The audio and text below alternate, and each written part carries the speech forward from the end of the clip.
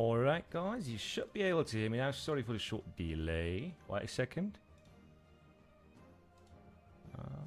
Let me check. Because I'm trying to spectate myself right now. And wonderful. I will have my face up there just in a second. The source is there as well. Wonderful. And you should all be able to hear me now perfectly fine, if I'm not mistaken. I might be lucky enough to get another co-cast in the next few minutes. I think Baron is actually up for the job, which is great to hear. For the job. Yeah, we'll see in a second.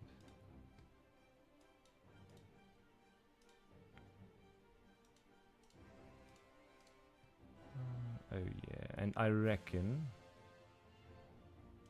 as always, it's not going to count my microphone as a mono source, but now it should. So guys, please, if anyone is still listening, if anyone is still watching, welcome to the next series that we actually wanted to start like an hour and 15 minutes ago, which is Kevin versus Daniel. It's going to go live just in a second. The players are already there, so we won't have to wait for too long, I reckon.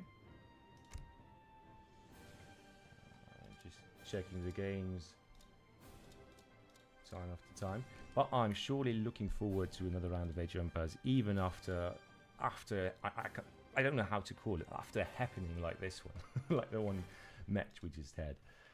Well, yeah, what a wonderful play that was. I mean, of course, Haudenosaunee versus Ottoman. Ace did not win that one, but he still won our hearts with that one for sure. And Game of the Year award goes to Aiden P for the 8th time. Well, I would love to be angry about it, but it's just such a great game, wasn't it? And the Lakota game, yeah. Haudenosaunee and Lakota being played in a way that I haven't seen in ages just makes me smile and makes me look forward to this series. Just have to get a word to them.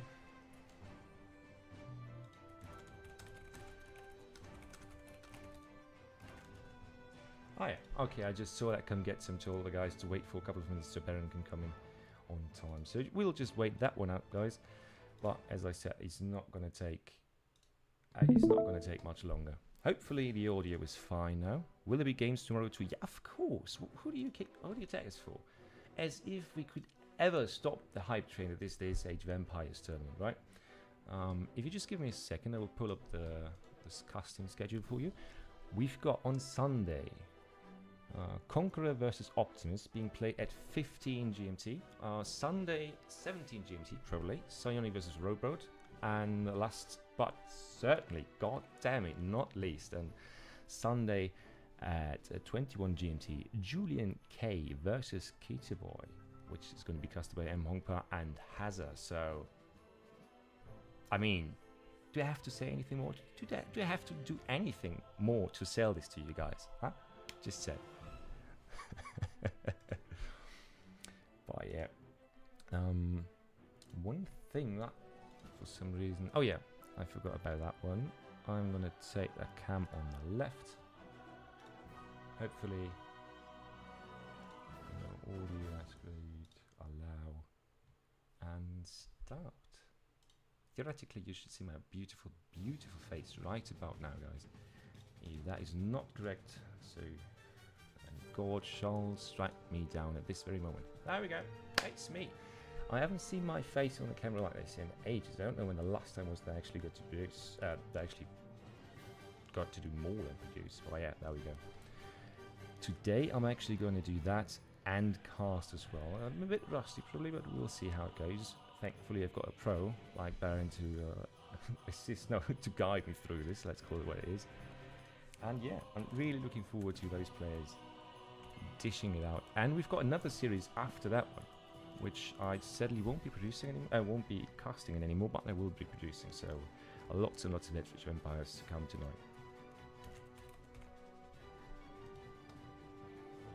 All right. Town Destroy Wardens would have been epic. Yeah, I also saw that card when I first looked at it. But that's good so far.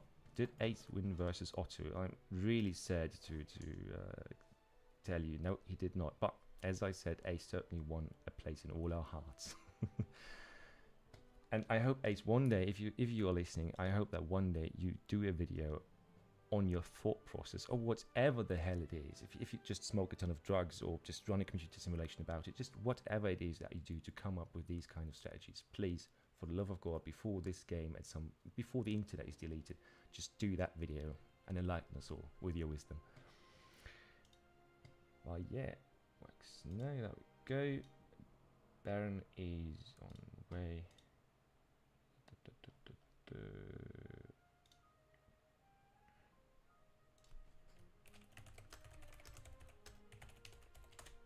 And we just talked about how this was one of the closest series so far ever for anything like this, right? For any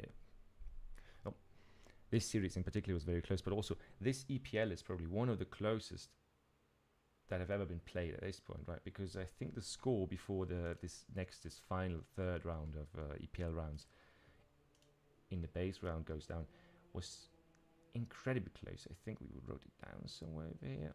Yeah, Biggs was up. There was 29 to 21, SKG 29 to 31, MDS 29 to 31, and CMC 23 to 27. So all really close together, right? Except for CMC, as far as I can tell. But still, incredibly. Traveling. Oh, all right. Baron is running into a few difficulties, but it's nothing to worry about. I guess we can also just start with the casting. I will let you know the first matchup, by the way. We just saw Otter, and, well, nothing new on that front, I reckon.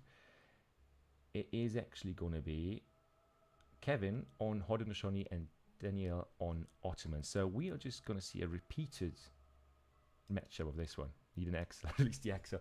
Oh, I would love to, but I'm just too lazy to do one. There we go. I would like to know what kind of BO and advanced air would come up. Well, I tried the one, advanced, I would say, ChatGPT at the time, if you want to count that, but it doesn't work that well. The sad reality is that is too unpredictable, the entire game, to be played by AI at this point. But I just heard a sound that makes me believe our co-caster has arrived. Baron, are you there? Hello, hello. How's my audio quality? I'm traveling, so I'm not sure this is the most optimal. That is perfect, actually. No, that works pretty fine. I'm just going to tune it Okay, down a notch, I awesome. think, but that's about it. I'm just going to let the boys know that that we are ready to rumble here, and they can start their series any second now. And we're live now, right? We are absolutely live, yeah. I've been just talking constant nonsense for the last 15 minutes. Now for the last 5, let's be honest. And you've got the right-hand cam if you want to use that. If not, I understand, since you are traveling, right? It's quite the effort to be here under these circumstances anyways. Yeah, no worries. Let me see if I can find it. Just 1 second. Chat just saying that I should put you a bit louder, a bit lower. There we go. I just put him at 80% from where we were. I'm just going to put him at 73 now, and we'll see how we go from there. But just keep updating me on the sound situation there, please. But as I said, Haudenosaunee being played by Kevin and Ottoman being played by Daniel. There we go. Matchup is up there, faces are up there. I hope the stream is working as well for you, Baron. All right? I believe so, yes. Wonderful. And the players are saying that they're about to start. First map, by the way, for anybody who can't remember, after 2.5 hours of intense, sweaty A's on frontline action, the first map is going to be Central Asia. So one of those maps that kind of has it all, except for livestock, of course. We've got a bit of water. We've got the trade route on the northwest most of the time, and net plays as well, if I'm not mistaken, on the map right there. Yeah, well, I mean, the previous series was absolutely wild. I was actually watching it a little bit while I was having dinner. I couldn't watch every single game, but those look like some just incredible series. So I trust, I mean, these are the very high level players as well. Right now we have Kevin and Kevin and Daniel, and both of them are really trying to, I think, take their teams home in this last stretch, because the scores are almost tied. I think Yeah. SKG is ahead by just one point right now. After this It's, I series, believe, right? yeah, after the A's frontline series. So we have this series to go, and also the SoldieR and Tabben series. Yeah. So with just 1 point in it, it's definitely like down to the wire. And as it um, as it stands right now, it seems like the winner of SKG or MDS in their face-to-face matchup will join the bigs in the final, unless some ridiculous upsets happen tomorrow with CMC and bigs. Who knows? Yeah. Who can count that out, right? I remember, I think in the last, I wasn't the EPL, it was the ECL, but there we also had a few series that kind of turned the whole thing around in the last couple of matches. But the excitement is, of course, there. Yeah, definitely. I mean, you never want to count any team out.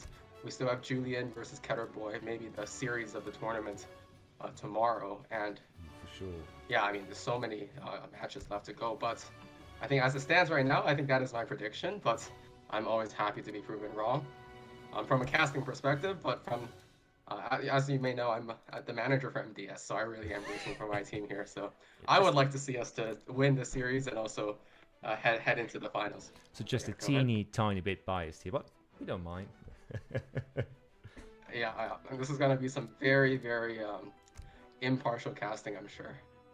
It's perfectly fine. I'm just going to countercut, at least in this matchup, because I love Haudenosaunee, and Kevin's Haudenosaunee guide was for quite some time my literal Bible on that save. So I will be fanboying hard, you will be supporting your team, and we can kind of even out the unfairness on both sides, right? Yeah, that'd be nice. So Can't have the entire casting squad rooting for Daniel's auto here. I do believe the game was there. If you go to the top right to all non-ranked games, maybe you can find it easier. So under game mode. there we go. To, Just spawn that. oh yeah, there we go. Alright, guys, we don't have a map intro video for Central Asia as far as I'm aware, so we're just going to hop right into it. And Baron, since you just joined us, of course I'm going to put you on the spot immediately and let you do the intro once we're on the map, if that's alright. Yeah, let's do it. So, just loading into the game. I will give you a second there, we'll swap it over, and then it's all yours to take it away. And thanks for the follow in the background before we go over there. Okay. Sending us over right now. All right. And take it away. Welcome everyone to Central Asia. And today we have a Week 3 series between SKG and MDS. Kevin Italian playing for SKG, and Daniel, also known as a Sturdy Table, playing for the Mandarin Duck Squad MDS as the Ottomans. So on the east side of the map, in the color blue, we have Daniel playing as the Ottomans, and on the west side of the map, we have Kevin playing as the Haudenosaunee. And this matchup, I think, oftentimes is made or broken in H2. Would you agree with that, MFD? Yeah, that pretty much sums it up. I think that if you just put pure tempo and unit quality against each other with the two civs, then Otto wins it almost all the time. But Haudenosaunee can squeeze in a good timing to prevent whatever Ottoman tries to do here, I think. But I do feel that Haudenosaunee has to work for it in H2 to make sure that Ottoman either doesn't reach H3 or reaches it with a disadvantage at this point. Yeah, definitely. So we do see that, I mean, this map is interesting, right? Because there's some water in the middle. And we all know that Haudenosaunee really, really benefits from water maps. It allows them to get their eco up and running a little bit earlier and really helps them with their food income so that they can continue massing in H2. So if you look at this deck, it looks pretty standard. But it is named Otto. Yeah. Yeah, so he's come into this matchup very prepared. I mean, Kevin, we all know, is kind of a random civ enjoyer on the ladder. He plays almost every civ in this game, so he really knows his matchups. He is in here prepared to play against Daniel's Otto. But let's take a look at Otto as well. I'm sure they started with the TP, the Musk in base, the Explorer here, picking up some food treasures. Yeah. I mean, there's some Age 4 play. Oh, sorry, go ahead. Yeah, but I think that's kind of standard by now, right? Age 4 with Otto is something that you can just counter it, that in most scenarios you can reach it at some point. Well, yeah, just what I wanted to say here is that we did see a small food treasure being picked up by Sturdy Table. Also, I think, what, like 80 or 75 food for Haudenosaunee, which is a great start because the dock start as it is pretty darn slow for Haudenosaunee. Most of the time it takes you up to an age up time of 3 minutes or 3 minutes 10. So that is nice to have and makes for a much smoother start here. We have a pause in the game. That's not my fault there. I reckon that the guys saw that we weren't yet loaded into a game or something and just wanted to... Oh, there we go. Give us some time to catch up. And those 75 wood, by the way, also are going to contribute. I think that's going to be another fishing boat. And 4 fishing boats for Haudenosaunee is just a really nice start to have overall. But at the same time, you do see the timing. That is what I talk about, what I'm talking about when I say that Ottoman has a much faster pace here. The quartermaster is already almost halfway through before we see the age up even being started from Haudenosaunee here. Yeah. On the other hand, I mean, Haudenosaunee does have that fast age up option. Is that what he's going for here? Nope. No, right. He's going for the wise woman. Which is the res crate. So resources at the start gives you kind of the chance to have a much more explosive whatever you're doing, like much more explosive. Opening aggressively or economically, depends on what you want to do. It's also sometimes used, of course, for an FF. I mean, there are FF builds by Julian where you use the community plaza and the healer and so on, so that can be done. I think that the Wise Woman Age Up is just the safest option to go for an FF with Haudenosaunee. And we do see double tribal market here, so a huge sign of an FF coming our way here. Yeah, I did see that Daniel was going for a little bit more of a greedy option. He got his market down. I assume he's researched hunting dogs. Is he macro for steel traps? He is here. Yeah, so I expect he'll be getting steel traps. 5 bills. 5 bills as well. So very, very bill heavy. Did he ship 3 bills in age 1? Can we just take a quick look yeah, there? he did. No, he did. Yeah. Okay, cool. So yeah, he has a barracks in base, which is a little bit, I guess, a kind of blind safety thing to do against Haudenosaunee, which has one of the, I guess, hardest hitting rushes, like early rushes in the game. True. Here, I think if he had scouted properly, he might have seen that Red here, or Kevin, is not forward facing him and is not really preparing for his timing. But he is walking his explorer now. He's trying to figure out what's going on. Yeah. Has he scouted the water yet? I don't think so, actually. No, we can't see it. Also, we can't see any fishing boat picking up fish here, so that's pretty safe. Basically, Kevin's plan is completely undiscovered by now, and which is a bit of a shame because those tribal markets are a clear giveaway, in my opinion. Baron's sound is doubling. That is... Oh, probably because of the cam. Is that possible? I muted myself on the cam, so that's weird. Yeah, you are kind of not breaking up, but is sounding a bit robot-like. I'll join quick once. Thank you. Sorry, guys, for the interruptions. As we said, this is quite literally an on-the-fly joint venture here by Baron Cruz. Yeah, I'm actually coming to you guys live from the UK, which is not where I normally reside. This is pretty fun. So this is pretty international casting we're doing here. Well, look at that, very classic mobile. I think that's more or less meta by now, right? Just stalking the enemy base, especially if you play against a civ that has an explorer as mighty as the shared here by Kevin, right? Just putting that forward, getting scouting done, but also easily sniping the opponent's explorer when the first push arrives here. And absolutely. I do see, I think, 5 Jans making their way down the middle of the map here. I have recently seen this build where you do ship 5 bills and then 700 coin. Is that what came in for for Daniel here? If you let me check, wait, study. No. What is this? Going for 700. Yeah, 700 coin first. It's on the ground already. Yeah. Okay, yeah, great. So this is like a Jan semi, which I think is quite strong. You can use it to sometimes siege a TP, sometimes just kind of cause some idle time. And you age up with much better eco than Auto usually does. At still a very respectable time, right? It's only 6:15 or so, and Auto is probably clicked up already. Yeah, Auto is, if you look at it. Actually, Auto just clicked up now, and Haudenosaunee is going to be aged up before Ottoman, which is huge if you ask me. And while I see that this has quite the advantage, this kind of semi-push, like just putting some pressure on the enemy, I feel like Haudenosaunee can defend with Warheads, the in-base town, the TC fire, and the Ched pretty well from this, right? So I don't know if it bought enough time to justify the cost here. But to be fair, he does have better eco than he would otherwise, right? He has Absolutely, yeah. 22 builds as auto. He has steel traps. What is he aging up with here, possibly? Study table is aging up with a scout, so 4 delis, and on the other side, of course, Yeah. it should have the fast age up. Yeah, yeah, pretty clear. And Musket Rider as the first card is also a pretty obvious choice because there's muskets here. And the first skirms are being produced. I like the timing. I really like the timing from Kevin here. I mean, that just goes to show that he knows how to play this matchup. I'm a bit skeptical about the Study Table approach here because it's just he's still not aged up right, and he is not really able to make the units that he probably wants to make against Kevin in this matchup. And I'm just seeing that we're still being labeled as Horsefit and come get some, but I have a handsome voice, but not that handsome, I'm sorry. It's MFD and Baron casting right here. And we will swap that around after this match. I just updated the casters. We got the APM here, but there you go. Thanks a lot, man.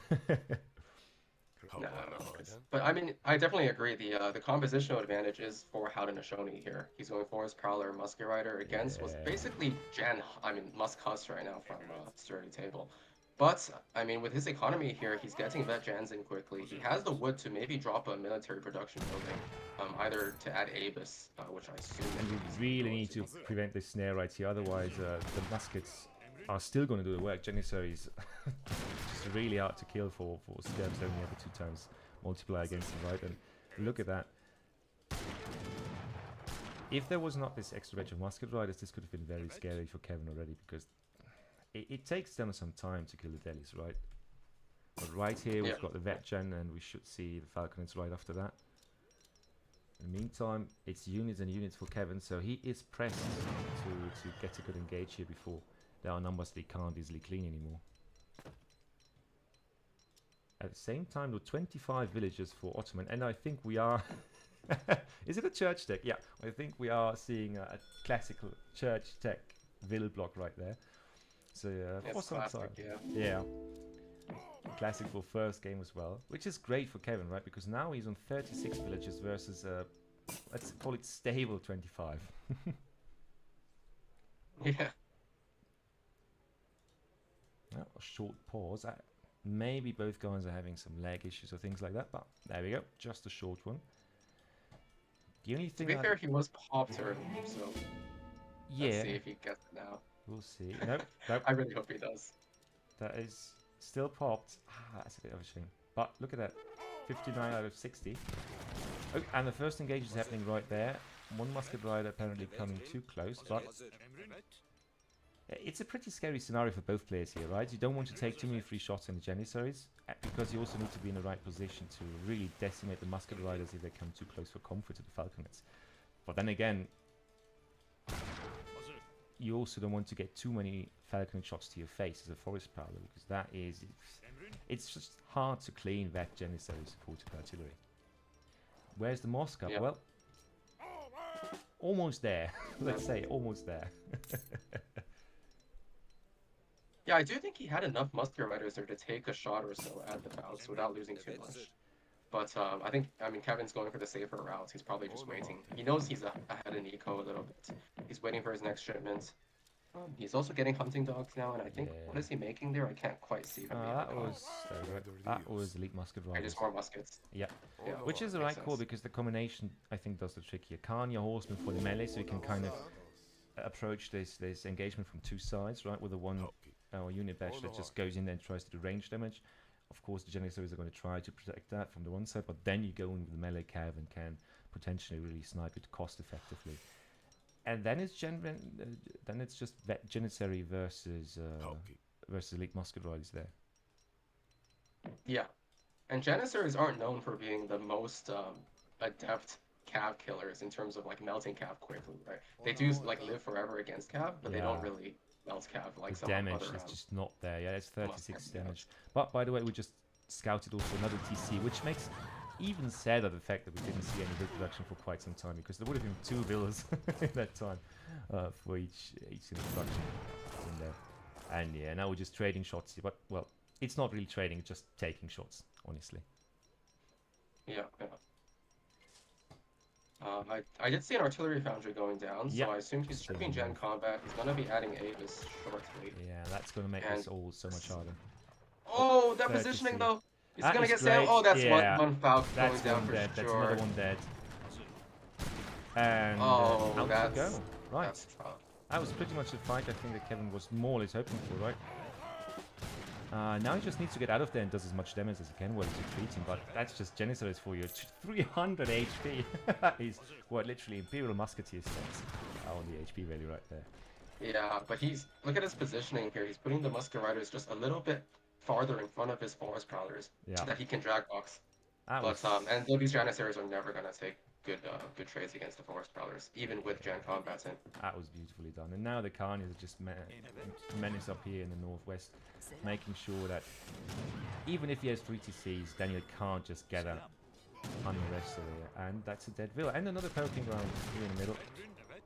I mean, the Mars, Janissary Mars is still big, right? But there's nothing to really do damage against the Haudenosaunee Mars here. And economy-wise, we are still on 44 villages versus 25. That's, you have to imagine that. 3 TCs and still the same build numbers as that we had 3 minutes before. Yeah. And somebody in chat saying, yeah, Tabben in chat casually saying, Kevin Howard is 2,450 elo, to be honest. And we talked about this earlier. I am a Kevin fanboy, especially when it comes to Haudenosaunee, so we'll just plain out full-heartedly agree here. I also like that we are not overcommitting in water, which is a mistake you often see, right? When people get too greedy with Haudenosaunee, they just pump out water and completely forget that unit comp-wise, as soon as the Ottoman player can protect their Avis guns, you are in trouble against Haudenosaunee. But as for now, no Avis on the field. To me, Otto looks a bit dead here, honestly. Like, they're running out of res and base. Look at these villas, they're getting idled on the top. Now we see Mammoths. Egyptian Mammoths coming in, but I think there's enough goons here, or Musket Riders here, to actually one-shot a Mam now. Honestly, I want to say no. I honestly want to say no. I don't think that's enough. But we will see. How much he has? It looks like a lot of cap. It is, but don't forget, those guys are what, 1,400? 22. No, that's not enough. I think you need 30s or so, yeah. Okay, it's getting there, though. And by the way, big thanks to Blackburn for the raid, man, bringing together the Age of Empires, 3 people. So lovely to have you here, guys. First game of Kevin versus Sturdy Table here. And yeah, honestly, look at the score as well. Just looking really great for Haudenosaunee. Just very stable from the start. And I feel like as you said, this matchup is often broken in H2, right? What did we see in H2 from Ottoman? A bit of a slower approach. Try to do some pressure, to put some pressure on the enemy, but didn't really succeed with anything there. While Haudenosaunee just played speed run into H3 and just playing to the advantage of unit comp and overall aggressiveness. Yeah. And yeah, look at that. He also sent through the Native American version of Advanced Arsenal. He's getting counter-infantry rifling and ranged heavily turret at the same time. So yeah, not a one-shot there, but still killed quickly enough. And with CR there, this fight is just, that's a GG fight right there. No way you can fight this, win this, or even just take this, right?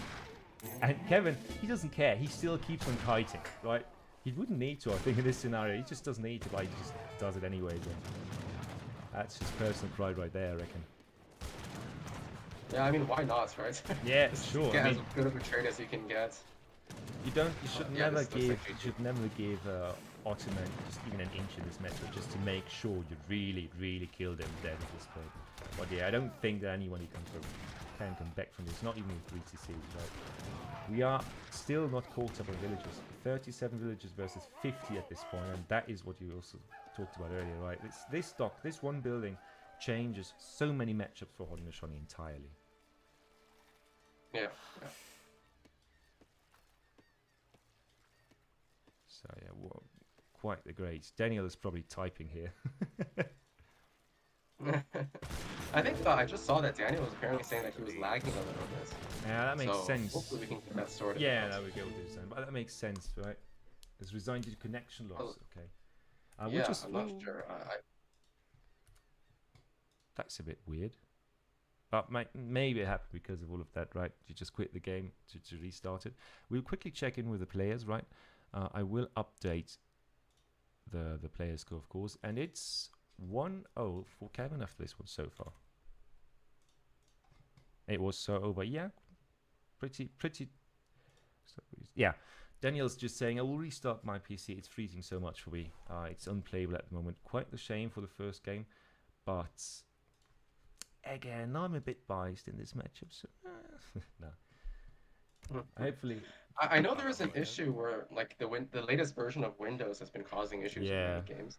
I actually had this issue. I think you did too, right? Oh yeah, and we both know what a pain in the ass it is to backdate, basically to unpatch an earlier build of Windows if it's not in the same patch family, right?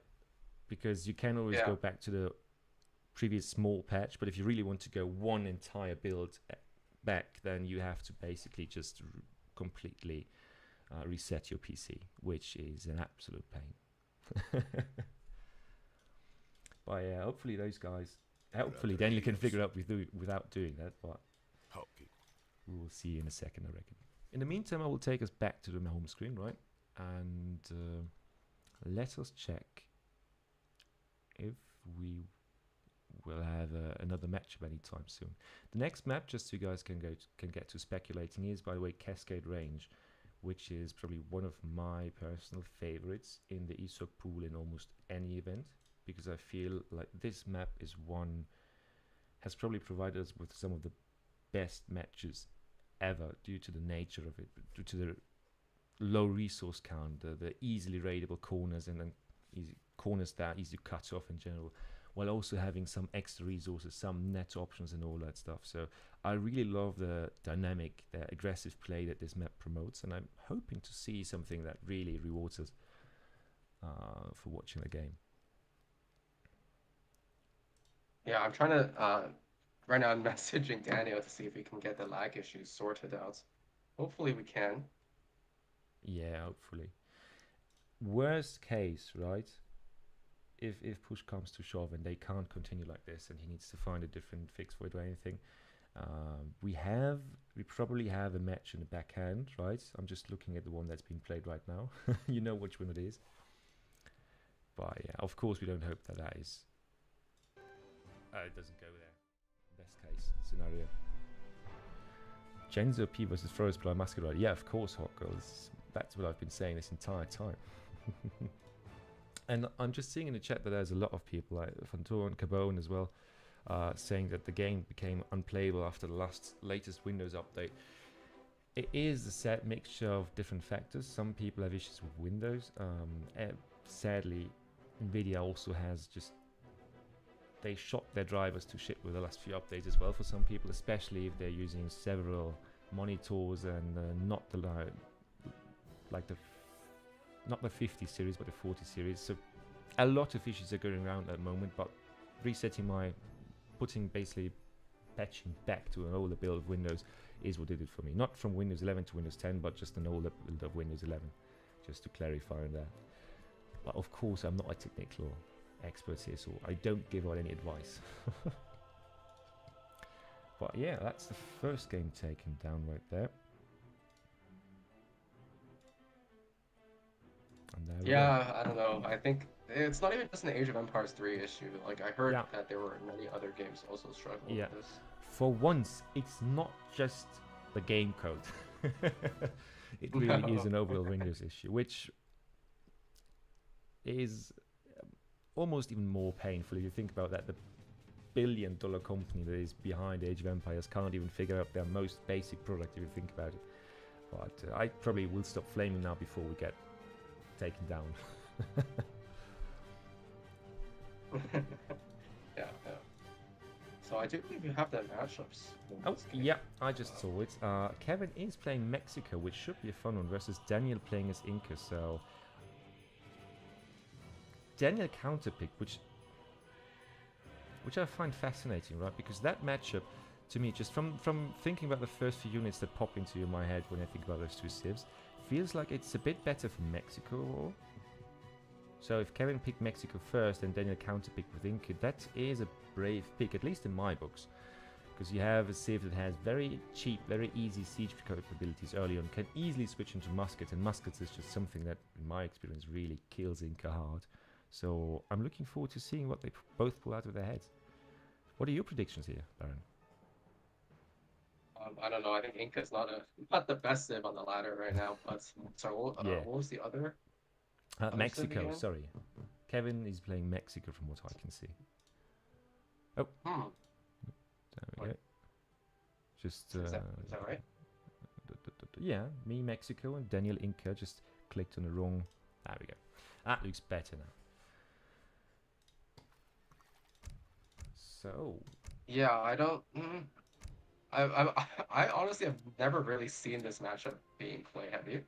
Oh, no. I played it a lot against a friend of mine, but we can't really compare him because he is always trying to play it Ace-like, and as we all know, nobody can play like Ace. So it's not really fair. I see. It's not experience that we can really use to predict anything here. Yeah, I'm not 100% sure. I'm not 100% sure what's Daniel's game plan is going into this with Inca. I assume he's gonna play some H2, but yeah, I wasn't super involved in the team practice this past week, so I'm not exactly sure what he's cooked up. But I am kind of excited. I hope we can resolve this lag issue. Yeah, I hope so too. But a lot of the time, just a short restart of things helps a lot, even if it's just temporary, right? But again, we are not playing 100 games on stream today. We're just doing 5, so it should be fine, hopefully for them. But yeah, quickly going to check. But last that I checked, we do have a map intro ready for Cascade Range, so I'm going to put you over there, guys. Enjoy the map intro, and we'll see each other in a couple of seconds. The Cascade Range is an inhospitable mountain range along the North American west coast. Its sparse hunts and small tin mines are complemented by an equally limited amount of fish in 2 small lakes on the sides of the map. Be quick to collect the many unguarded beaver treasures, because you won't find much else.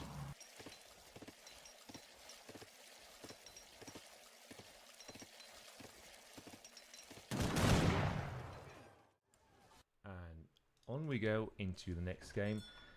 We've got Cascade Range being played by Kevin and Daniel in the northwest. We got in the red Inca being played by Daniel, and of course in the southeast we've got Kevin on Mexico.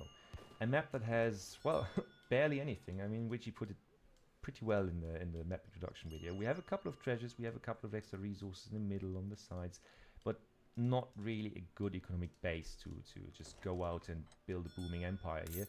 This map is most of the time all about aggression, or the ones who try to survive it. And this matchup screams early aggression, if you ask me. Yeah.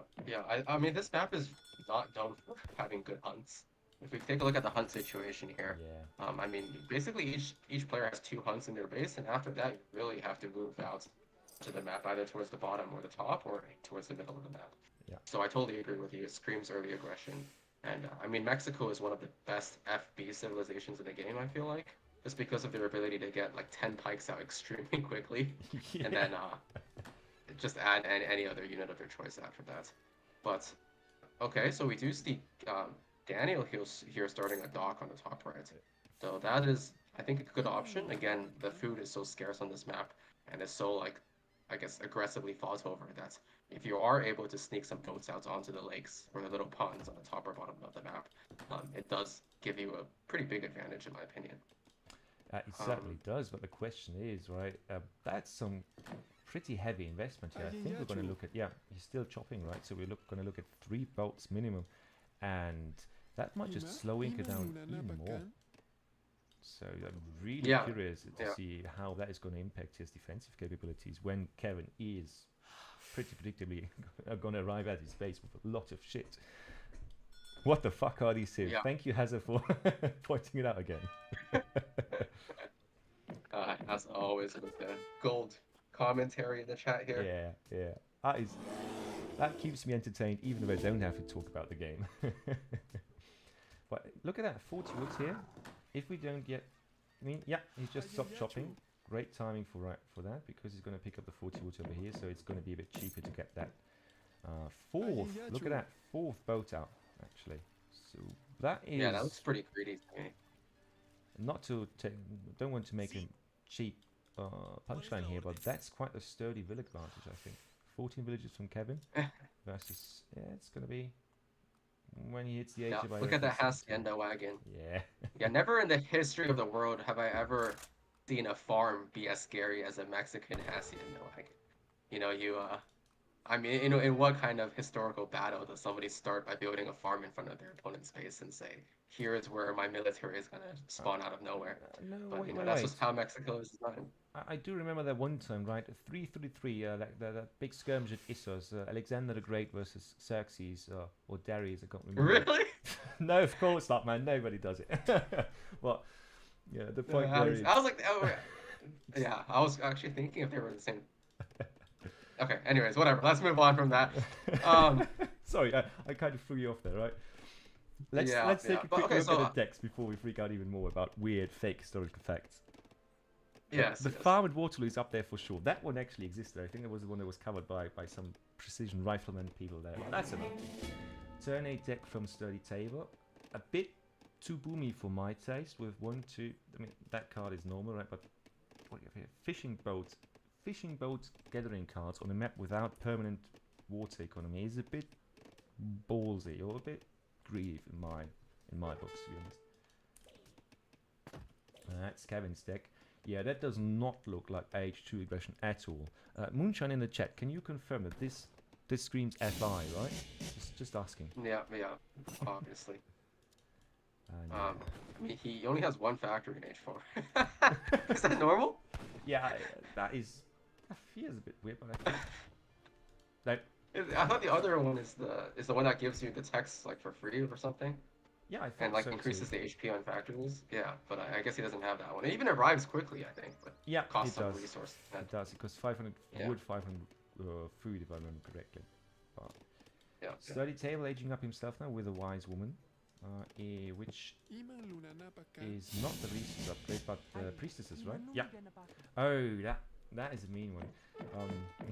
Something that we have seen, not in this tournament or not too often, but regularly on the ladder by now, is the ability of those 3 pretty ladies to turn anybody's head, right, and make them march for the other flag in this scenario. Basically just wall-alone enemy units. But that is usually good against high-quality single target units, right? Not against this bag of trash right Bruh, here. like, what other civ gives like 20 pikes in your base at 5 minutes and 10 seconds? That was 10 pikes, building 10 pikes, and just going YOLO right in there. Oh my gosh. So that's one Concha house down. Yeah. Okay, so we shipped 2 war huts, right? Yeah, and the positioning is Those are gonna be fun. difficult, right? Because that Concha house is not safe now because of those. So they can't even reach that. So that's probably going to go down for free as well. And I feel like No, Inca just struggled so hard with early aggression. This was honestly best case scenario because he didn't really have enough to defend against the pikes if they had gone in and tried to take down that ship. It's just more pikes, isn't it? I guess if he doesn't, what do you even make against this right now? Theoretically, you want to make some bows, right? But Inca bows are well known for being. I don't want to say shit again because I have said that. Oh no! Did he send that card as well? Look at that. Kevin also sent the 500 food card. So every time he destroys a building, it gives him food as well. So. And these guys have what 5.5 speed, so they kind of run down bows, right? Unless you have a decent enough mass of them. And at this point, there's so many pikes on the field. So he's just waiting for the point where he can use them as rods and just run in and kill everything in melee. And even if he just makes a single batch or 2 batches of skirm, God forbid, that's going to be enough to deal with anything that Inca has on the plate here. So really, really brutal position for Sturdy Table, in my opinion. Yeah, what's the eco looking like for Mexico? They do look a little bit all in. 28 versus 20, things, but 5 villages is incoming now, and we do have steel traps on there, so economy is going to be so it's fine in a couple of seconds, yeah. Yeah, it looks pretty fun. Because usually you do have a lot of Concha houses on the other side by now that evens out the lower than average food gather rate by Inca, but no baby, not this time. Only 3 houses being built here, so those places are probably pretty expensive. And he was popped for quite a while there. The pikes really did a lot of damage, just being able to take down 2 full Concha houses, which hurts India more than like other civs, right? I mean, they are tankier houses, but Inca, right? against the amount of... is that what I said? Oh no, I thought you said India, but maybe I'm just hearing things. Right? Oh, sorry, Inca. No, I might have said it. Hurts Inca way more. But I mean, these pikes are just so high siege, just so efficient Yeah. as like siege units that you're just able to kind of punish any sort of greed. And in this case, Daniel did greed a little bit on the water. He did greed a little bit, yeah, in Age 1 with Yeah, those he 4 boats. So. greed a little bit. We try to greed a little bit everywhere, right? But he's getting punished for it, and it feels like he's getting punished for it hard. Because if Kevin just look at that. If he just gets out a couple of skirms, that's all he needs. What is Daniel going to do here against those skirms? He's going to get outranged, right? His Cav can't do anything against this mass of pikes. We know all they are trash pikes, but they are that's a huge trash can of pikes, so it's enough. And Yeah. I'm really worried for our Inca player here. You know, I think look at the build overall. We have seen one economy card so far. Still, the whole thing is growing pretty neatly for Kevin. He's able to produce full batches out of here. He has the map set up. He has the map control on his side. And even though his opponent has invested in the dock, right? Look at that food income. Surely it's great by now with that gather rate. But at the same time, how long is that going to hold up? Even if if Kevin does nothing against that, the fish up there is going to run out. And that's a pretty heavy investment in water already, if you ask me. Yeah, those I definitely walls agree. And are these clutch. walls, I agree they're clutch, but the issue here is, does Inca even have the range advantage No. to take advantage of these walls? No. Okay. And Okay, Kevin no, just kind realized of it. You though. see that? Kevin just realized Yeah, it. that was a good double batch of of bows, jungle bowmen here. But the issue is, as you mentioned, they are slightly outranged, right? By is it by 2? Yeah, by 2. With a Yeah. slight So attack animation, right? With the attack animation delay with a slight Yeah. one. Against no attack animation delay at all. so walls are great and all. I mean, they're gonna prevent the pikes from like getting all up in your face. But the issue is, these SoldieRs are gonna be able to abuse you from range. Also, look at the And damage, they're just a right? little bit better. Plain damage, plain range resistance, everything is better about those guys. A bit more expensive, of course, though, but just by a bit, to be honest. Well, to be fair, jungle bowmen have faster fire rates, right? And they have the The faster no, sorry, they fire don't have rate? faster fire. Sorry, No. they have the no. I meant the poison attack. Yeah. But as Yeah, they have the. as my good friend Yekashe would always tell you, and will not stop to shut up about it, is that that poison damage is highly unreliable because it's not, you know, Yeah. it's very You periodic. can walk it off. Yeah. If you just Oh. leave the original landing position of the poison But arrows, I honestly, think this like simply walk off. I mean, of course, it's not a good trade, right? But it feels like the skirm numbers are still... Yeah, no, there's the reinforcement as well. I just wanted to say skirm numbers look somewhat alright for Ink here, but they're just gonna got... Yeah, they're just being shot dead on arrival, basically. Also HP as well. They just suck in comparison to Jungle Bunny. They do. And I mean, at this point, the eco almost feels better for Mexico because they're not idle. Because they're not idled. Yeah. So he has 34 bills compared to 37. Yes, there's like 4 or 5 contra houses out here. You can say or about Inca, walling but- what you want, though. I do like this kind of walling here to just, you know, make sure that you're not just pushed and slowly squeezed to death by Mexico. I mean, still, this is probably already the push to end it all, but you have a safe pocket of resources down here to make something happen if you survive this push right there. How often have we sent 600 wood by now, by the way? Feels like we've seen that shipping 3 times by now. I mean, I do think Daniel is an extremely mechanically strong player. We've seen him perform very, very well in previous series overall. But I think in this situation, he kind of is just out-civ picked. Yeah. I think Mexico probably just does pretty well. I mean, with this pike start, it just seems like the perfect storm. You're able to punish this greed so heavily, take down so much infrastructure. Yeah. And behind that, it's just you just have the better units and almost as good of an eco. And what we as see in Mexico. production right now for Mexico is probably the one unit to end it all, right? And we're going to see a full batch of 5. Because, yeah, we're just going to see that. That's 8 lands and he's unit shipped 3, have, which is just going to wreak havoc amongst the Incan units. Because, of course, Plumed Spearmen, they are almost as good as H2 Halberdiers, right? But not if you have that kind of skirmass to deal with them. So, yeah, you don't have Kurara, no, yeah. I don't know if that poison card would have saved him really in H2. That's all we have. And honestly, Chinka Rafts on this map is, again, don't like it because this is one of those maps where I think you don't lose the game if your opponent has water and you don't. That is one of these very rare maps where that is not an auto-win condition in most cases. Because the water is just not that deep. We are seeing Chimos now being trained. 14 Chimos on the prowl here. That could actually turn the tides if it's played properly. It looks like Kevin is going to be able to besiege and run again. These pikes just come in, take one swing or two swings, and then dip. Yeah, and they just get this is going to be a micro fight, a very brutal one if it happens, right? Yeah, I mean, he's getting some free shots. I mean, I think at this point, Daniel has the range advantage. It looks like the skirmass is quite low compared to the amount of jungle gold in here. Yeah. The issue here, though, is that, again, the pikes and the chinakos, I think, are going to be the real issue. Yeah. We need to make sure that Daniel has enough anti-cap. And right now, it does not look like he does. He has maybe 8 or 9 pikes compared to... Sorry, I'm just laughing. Oh, I don't even know what that is. What does that even do? Oh, that's Shokan. That is a wonderful card for Mexico to just... Yeah.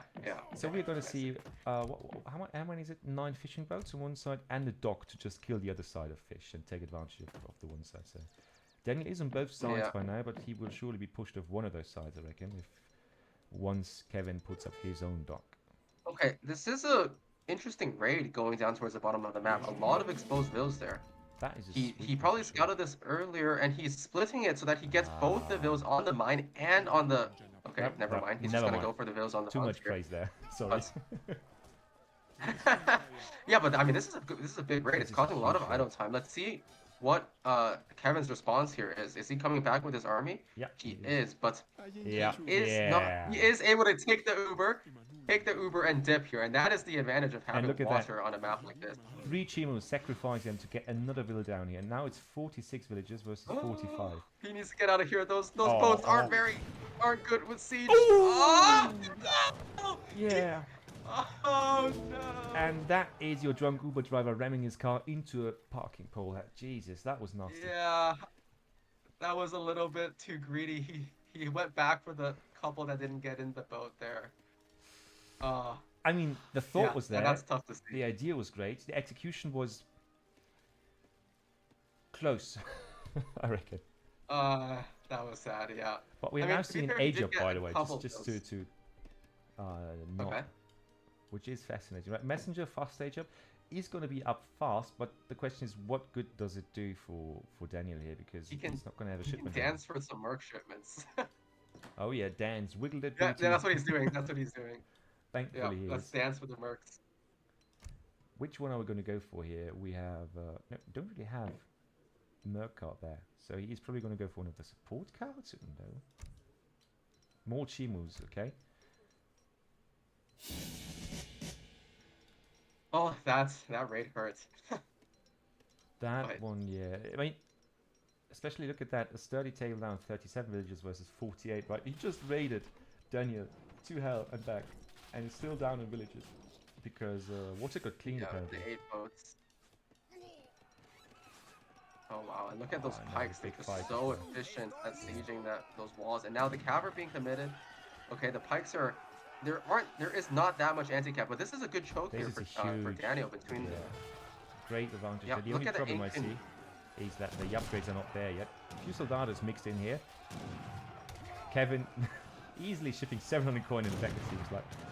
But yeah, the positioning is what allows Daniel to really fight this here. I mean, the cav is still standing, and it's standing still in elite bloom spear, which is really not what they want to do. The pikes are standing still over here. Everything is dying like flies from Kevin. And the scoreline is also going down. We said they don't have enough Chimos now, do we? We might still have enough. Yeah.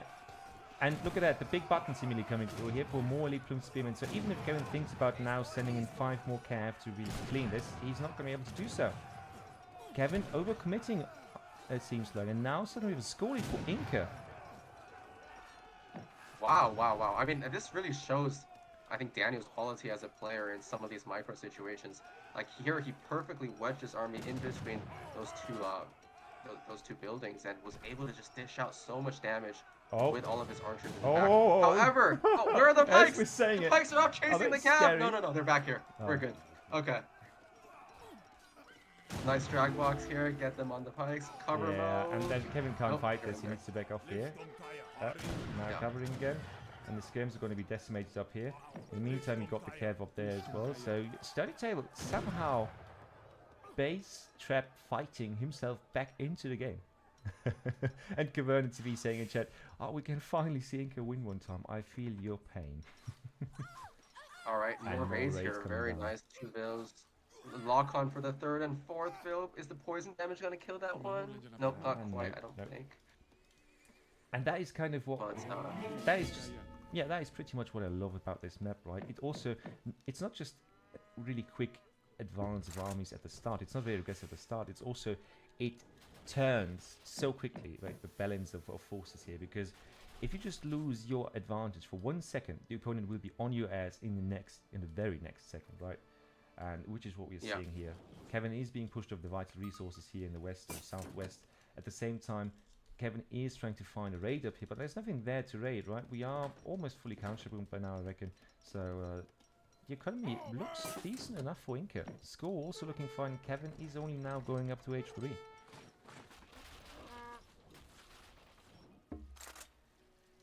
Kevin is on fishing boats, don't forget that. So 50 villagers versus 48. Okay, never mind. That apparently cost him. That raid down there cost him a lot of villagers, it seems. And the forward Hacienda is down, so the Mexican map control is broken, it seems. it's looking good for Inca. I mean, yeah, say what you will about Inca being a weak civ. If they survive, sometimes I think they do have some very, very strong late game potential. We saw that from Osteo kind of last patch when he was going full on with Inca, right? And I mean, at this point, these jungle bows are not super weak anymore, right? Against, like, they will deal handily with any sort of H2 skirm. So, I mean, Kevin aging as he should here. However, it might just be too little too late here. The Chimu are on the prowl looking for any build raids. And now, the tables have turned. The sturdy table has turned on Kevin, exactly. And he's the one losing infrastructure and builds. So, this is looking, I think it's looking quite good now for Daniel. And honestly, incredible play. And watch this, okay? When the next build comes out of the TC, it will die to poison damage. This is. There was a 1 build on low HP, and it gets stored. Not this one. I think it was one of the low HP. So when he evacuates them, right? That is when you. Yeah, it dies from the poison, and it's always really funny to see. So it's really stored. Okay, but Minutemen getting called here. Oh, but look at that. That could be huge. No. I just wanted to say we were about to see the big Cav card here, but that's the GG. Oh. No more shipment points. Yeah, there's no shipment points. That would have been 8. Oh, wow. 8 Chinacos in the fight. So, did we just see Inca win? Did we just really see that happen? Yes, we did, guys. Oh, this was a defensive masterclass from Daniel, honestly. Like, taking those walls. I mean, if you just take a look at the top side of the map, the way that he walled that, I think, was honestly perfection. Like, he was able to get so much value from hiding behind those walls and kind of buying time for himself to get back into the game. Look at the resources. He was able to even, like, take control of the natural resources on the south side of the map with those walls. And that one fight was just, like, very, very nice positioning between the two buildings, and forcing Kevin to kind of either try to commit or just back off. And both of those are kind of a win for Daniel there.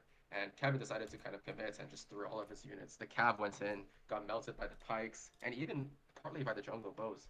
And then the Vets upgrade for the bows came in, and it was just smooth sailing from there. Let me just look at the unit count, because military unit population must have been crazy. You look at that, Kevin just being ahead from the get-go, 20 pop almost at 5 minutes, right? And then just keeping the numbers higher, even trading well almost all the time. One kind of bad fight, I think it was always those fights where it was just outskirmed, getting more units in.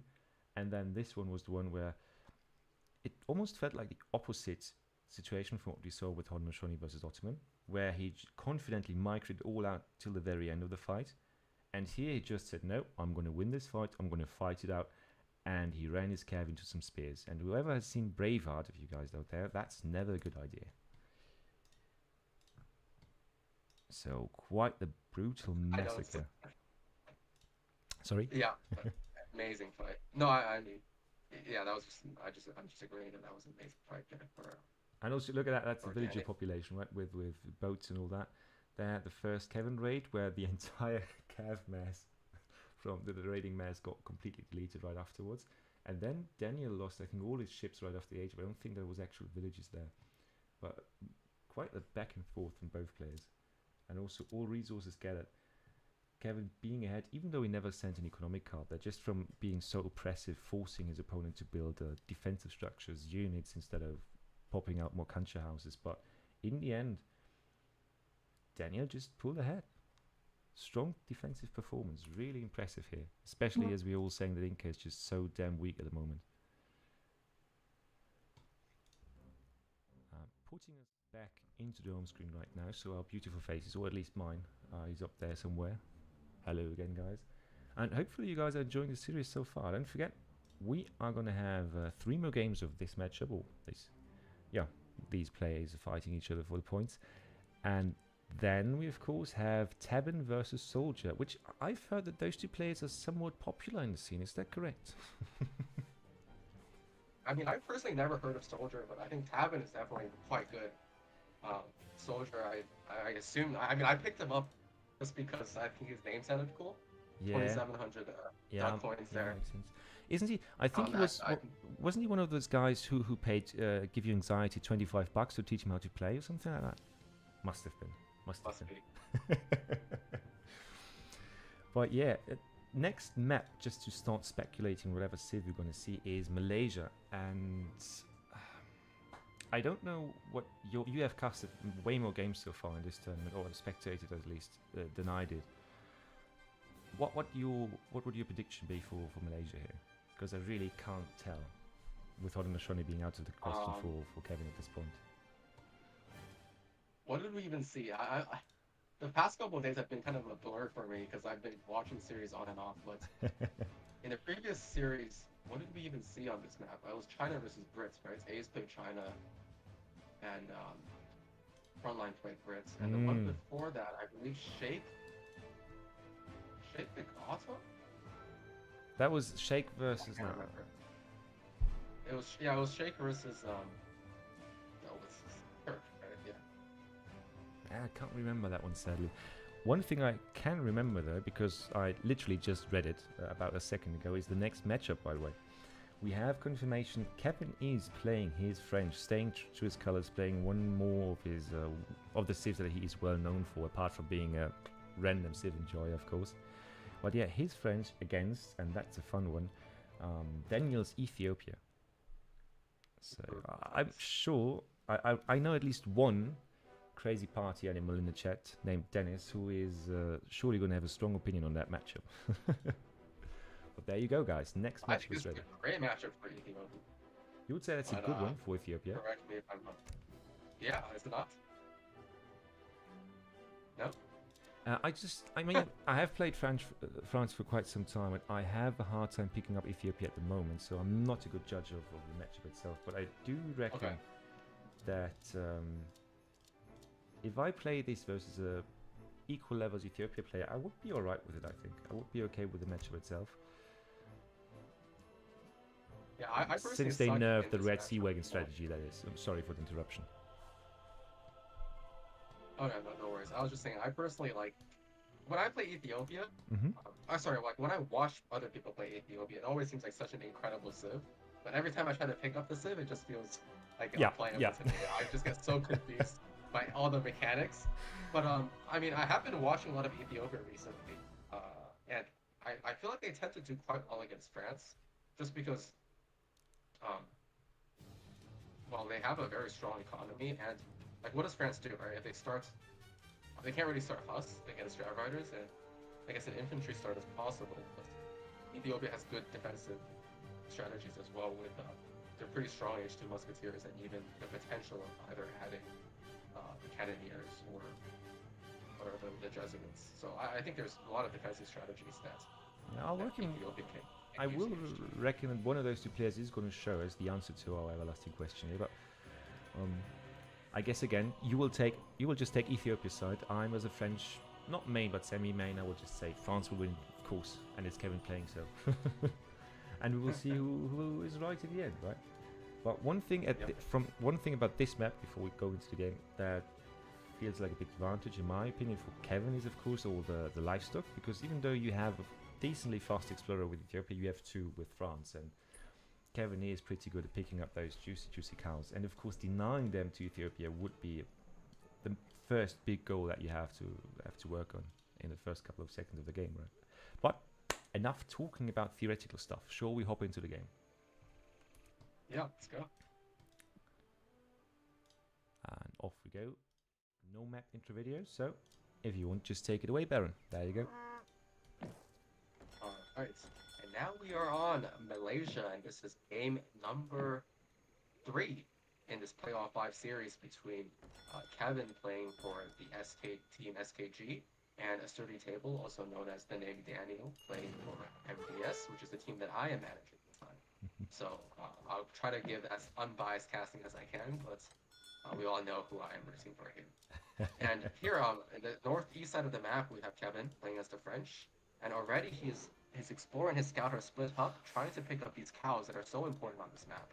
And on the southwest side, Ethiopia as well. His explorer is going up the top left side, picking up 2 yaks already, and we all know, I mean, the African Civs, Ethiopia and Hausa benefit so much from these what do you call them, herdables, right? Herdables, no, livestock. No, it's the other one. Always Livestock. have to. There's another word. I see. Anyways, yeah, from livestock. So having 3 of them is already a pretty big buff to their economy because they're basically passive banks until they get to 400 resource, right? Yeah. Or 500 resource. And Yeah. here he's picked up a nice little food treasure as well. So. Oh no! Don't stop there! Don't stop me now. By the way. Would have been sweet for Kevin to get that one. But I do think that this map is almost an automatic 12-10 map, right? We found a 75 food treasure at the start right here. We got, what is it, 1, 2, 3 of those beautiful water buffaloes. So all of that together is pretty much guarantee a very clean, smooth 12-10 agent, if you ask me, especially from players who are as versed with France as Kevin is. One more thing. Look at the. Yeah, sorry. Oh, sorry. Just the cow distribution. So how many cows has Kevin got in exchange for? From what I saw, it is pretty even with 1 outstanding cow over here. So yeah, no, 2 over there. So water buffalo numbers are a bit better for Daniel, I reckon, because I think we saw 3 to 4 being eaten up here by right. Kevin already. So if Daniel's able to pick up those on the bottom here, he's in a very good spot. Because I think if Ethiopia is able to get these 3 here, actually, there's three of these. Yeah. Yeah, cattle That's left. huge. That would be a very big advantage. But also, don't forget France is already aging up with the quartermaster.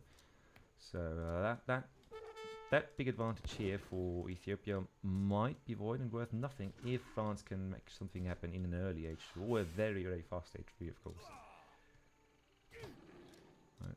Because we are now at 246. We're going to have a good age for Ethiopia as well, right? Because a lot of the times you can't really age with 15 villages. You have to age with 16, if I remember correctly. Yeah, this is a phenomenal age up, yeah. And 250 as well. Probably, 5-10 seconds of average time, maybe. But still, I think it's very interesting to be able to age up fast against France. Yeah. He did manage to pick up those cows as well, so this is huge for Ethiopia. That's a great setup. So I think we can very confidently say this is going to be a player tempo versus, I don't know, economic background is the wrong. I hesitate to call this an economy, but it works just like an economy boost, right? Yeah. But yeah, quickly check the Is decks. there some mechanic where like livestock can build the farms or something? Is that with Hausa? Sorry, come again? There's some mechanic where like cows or livestock can build buildings, like either mills or. Yeah, that's Ethiopia. I think I remember that one. Yeah. So anyway, so this is basically an economy. I mean, these cows, they're okay. I'll give you that one. I'll give you that one. Yeah. Aging up with the Jesuits, one thing I want to talk about here is that we do have the Jesuit mission on this map, right? So Jesuits overall one of the strongest natives, I reckon, in the game overall. You get buffs to your gunpowder units, you get buffs to your villager build time, you get great dragoon unit that's also good against muskets because of the area of effect damage, right? And all those things being put together for a Civ that also has a card to send them and auto shadow text any native unit that you give them. That might be a good combination to play against France, actually. So we'll see how that one turns out, right? Thin Mine Church being built immediately for that nice extra XP income. What upgrades do we have here?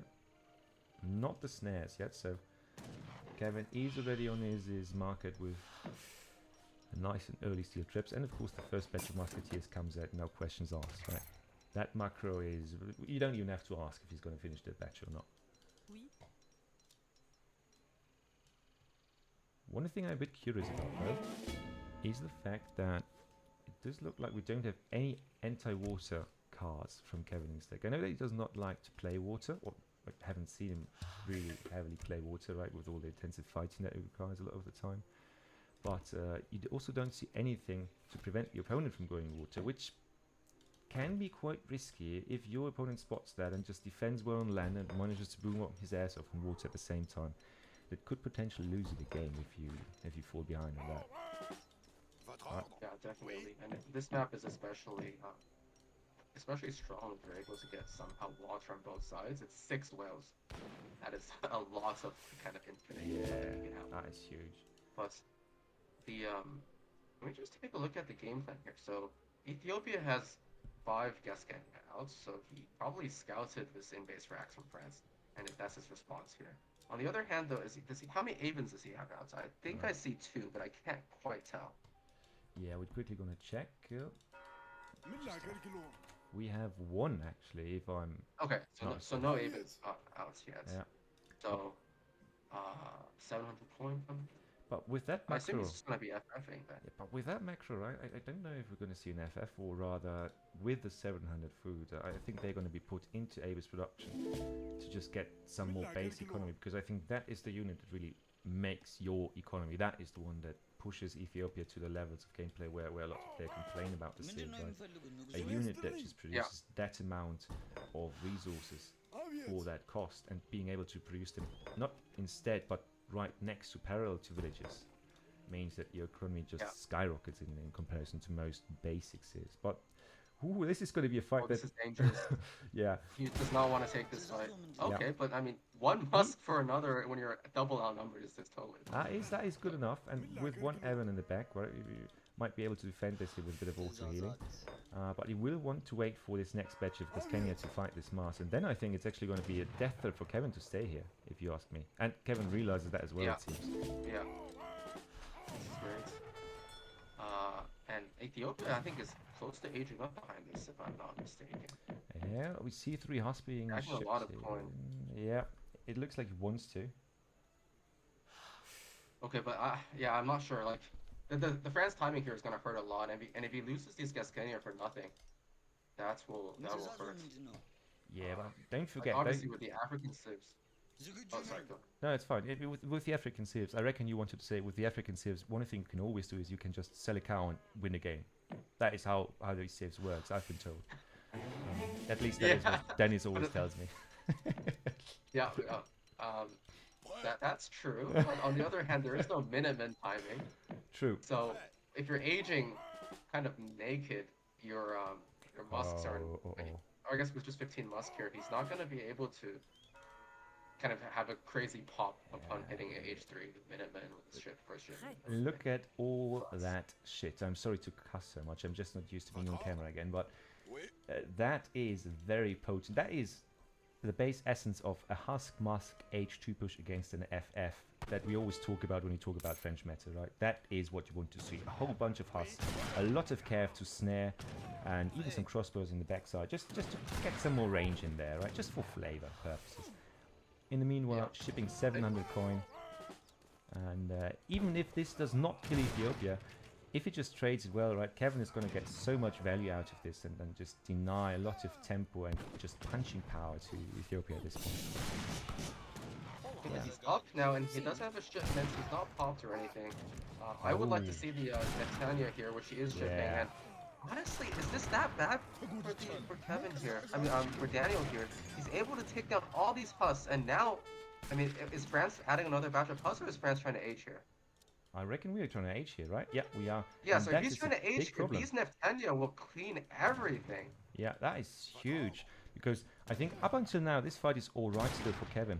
Not getting a village there, very good attention by Daniel, I think. But if the skirms come out This pop is huge. He's baiting them in. Look at this. Yes, I mean, for one Vil, if he's able to somehow keep these Musk under his face, pop the Skirm out, and then everything will just die. And this is gonna hurt. He's gonna take so many good trades. Oh, never mind. Committing. Never mind. Still. The upgrades are coming through. Elite Gascania, Elite Neftenia. Thankfully, the same upgrade because we need that. Fast stage coming now by France. And yeah, he's just going to get hunted down like a mad dog right there, it seems. Oh, even losing the scout there. Not as overpowered as his Lakota friends that we saw earlier. This is very well played by Daniel. I mean, that was an amazing fold. It looked like so many units compared to just 20 Musk. Yeah. From Daniel here, and like with good base building and good kiting, he got so much value. And now he just has better units. I mean, these Neftenia, I think, are even a little bit better than French Skirm before they get their cards in. Oh, of course. No, look at that, 175 HP. The only problem with them is the cost, of course. Well, it looks like Kevin is trying to aim to do more or less the same thing to Daniel that he wanted to do Daniel beforehand, right? He's just upgrading his CDBs here to get him a bit more of a tanking potential, and in the same time we see denying that Musk is huge. Oh, if that goes down, he needs that. Yeah, he will, I think. Oh, well, it's gonna be so close. He's committing his Musk here. Yeah, he's gonna save that, but he's gonna lose some Musk for it. That is well played. And if he loses... And there it is. There's the upgrade. Okay. So now we have the mortar coming in exchange for the 2 Falconets and France, which are popping just now. And Kevin is not gonna want to take this fight. I mean, he is training cures now, which is good, especially with this composition, right? If he gets a good flank on the opponent. But if we have even one single add-on right there, this Sebastopol mortar is not gonna go down easy, right? We all know it. That one is gonna stay alive for ages. Yeah. Oh, first shot goes into infantry mass, which is all right, of course. Dangerous play. It's a dangerous game the both of them are playing, right? You have the artillery count advantage. You have more artillery units, of course, but those two can't one-shot the Sebastopol mortar. While this one, how much damage do we do? 75 damage, right? Against artillery, if I read that one correctly. Solid shot, 300. Yeah, there we go. So it's a much more complicated trade game, I reckon, than if you compare it to the basic 2 Falks versus 2 Falks, right? Whoever gets off 2 shots first wins. Not the case here. This is much more micro-sensitive. It does look like Daniel is having some issues with lag already, again. Yeah. That's why I assume he paused there. I hope it won't impact his game too much for my team's sake. But so I mean, the mass right now is looking much scarier for Ethiopia than it is for France. Yeah. We have 8 Chateaus coming in, 9 Chateaus coming in. And CI also coming infantry. Yeah, on these very, very good skirms. Oh, and the Falcons are unpacked? Okay, but somebody has to shoot here, guys. Ooh, that was... Oh, wait. No, he's going to jackbox it. But maybe this is still a strategy here, because it's getting hit. How is it getting hit? These Chateaus just sneak through everything. Like, it doesn't matter how much body block you have, and this is GG for sure. Wow. Wow. Like an amazing track box. Yeah, wow. Okay. Daniel just casually pausing the game to kill, to just complain about the lag, and then just completely shitting on France here. Oh, but now the mortar's exposed. But honestly, it's not the win condition anymore, right? No, it's not. It's dealt with the 2 Falcons. It's done infrastructure damage, and okay, it goes down now to TC fire actually, but well, what does France have left? It seems they're dead. Yeah, okay. These guys are some pretty good anti-cap. Villages maybe as well coming out. No Minutemen though, no, not the resources for it, which is quite a shame. Wait, is this a queen maybe? Nah, 6 cures still alive. Can't be, can it? Is France just gonna clean this with the power of juiced up Frenchmen? CDBs. No, but I think even if he cleans it up here, it's not enough. It should not be, right? But look, there's nothing to protect those Elite Neftenia, and those 2 cures are probably going to be enough to just take all of this down. Nope, never mind, I spoke too soon. There's Elite Shot Warriors, and those guys are not just going to cancel the veteran cuirassiers, they're also going to cancel an enforcing skirm shipment. So, that one is going to hurt for hits. Well, Oh wow, but these CDB just one-shotting. yeah. Oh wow, Ah, these curves. one and thing curve that we all boss are should have just- learned from Kaiser Klein, Gix, and Kevin at this point: never underestimate a Frenchman with a funny cap who is angry. Those Yeah, but guys. Ethiopia here, they have the military advantage, so all they need to do is kind of contain, right? Make sure he has enough anti-cap, just maybe a couple more of these Shawtels or Gascania, and Yeah. I mean, France is kind of naked here. Their skirms are, there's nothing really Look, that protecting he's them gonna run. except He's gonna run the muskets in there to just body block the units. That is. He the is muskets, doing. you mean the CDB? That is CDB. Honestly, CDBs are better at this point. Better than Musks for sure. Oh, 243 HP. Look at those bad boys. 40 range resist. And I really love this play because he just buys himself enough time to get out 4 veteran dragoons, right? And that's going to be enough to defend from the couple of shoulders that are on the map here. But of course, tempo advantage, score advantage, all still with Ethiopia at this point. And Let's take a look at Ethiopia. Yeah. How many cows do they have left? well, So all the cows were sold. yeah. So I mean, in some sense, his eco has kind of been his economic tempo is kind of running out. He does still have a decent mass here with his shipments. He's getting out 5 batch of Shawtel. He has his 9 Gascania shipments. Right? Sorry, how many is that? 8 Gascania shipments? That should be 8, right? No, it's 9. Never mind. Yeah. Oh, 9. Okay. Yeah. So I think he's still in a maybe decent position. The Shawtels are now on the skirms.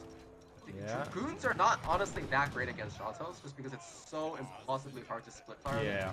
Yeah, because those units just you But I think he's overkill. doing a good job here. There's just so many shottles coming. So many Shawtels, yeah.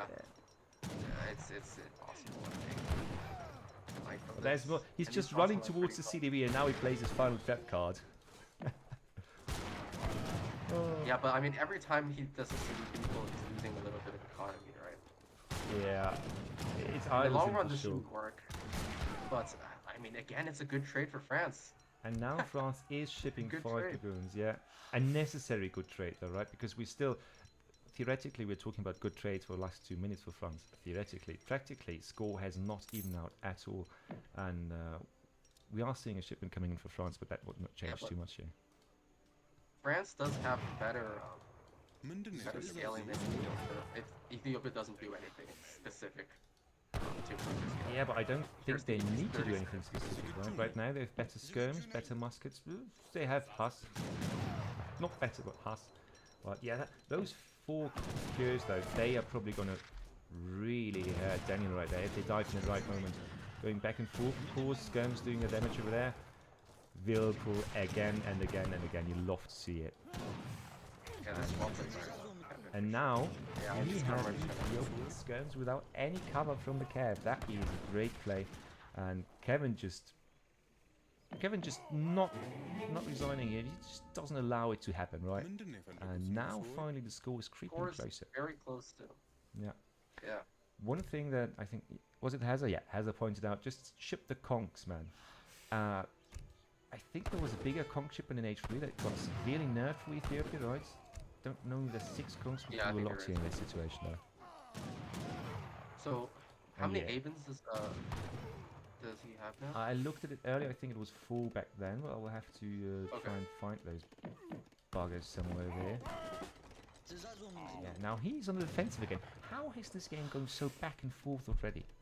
Build a net to make conks. You I mean, could those do are that. some for sure. really those are some great build pulls, honestly. Yeah. He just took good fight after good fight. There we go. It's 4 of them actually. We have not built a 5th one. And don't forget, theoretically, he's just saving up. He could build 4 organ guns with this technology that gives him 1 organ for every single monastery he owns. He can build Does he know conks. that exists? After this card, can he? Or is it because of the age? I'm sorry, Kylie's The just H joking. Jesuits. So he should be able to do those. And I really like. The real question is, does he know the organ guns exist as a tech? Because I don't think he's sure. super familiar with this.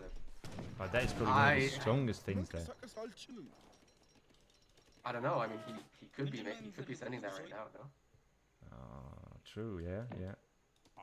Oh, come. He's not. If you play, no, he's going for infantry, so that gives him more damage on his Gascanians versus cavalry, which theoretically makes sense, but practically But he I still think, has enough influence. Yeah. He still has enough influence for the for the organs. He Yeah, I mean, organs literally, could probably clean up here. yeah, literally could just go for heavy heavy Kenyas, and just the cannons right behind that. Kevin's micro saved in the match. Yes, it definitely did. Funnily enough, because I think it threw him the earlier game, right? The second game, but here really playing to the best of his capabilities in series, and it's paying off. A lot of other players would have already resigned in France here, but nope, Kevin is keeping himself alive, and more than alive actually. Really pushing hard here, and now we see the emergency conks coming in from them. Look at this mass all of a sudden from France. I mean, the Skur mass seems unkillable here.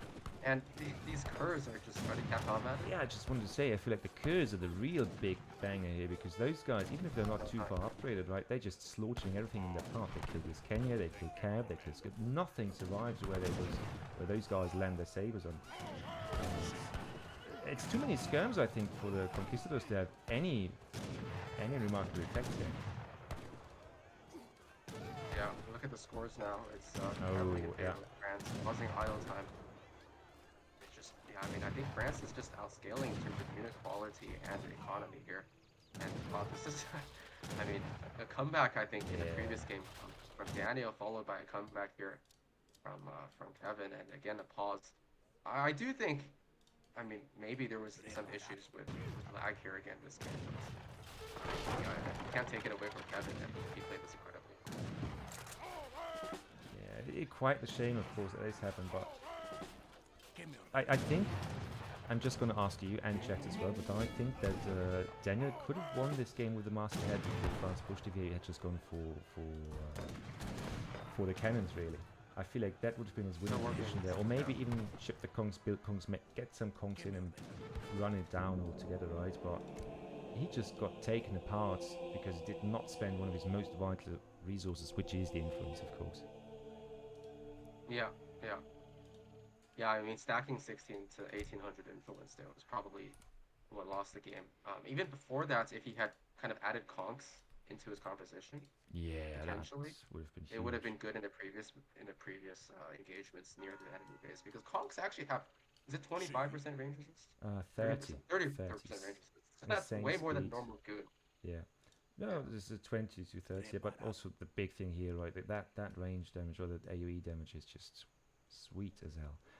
And yeah, I think we can clearly say that the first MVP in the game was those chunky boys, right? They look harmless, they look nice, but give them a gun and they will wreck your day. And then that role of MVP was taken over by the veteran cuirassiers. Those beasts just literally shredded anything that looked remotely Ethiopian here. I'm not going to go into the historical background of this whole matchup, but that was really damn well played by Kevin. So let's quickly check the resources. I'm interested in those actually, because yeah, Kevin did outgather study table, even with the 3 units being counted in there. And that does account for influence, don't forget that. Military wise, that speaks volumes, I'd say. Even, of course, we had 3 pop units from Kevin, but still. Definitely. Look at that. Let's look at the population. Yeah, so the first fight was so phenomenal. Like, how does he come back from that? This is like 60 pop to 0 at that point, basically. But like the CDB pull afterwards, with the reinforcing batches, just cleaned up, did so much work on Daniel's army there. Yeah. If you showed me that graph right there and told me, you know, just cut here at this point and show me this graph and tell me that blue won this, then I'd tell, yeah, because he used the tuck code or something like that. There's no other way. But Kevin showed us the way.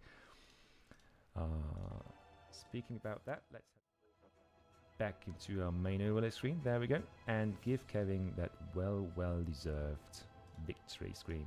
There we go. Wonderful. I'll quickly check how our players are looking so far. And next matchup is there already. It's a classic one. It's a DE one. No, not a DE one. I'm sorry. It's a meta one. It's even a legacy one. You could have played this very matchup in the very first version of the game, because Kevin is playing Spain and Daniel is playing the Brits.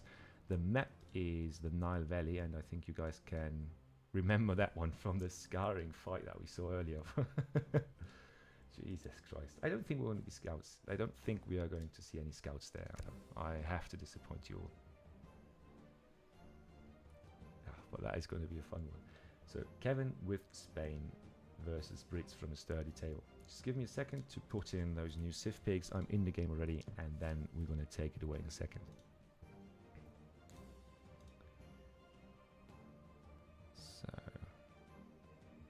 and Baron, of course, if you have any idea on that matchup, because I certainly do not. Do tell me any I think thoughts this you have. matchup's heavily favored for Brits. Heavily favored for Brits. In a row. Yes. And I think most people would agree at the top level. I was just talking earlier today with Hazza, Shake, I don't know, a couple of people, just in voice chat, and I mean, I do think that there's not much that Spain can do if the Brit player plays this optimally. They just have such a superior mess and can absorb the Spanish tempo and end up just idling Spain for a very, very long time, kind of choking them out of resources as well. All right. I just don't like. Yeah. Let's head into the game though before I. No, it's perfectly fine. I love the input, honestly, because I remember it's a very classical matchup, and in the more classical meta, I think the Brits did still have a problem with fast FFs, and Spain was probably one of the fastest back in the days, right? Of course, now with Ottoman, USA not too much anymore. You know what I'm talking about, right? But with the current meta of Brits being much more diverse than just, oh yeah, ooga booga, house boom, we will see what they can pull off. And they're probably one of the very few civs that can stay in H2 long enough to just completely shred any H3 play against them. Yeah. Gaius Julius Mega saying, do my eyes deceive me? Finally, ESOC lets the goat cast out of his basement. You're just saying that because you can see your own reflection right up here, my friend. But back to the game for now. I start talking too much. All right, we don't have a map intro video for that one, if I'm not mistaken. No, we do have. So I have no idea who did that one, but enjoy whoever voice you're going to hear next. Players begin on separate, arid, sandy plateaus on either side of the iconic Nile River. The riverbanks sport plenty of greenery, palms, papyrus, reeds, and tall grasses. Your starting plateau is easily defensible, but most of the natural resources lie in the valley, so you will need to expand off of your plateau as the game progresses. Each side has access to its own trade route and equal opportunity to forge various local alliances.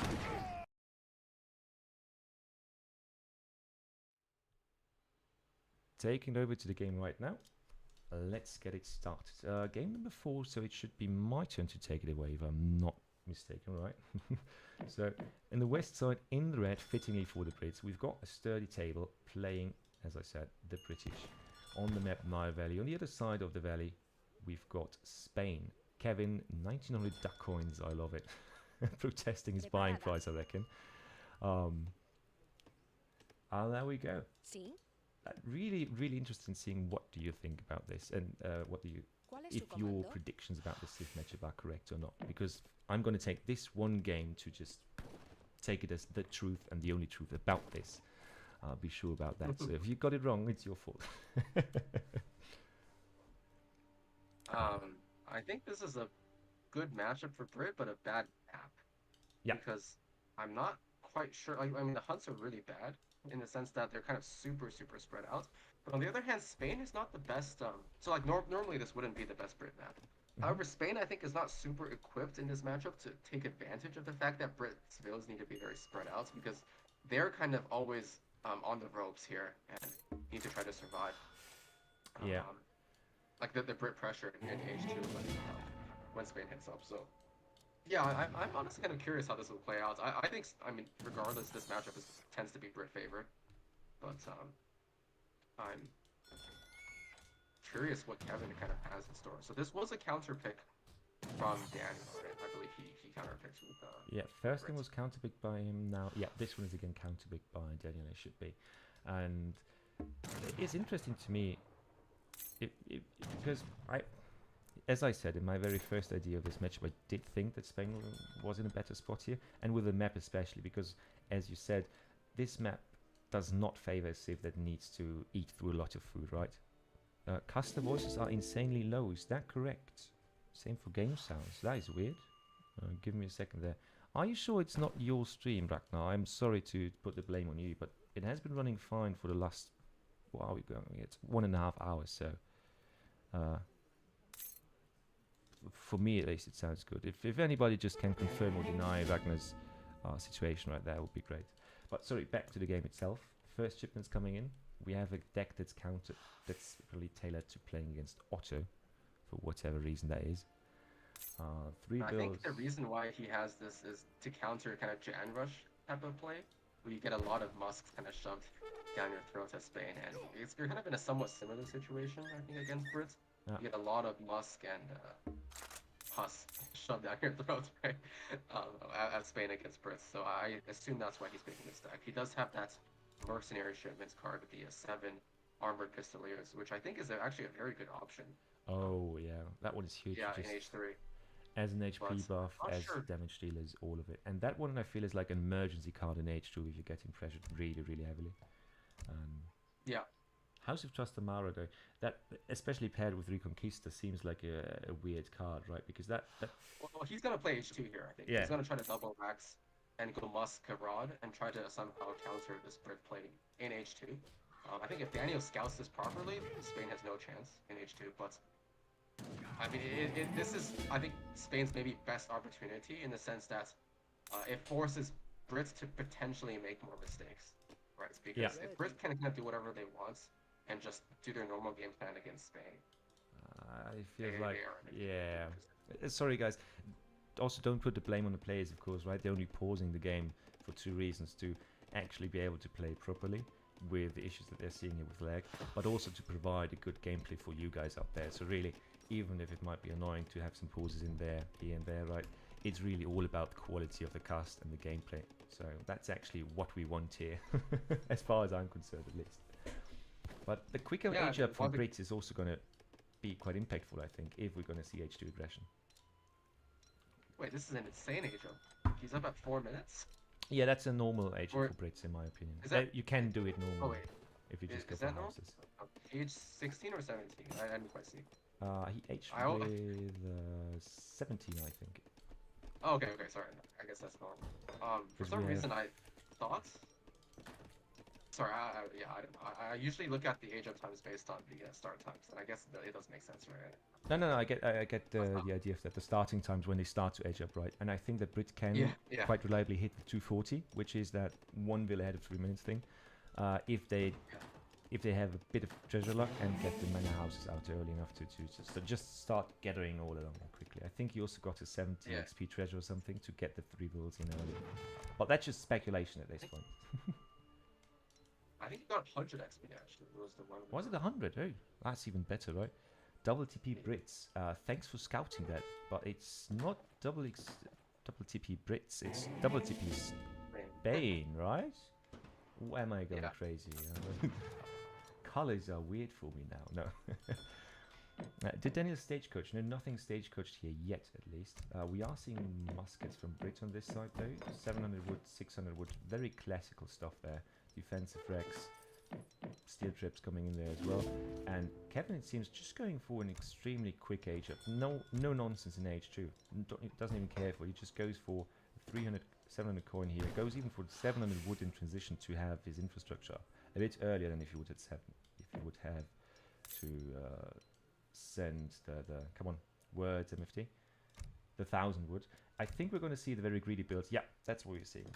2 TPs. That is one of the builds that emerged, I think, 2 tournaments ago or something. 2 TPs and you get a guaranteed 3 shipments, and then have a really strong eco, even for Spain standards, which is quite fascinating. Or rather greedy build. And there we go with 100 XP actually, which is gonna be really good for Kevin. So I do like that. I'm only a bit skeptical about whether or not this extra time that he invests in this greed is going to pay off against the Civ like Brits, who usually want to, be left alone for some time until they can just pass you to death. But we'll see how they play it there. What's going to be the next card here? 4 bills or 700 coin for military production? I think 700 coin probably makes sense, right? But to me, here, I think Spain is kind of getting away with a lot, because Brits has an in-base Rax. Actually, a Rax behind their base. Yeah. If you look at where Brits base is. So they were walking a long, long way to get even to sieging this first TP. And in the meantime, Spain is kind of aging up for free. They managed to ship 5 bills in transition, which is always good for Spain. And they kind of got a couple of passes from these 2 TPs. So, I mean, Spain, it just feels like they're in a pretty good position. And now it seems, I think the lag is really, really unplayable. Yeah, just Hazard just also asking about it. So for everybody who hasn't, who didn't really get the memo, it seems like study table Daniel is having some problems with lag of all these games. He's going to run out of pauses, lol. Yeah, sadly we don't really know what it's caused by. He did restart his game or his PC after every single game, sadly. But I hope for the best here. Maybe we just get lucky for the next few minutes and see how this plays out. But yeah, first TP is gone. Spain is just about to be up. I think that's emergency Irish Brigadiers. I'm pretty sure he will cancel that before they come in. I think they're just here to protect anything that comes from Brit's side. If Brit had chosen to just march straight into space. Or, I'm just completely wrong, we're just going to see an improved Irish Musketeer with 2 Falconets behind. Push. Right there. Wait, but why would you let the Irish Musk come? It feels super weird. He's pushing, I guess, very, very early. Yeah, also no wood, right, to get your musket upgrades. It all feels weird. Which feels even weirder to say. Work. Yeah, it is a good mass, right? But, you know, Brit is now aging as well, and we have double Rex production defensively. So, if Spain pushes this, I think Brit can outmusk him, since those musketeers here are also not H3, right? Not even the Irish Brigadiers. They, of course, get benefits with promotions and all that. But nevertheless, the mass for Brit is surely going to be bigger. And if Brit then just chips the 2 Falconets, takes a somewhat favorable trade for them, it's Spanish economy versus British economy, which we all know where that goes in most cases, right? Yeah, damn it. To be fair, Spain's economy is pretty. it's pretty like strong for Spain. He's gotten away with 5 bills. He had the 2 TPs for a while. Yeah. He has even a bigger mass than Spain normally would have if they're trying to go Musk because of those Irish Brigs. And I assume he's maybe macroing for something else. I assume he has so many bills on wood in order to macro for the well, what will he do with that wood is the question. Is he probably? You think he's gonna go? Just gonna go and try to get his veteran musketeers in there? Coward using a pseudonym. I mean, I'm kind of glad I know now that I'm stuck on Windows 10. I get the idea. It just the last patches for Windows, Nvidia, and everything that is kind of driver or daily gaming related is just it has been terrible for most of us. It's really sad. But yeah, Daniel is a $9,000 pause enjoyer. Strong argument. Yeah, the Spanish player going for more Spanish shenanigans, sending the Lancers immediately, which would be a great call, right? If Brit was not already aged up themselves, or almost aged up. And I think Lancers versus Vet Musketeers is just not something. Ooh, nice volley there. Not something they really want to play out there. What do we age up with here? The Mohawk Statesman. So 6 Tomahawks. Don't know if they are veteran, but I reckon they are. What? There we go. Space building is working out quite well, I think, for Daniel, just because he's not going to lose too much important infrastructure here. He really needs his housing and his military production buildings. That is both of those will be safe behind. That is pretty ideal for him there. And we're going to see, look at that, more Musketeers at the same time, veteran Musketeers coming in. 2 Falconets as well. The only thing he does not have going for him, or at least not as well as you would hope for a Brit player in this position, is that he has only an, 7 villager lead or something like that? Yeah, Brit has stopped with a house boom in favor of aging up a bit faster and hitting that good vet musketeer to defensive timing with the 2 Falconets in the back. So I think Canada's going to have a really hard time pushing into the space. Also, as you should have... Big question. Who wins the Falc War? I guarantee you it's a Brit player. Nope, never mind. He completely shot his shot in the wrong direction. That's that looks so good for him for oh no! Oh no! The trees! No, not like that. No, that is It was the trees all along. I No, look but I like think there was also some lag potentially. yeah, It just looks probably like the control's not. probably a healthy mixture of both, and that is just unfortunate to say the least. What looked like great defensive timing was just shot to shit by those two Falconets by a very impeccable Falcon micro by Kevin. I really thought at the start that with a higher range of line of sight here for the Brit player, this surely should be good for him. But then again, Kevin is just asking for Minutemen to being popped on the Falconets to melee them down, which is... Bills, like anything. Bills can even get popped there, but I think he's paused again. And the TC is idle. I don't... Yeah, I mean, this looks really... Spain forced to send I 1,000 think it's a food. bit unfortunate that this series is, I think, kind of a little bit overshadowed by the fact that there's some lag going on. But, yeah, let's see what happens here. For sure, The but cluster is coming out. And there Look is at a that. potential for massive build pool. Yeah, the builds are punching down the fouls. yeah, those the Huss. Huss, where you at? Guys, do your job. And now, Wait, is the... Yeah, I don't know. I mean, maybe it's not over. What is Spain doing behind this? If they're aging up to age 4 or something, that'd be crazy. I don't think they are. Can they afford that? They're still producing muskets. I mean, they're sending 1,000 food. I don't think I ever saw a Spanish player with 1,000 food in his deck. Just to be fair. But yeah, now it's the Brits' chance to counter-attack, I reckon. I mean, all the high-value units are clean out. There's one single musketeer who sadly did not get the memo that the field day is not happening anymore, but well, we'll soon find out. An interesting stable position over here for Kevin, I reckon, just to get him in the fight a bit faster. But yeah, Brit is able to recover from this, I reckon. 35 villages versus 33, a bit closer than I would like it, but I mean, of course, Brit has the chance to get more builds out, to get more houses down and all that.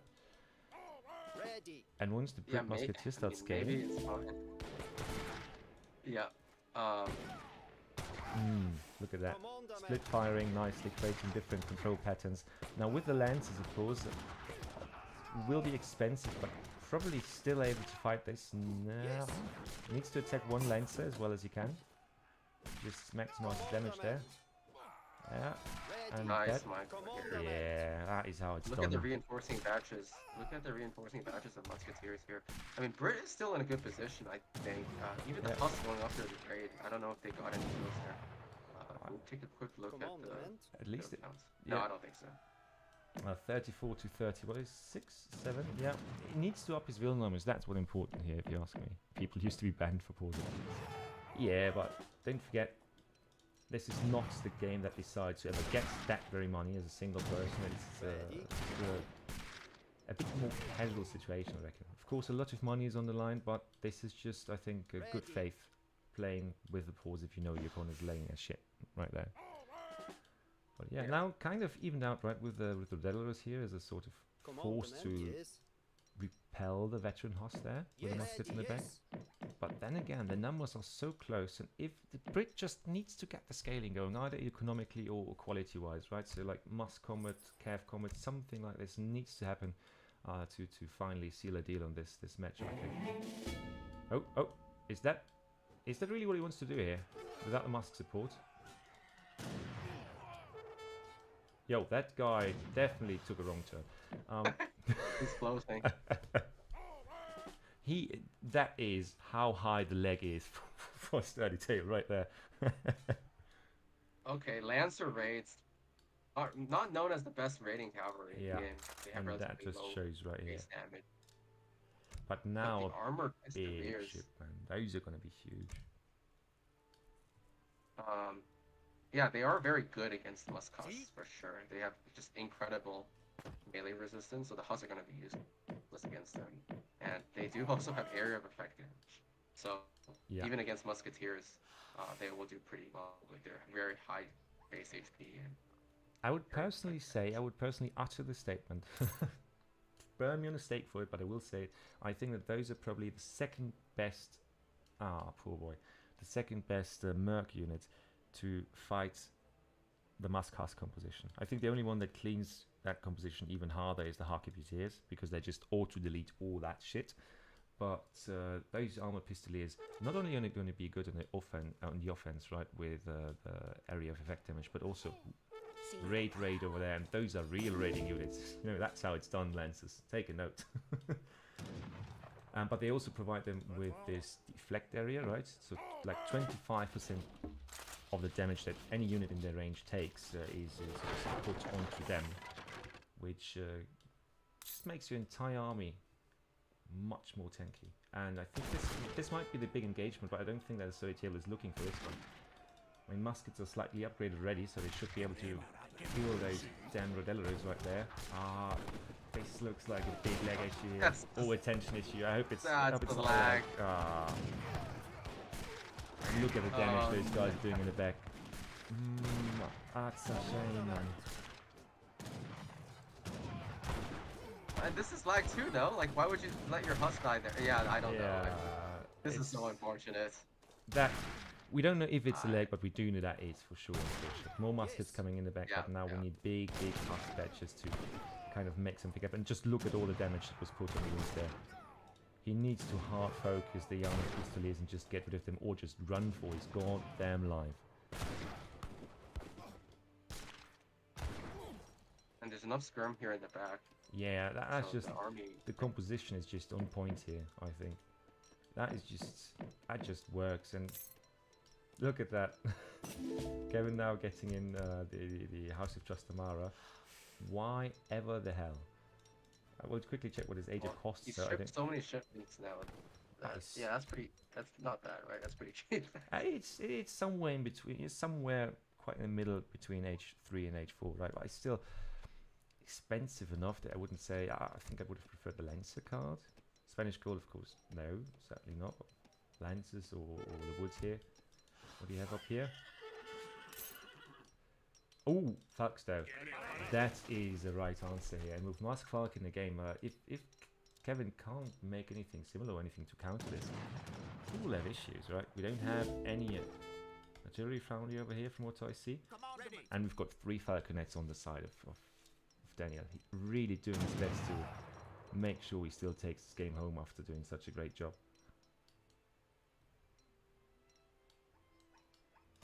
Yeah, 3 Falconets here definitely very useful. Yes.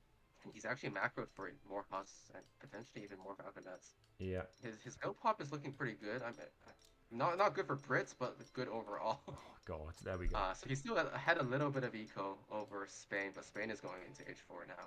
And I'm not seeing how Brit can do enough damage before Spain gets their heavy. Yeah, if And this it seems fight like, happens, to me, like heavies here is just GG. And yeah, I mean, Kevin's doing the exact right thing. He's dragging the army away from his TC because he knows he's about to age and he just needs to buy time. And heavies will clean everything here. question is, can he's he just buy trying enough to time? delay the fight. Explorer coming over here to try and get this incredibly important snare for this next fight. We'll see. So what does that- Brit need to do here? I mean, if he cleans this entire army and gets builds, I think he's in a commanding spot. Oh, this could either be The Bucks huge are getting volley or dive huge on. blunder. Ooh! Oh! This should That was a have big been- volley. that Another should have volley been- as well. The lock-on is there for sure. And the Husk coming in for the snare. I mean, cleaning this army is Yeah, big, but is it big enough? I think that's just exactly what he needs because now we have nothing. Oh wow! Look at these shots. Oh, no, Yeah, I mean, guys, don't do this. Oh yeah, never mind. He's just immediately running back to the No, next. he just needs to leave. Yeah. He sees the age 4, so he's probably trying to get into the opponent's base now. And these Husks are gonna be really crucial here because if you have these 2 heavies and they're naked. Oh yeah, this is a lot of bills here for free as well. It's still, I think yeah, this is great for Spain. And all those masters coming here. I Right? mean, That's good for Brit, yeah. Yep. Absolutely. Huss is what he needs. Huss is what he needs here. And these heavies, if they don't have any body block, right now, I don't think he has any infantry on the field. Just 10 musketeers. He's That is desperately not enough. producing, Okay, right? 15. Yeah, just from 1 barracks though, right? Is that just Yeah, one it's or- only one, yeah. That's the only one he has. And now we see those 2 wonderfully positioned Falconets, if you ask me, right? Those are wonderfully positioned indeed. I don't know if he's really trying to What's reinforce up? them. He got damn it, he is. And he's gonna do it. He will kill all the infantry and he's gonna get reinforcing calf badges and that, oh yeah, he's probably gonna be game here because, I mean, heavy cannons are called heavy for a reason, but I don't think they can pull their weight here against this British army. Yeah. Just please don't lag. Please don't lag. But yeah. Just get in there. Come on. Oh, no. Is he killing the infantry? I think we're. Oh, no, please. I think he's done it. If this Falk lives here, he's Oh, gonna no. be in a good place. Guys, where are we shooting? No, but let's look at the vill counts, right? He has 47 vills against, I think, like 33. And now he's So- pausing again just to... Oh, no, Ca- dude, you don't understand the amount of stress I'm feeling right now. Kevin just unpaused, by the way. Oh, he's unpaused it to resign. Yeah. Okay. Which is a fair Wow, point. I mean, I am sweating right now. I'm reading the MDS chat where we're discussing kind of a plan on if there's any way we can fix this lag issue because I mean I honestly feel bad for Kevin because it's not his fault here, and I mean really playing a game when you're getting paused on this much is just not good for your own like flow, right? And wow.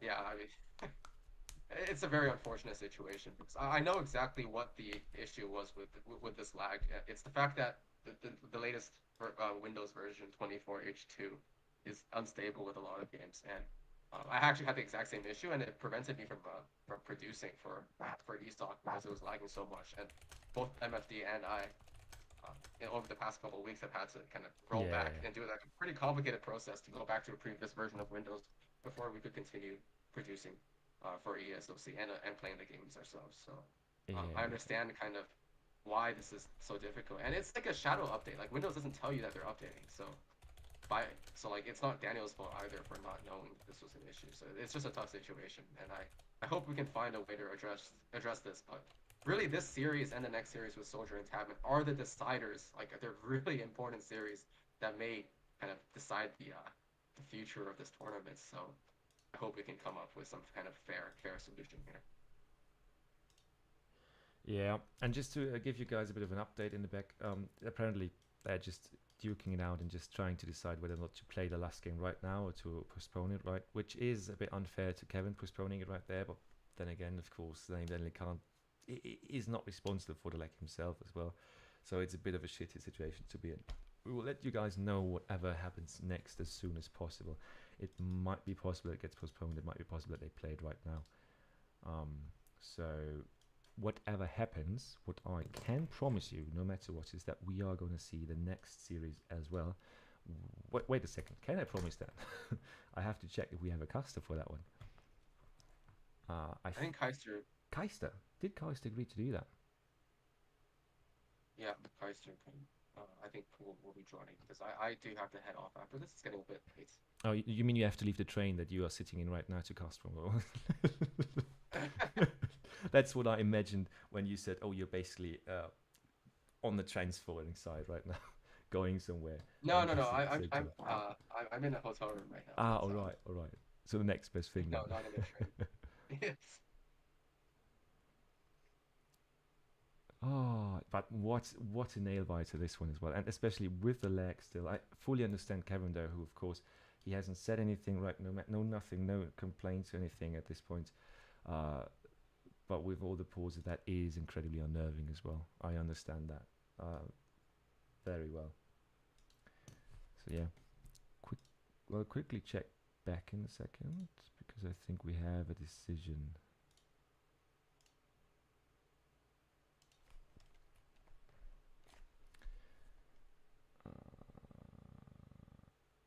Yeah, so it seems like Giggs is just figuring that out with the guys, but we can quickly jump into the resources and just check that one again. So if we go back for resources, that is of course something that we all expected, I reckon, right? That Kevin being far behind as Spain, but still with the 3 units almost coming up to the same level of economy there, and the military score is neck to neck, right? Kill death ratio almost, I mean, 1-to-1 quite literally for a sturdy table.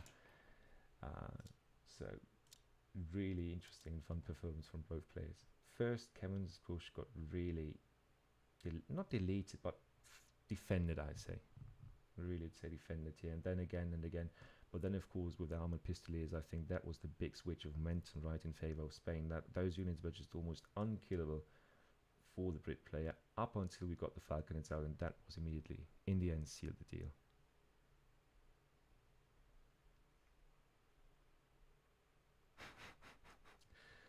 All right, and the memes are strong in the chat with both Kaister, it seems. Yeah, okay, so they'll be finishing this. Yeah, I just saw. Finishing the series now. So thankfully, and yeah, again, so Daniel, aka Study Table, also realizing this is of course stressful for both players. Just also told Kevin that he's really sorry about the delays, and of course that it's going to play now if Kevin wants to, and that is also very understandable from Kevin's side. Of course, this whole scenario is messed up for both players, but we're all trying to make the best of it. But we are going to see game 5, after which I can't promise it yet. I just said that that's the one thing I can promise, but I actually can't. That we are going to see the next series as well, because we have, well, myself as a producer, but since it's getting a bit late in the Austrian woods, and if you're too loud, they tend to explode, like President Trump explained it one day. I'll have to quiet down a bit, right? And that means that I will have to take somebody, I will have to get somebody up here to kind of do the co-casting, or basically main casting with me. And since Baron did a phenomenal job but only has so much time, we're going to need a new team here. Whenever we get an answer on that side, of course, I will let you know, so you guys know how to plan the rest of your night. But thank you guys, thank all of you for being here so far. Don't forget that this entire series, the games that Ace played together, the games we saw here so far, the memes that Kaister has produced, all of this is only possible because all of you are here, because all of you are here to support this, to watch the streams, react to the videos, right? Even donate subs and all that, donate money. That's the only thing that funds this.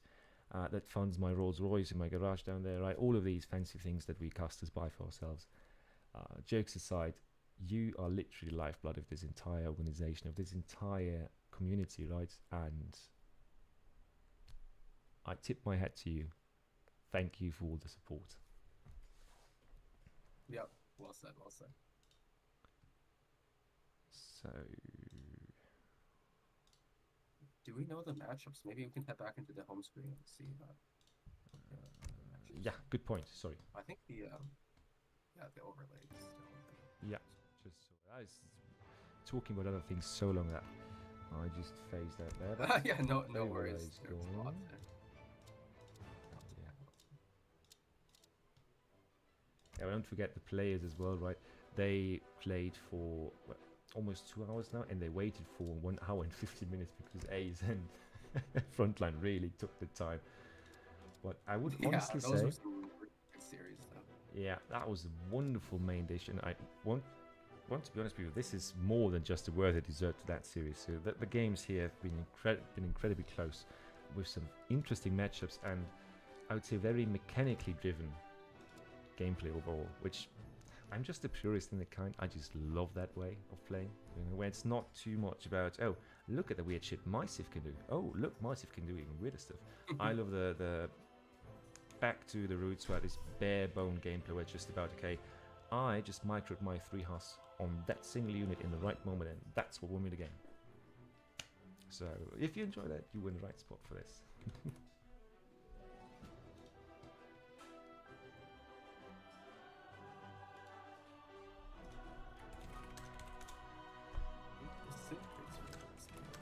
And also I found another fix for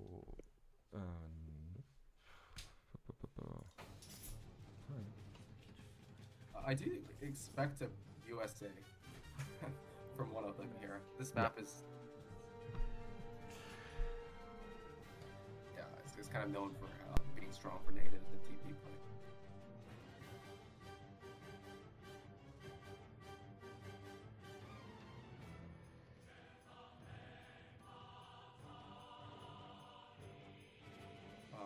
Yeah, I mean, let's see what Civs Tabben has left for him as well. I do expect. I mean, Ultimate is always a good pick as well, but I don't know if it's the best pick against USA. Maybe a Germany. I think this is a decent map for Germany. What do you guys think? Anybody in chat have thoughts about this? Potential Civ picks.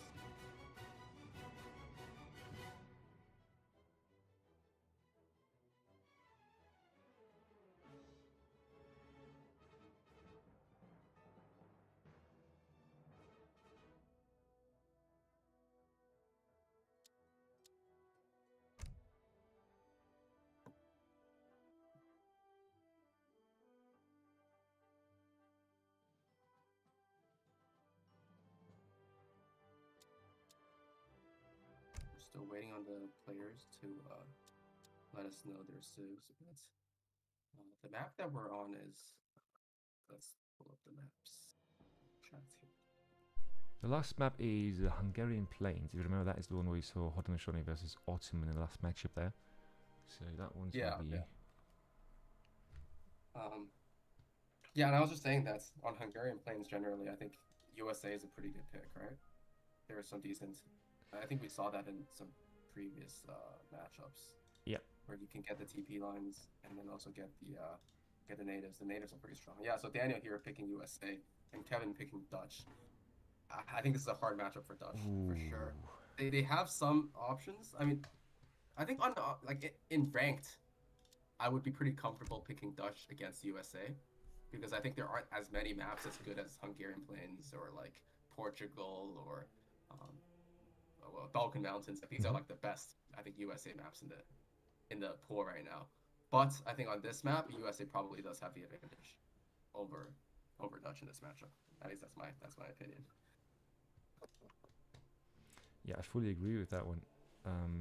Mostly to the fact that you have just so many options where you can utilize those fully utilize those TPs as USA, right? Dutch, on the other, Dutch is just a civ that does not really do anything with TPs. I mean, of course you can go for Stagecoach, of course you can go natives, but who in their right mind goes for natives in the end with a civ that just has the biggest strength, quite literally, in their base, right? Building banks and that's it. So USA just a map that profits so much more from a TP heavy map overall that, yeah, I really also feel more confident in Daniel's civ pick here. And sorry for the short delay and for my silence there. Just boyfriend came home, just had to talk things out, and there you go. That's USA. So whenever you guys are ready, I think the game should be up here any second now, if I'm not mistaken. In terms of the Highlander strategy, I'm actually not sure this is maybe the best map, just because you can get 3 TPs and I think 1 native, right? So you can only get 9 Highlanders, I think. With 4 TPs you can get 9 Highlanders. So I believe it's impossible to get the full 10. However, it is still, I mean, 9 Highlanders maybe is still a pretty good value for that card, and it maybe gives you a better opportunity to add Hussars early on as well. So definitely something to watch out for, a strategy to watch out for on this map.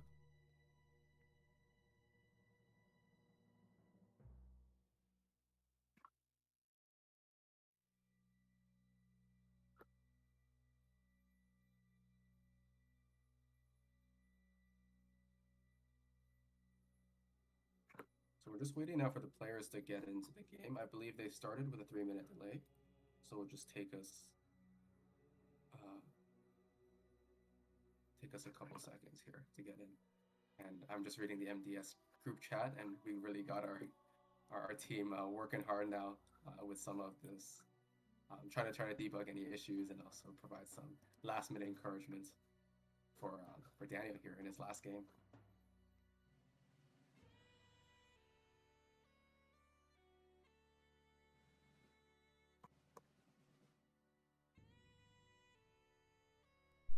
So back at it again. Sorry again for the delay, but I am having a hard time finding their game at the moment still. I hope we don't have this. Nope, never mind, don't jinx it. There we go, guys. The game is there. Gonna quickly load into it in a second or so. Do we have a map intro video for that? Questions over questions. 4K delay. Nope. Alright, so we're loading into the game now. Yep, and no map intro video, so we're just gonna hop over there right as we are. Take it away. Alright, and now we are on the final map of this Playoff 5 series between Kevin and the name Daniel, also known as the Sturdy Table. And here, this is a very, very important game, because right now, SKG is just a single point ahead of MDS throughout this entire tournament, and we are on the last week of the ESOC EPL, the 2025 season.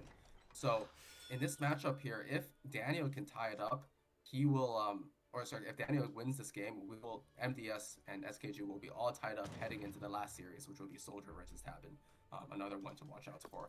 But here, let's take a look at the map. On the north side, we have a sturdy table playing as USA, and on the south side of the map, we have Kevin playing in the color blue as the Dutch. And overall, as I was mentioning earlier, I think this is a matchup. This is a map that is favored for USA with so many TPs that they can snatch for themselves with this Chinese immigrants card. So as soon as the USA gets their first shipment, I'd like to take a look at their deck, see what they're going for. On the other hand, going for this kind of musk-huss with Highlanders and Hussars with USA, I think is potentially not the best build to do against Dutch, because Dutch, as we know, have their H2 skirms. They can build a very, very tight base, right? They have their banks. They can put them in a wall. They can even make 5 pikes or ship 8. And if they have these skirms out and enough pikes out, they can do very, very well. Deal very well with the Highlanders and kite them. On the other hand, going H3 just with Chinese immigrants is very, very good, right? So there's no really strong reason for you to go Highlanders and commit to H2 play as USA here. Just get those 3 TPs, get your incredible tempo, and just go straight to H3. And if you're able to get out these 2 TCs and take map control in the center of the map here, which is extremely important, we see lots of large hunts in the middle of the map. Getting those TCs down there will be very, very, I mean, it will have a long-term benefit in terms of allowing USA to actually outscale Dutch in the mid to late game. Absolutely. So, what do you think, MFD? Yep, I couldn't agree more with what you just said. I mean, I reckon that the Highlanders just don't do a lot there in this specific matchup, especially to the H2 scams. I mean, what are you going to do about that? At the same time, I have said it before, I just feel like in a lot of scenarios where the opponent is either tempo-wise ahead of you or economically outscales you very quickly if you don't do anything, going for this greedy Chinese build can be somewhat of a risk if you ask me, because, well, hey, 40p's, that sounds sexy as hell, don't get me wrong, but at the same time, if you can't get a big advantage over your opponent out of it, so either tempo, mass, or economy, right? What good does it do you? And I really feel like Dutch is one of the civs that is very, they would enjoy it if you just take your time, slowly get those TPs out, take all of it. I'm going to take my 5 banks, age up, and wreck you, right? That is my take on this matchup. So we're going to see how they play it, but I do think that Daniel has enough knowledge of his age to fully play them to death. I don't want to say lamest, but let's say strongest.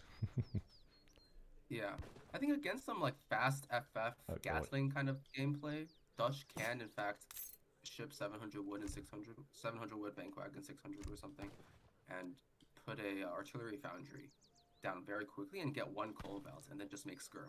Yeah. And then deal with that, and then add enough Reuter later on to deal with Pulaski's Legion.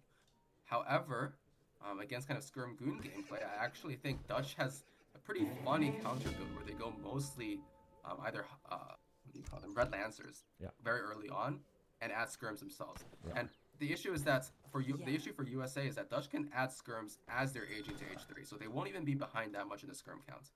So they have a decent skirm mass, and they have Red Lancers, and generally skirm cav I think is a pretty good early counter composition to skirm goon from USA, especially these what do you call these carbine cavalry that aren't the best at kiting because of their slightly slower firing animation. So yeah, I don't know. I think this is a build that I've seen kind of work well against Dutch. Sorry, against USA for Dutch. Yeah. So we'll see. I'm really interested in seeing how this one plays out for sure, especially because it does really feel like SoldieR wants to stay a bit longer in H2, just take full advantage of all the greedy ups and ways that America has there, or the USA has. Horsefeed's already saying, it's the build. Does look like the build to me. Yeah, yeah. So I no unpausing yet. So it's good that sorry, no pausing or unpausing yet. So it does look like we are running smooth and steady here, which is good to see. 4 banks now for Dutch. So that looks like they're going quite greedy. And I mean, Commando. So what is that building that they have behind? Sorry. So he's dropping up barracks now. So yeah, he will be able to get out skirm. And that will be tough to deal with. Also, yeah, well, what do we have here? I think if we're going to see 600 wood next, then of course it's going to be the greed of the greed for the Dutch player, right? He's getting the pikes, and that, in my book, is a bit of a mistake. Just hear me out. I know a lot of people say, oh no, you can't leave the opponent with all those TPs. But the fact is, you don't want to stay in H2 and win this in H2 as Dutch, I think. You want to go H3. And the problem with this is that, okay, those pikes are perfect. That does not interrupt me at all. If you overinvest on pikes, which I think we do here with the pike shipment plus the batch of pikes, it takes you a ton of time to siege those boys down because they have 1000 HP extra, right? And if you siege them down, so what? Your opponent can just replace them by just calling Minibin for free, cooldown timer, and that's it. And you waste an entire shipment on getting a building down that will be built later in a second or so, you know. So I really think that's defensively cool, but one batch of pikes to play defensively against the cavalry sufficed. You just age up quickly and be done with it probably. But again, I'm 500 elo, 600 elo lower than those guys. My predictions are not to be trusted in this case. But I like really the aggression of a sturdy tailor with the ass. Just being annoying, just definitely, I think forcing is probably too hard of a say, but making Kevin play a bit more defensively than he probably needed to. But we do have I do wonder if this is kind of like a double whammy here because he's kind of forcing a lot of H2 response, as you said, from Kevin, but also like, I mean, it doesn't really look like Kevin has that many skirm outs. Nope. I mean, USA is aging himself, so he kind of baited he definitely baited out a response and is just aging himself. And is he this is already? exactly what we saw. I think he just clicked up, right? Oh, there we go. Yeah, there we go. Yeah, my bad. So this is exactly what we saw in the SoldieR Robra series, actually, where SoldieR kind of prepared for and expected this kind of H2 Highlander play on Hungarian plains from Robra as Dutch, and Robra ended up just FFing with a Gatling gun, and Musk. So I do think this is a strong kind of build if you're confident that you can get Dutch to extend too much in H2. But on the other hand, let's take a look at Kevin. Like Daniel. Like, what is he shipping? Is he aging fast here? He is aging fast. Kentucky, yeah. And where is it? There we go. Yeah, it was sent through. And he's aging with Kentucky. So that is the card that gives you the coal miners and the skirm shipments and all that, right? Ooh, yeah, my exactly. meta knowledge completely offhand. You also get up with the 4 skirms, which is pretty useful. Which is a sweet start. I really wonder what he does with this one, right? I mean, he can, of course, equalize his resources, but unit-wise, he doesn't have bow units, so the Lipka Tatars here are not too good for him. Hand cavalry, that is one I could see, probably. That could be good. Yeah, that could synergize well with Velasquez's Legion. Oh, true. If he ever decides to go for that. Right, but... yeah, well, that one is obvious with all that infantry on the... He is shipping Gatlings first. That makes a lot of sense there. But unlike the game against SoldieR, I think this timing is a lot slower because he went greedier in H2 compared to what Robra did. More like kind of all-in FF timing in classic Robra fashion. And Dutch and here, see, Dutch is up. It's also going to have a perfect timing here for shipment. So probably, we'll just more anti-cav. And that army probably doesn't want to go where it's going right now. Yeah, I thought so. The score difference seems huge right now, but don't forget we just got a big shipment in for USA. Another shipment being sent. Units being trained, of course, as well. So you can't really tell the situation of a game really well from the score of USA in most cases. So Phoenix in chat asking who won Brit-Spain game, and Hazard responding, no one, and not even society. Fair point. I mean, that's pretty funny. That's true. That is pretty funny. In chat, I mean, when Daniel said something, I thought he had lost in chat. Actually, he did end up winning that game, but I guess everybody lost mental there. But let's focus on this game. We're having the first kind of true skirmish here. We have Pike Skirm and Reuter up against ooh. Gatling guns. Days. Oh, that is almost a huge volley. Yeah, this could have been Wow. so much worse. That was half a second, I'd say, half a second away from being an absolute disaster for Kevin. By the way, those units were bunched up there. Yeah, the one trouble with Gatling guns is unlike Falcons, they don't lock on. So starting the volley doesn't mean you actually do the full damage of the volley. Yeah. Hawk Girl, by the way, is saying that just for the banks. Nope, it's 4, I'm sorry. Und one stagecoach, which she stole quite swiftly from the study table. But now, fight is up. Oh, he's going for the pokes. He's going in for the pokes. That is going to be brutal. I don't think we have anything really to defend from this. Kind of aggressive play yet. Pikes is going to be there for us there, right? Just like Explorer, the Skirms and the Winters are just going to finish the fight here, and this looks like a clear cut decisive victory here, at least in the first skirmish of this match. Yeah, I mean, Dutch here on 4 banks is looking pretty strong. USA does have the slightly stronger units right now, I think. But the Skirm mass of Dutch is just so large, and it wasn't even really kind of whittled down by the Galleys. The Galleys looked like they got very little value in that first skirmish. That was pretty big reinforcing batches now from USA here, getting like 15-20 units out and like 15 skirms as well. yeah, and this huge It's not mass over. is really important as well, right? Because Kevin is confidently going in one of the things that Dutch does best, the Huss switch. Just making 5 plus, sending 5 Huss, building 5 more. I think I remember one of the best games I ever casted was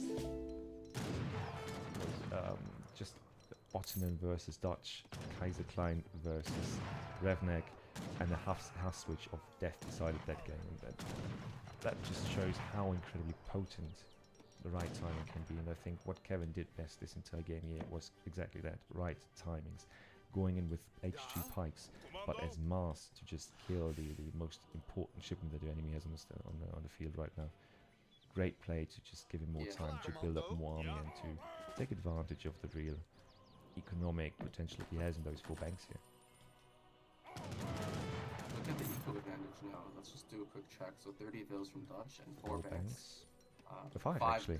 This one went up as and well. Stagecoach. And on the other hand, what is it looking like for USA? 25 vills. No It does have Stagecoach.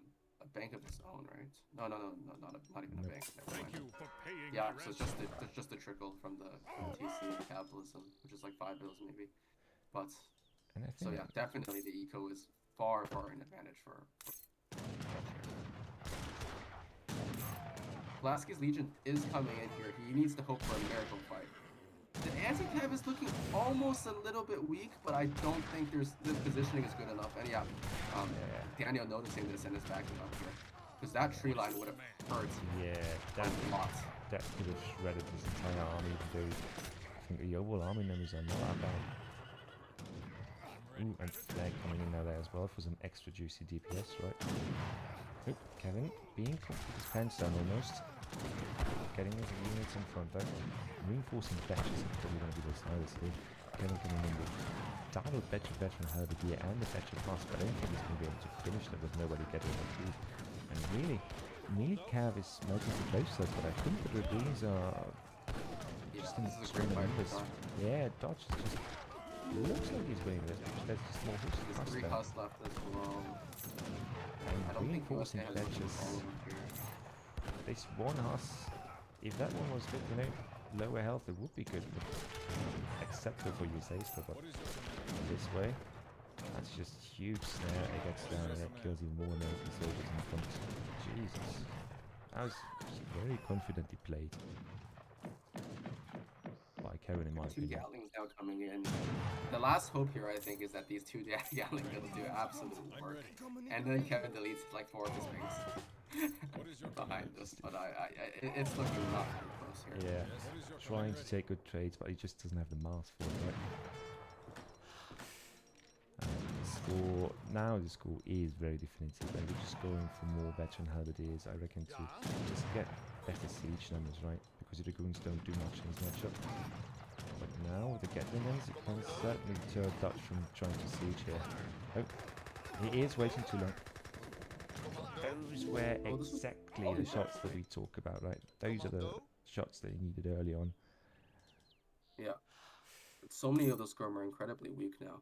But again, like Dutch just has so much economy here. I'm not sure it matters. They did lose quite a few vills there. I think they lost like 5 or 6 vills in that fight. 28 villages I think to they were on 30, 30. Oh, for 35 sure. earlier. I'm For not sure. sure. But the issue is, look at this Hound Mass. What is that? Yeah, also, I don't know what it is there to counter for. You know, what led you to predict the calves flute or anything that would make you go so heavy on the Halberdian? Yeah, I'm not that sure usually wants why. to run them into the enemy infantry, right? But we don't have this. Yeah, again, like there is always. Oh, look at these raids. Actually, maybe Kevin is throwing this a little bit. Where is he hunting? He's not really hunting anywhere except the middle of the map there. So if these Gatlings somehow get a miracle raid, he's making a cove, which I guess is the safe way to close out this game. But a cove takes time to train, and then in the meantime, he's getting pushed off resources while USA is relatively unidled. So yeah, this is going to be. If those two get killed, right, there's nothing really protecting the US American army from this next probably 2 terrible calls fight. for 2 Gatlings. Making sure. Yeah, he's just so he kills them. confident. He's so confident that he has the better eco that he's gonna just use 2 coves to just one-shot each one. And yeah, it's Kevin. It's Kevin, so both of them, of course, get shot there. And yeah, Yes. now it's back and forth. It quite literally is up and down and up and down we go. A real run around for the entire map. Do you think we're going to see one teeny tiny... No, Gatling no, gun in but the he is hubs? shipping 16 skirm. He knows that shipment exists. Like too often, I see a lot of players forget that shipment exists. And 16 skirm is a good shipment. It'll actually equal out the range infantry. Why are the here, I casters so think. quiet? That must be my fault. I will turn it up a little. From my side, it's actually the reason because I've got somebody else sleeping in the next room by now. But let's go back to the fight, and with that reinforcements, actually, we have really good skirm numbers here. I mean, the Culvering's kind of supporting, I reckon, sort of damage dealers, but all those veteran heavily get shot to shit. Oh wow, the carbine cap just trying to pad through the buildings. And the sharpshooters look like they're getting a little bit caught here. But this choke isn't the worst. I can't tell how many units he has left though. Calling Minutemen now. 13 sharpshooters left versus how many skirm for Dutch. It's looking like a little bit too much to handle. But I do think he holds, but Not great, not terrible. yeah, okay, those helps got melted. This might. I don't know. The score is still looking so rough, and there's nothing really coming for USA here. This is just exactly the meltdown that I don't want to see on my Halberdiers. I think I needed to run them into the skirmers of the opponent on an open field, but not like this. But of course, I think we're now seeing double reinforcing batches by now. Yeah, 2 Yeah, but it Rexes. doesn't matter. I mean, Dutch's economy is still so Exactly. ahead. Yeah, and these skirm, I think these reinforcing batches of skirm will just be too much to handle. And yeah, Daniel calls it. So now SKG is ahead by 2 points, going into the final series. So we have So the last hope for MDS here is SoldieR versus Tabben. So this is quite literally the final series then, for this early stage of the tournament, right? Yes, this will be the last series. No, I mean, At I least in the- meant in the sense of in that the is the group stage. deciding one, sorry. Probably. Yeah. I mean, in terms of the group stage, right? To decide who makes it to the finals. And I'm going to have to head off here as well, but I think MFD and Keister will be taking over the reins. Keister and Giggs will be taking over the reins here. Oh, So yes, they are. we'll have to see. The SoldieR would need to 4-1 Tabben for the Ducks to be in the finals. And that is a tough ask. On the other hand, SoldieR, he is my GOAT, so we have to see if he can pull some magic out for MDS right at the end here. And overall, GG's. I think this was a tough series. We had some issues with lag and everything. And But nevertheless, Alright. a great series it was, and thank you a lot, Baron, for jumping in here. I mean, I said I'm going to do this cast alone, but damn, it's just so much more fun to do it, especially with a pro like yourself, man. So really enjoy it. I'm not a pro. Hopefully we can What do that are we again. talking about here? Okay, but yeah, it was a pleasure casting with you as well, and I'm gonna head off now. So see you guys. GG's. See ya. And yeah, guys, as we said, I think the next series starts in a second or so. I will just quickly put you guys into the hype video screen to reset the screen, reset the points, put up the right names and all that. Hopefully my casters will be joining me by then, but I already see gigs in the streaming channel, so we're looking good. And see you all back in a couple of minutes for Tabben versus SoldieR. Alright.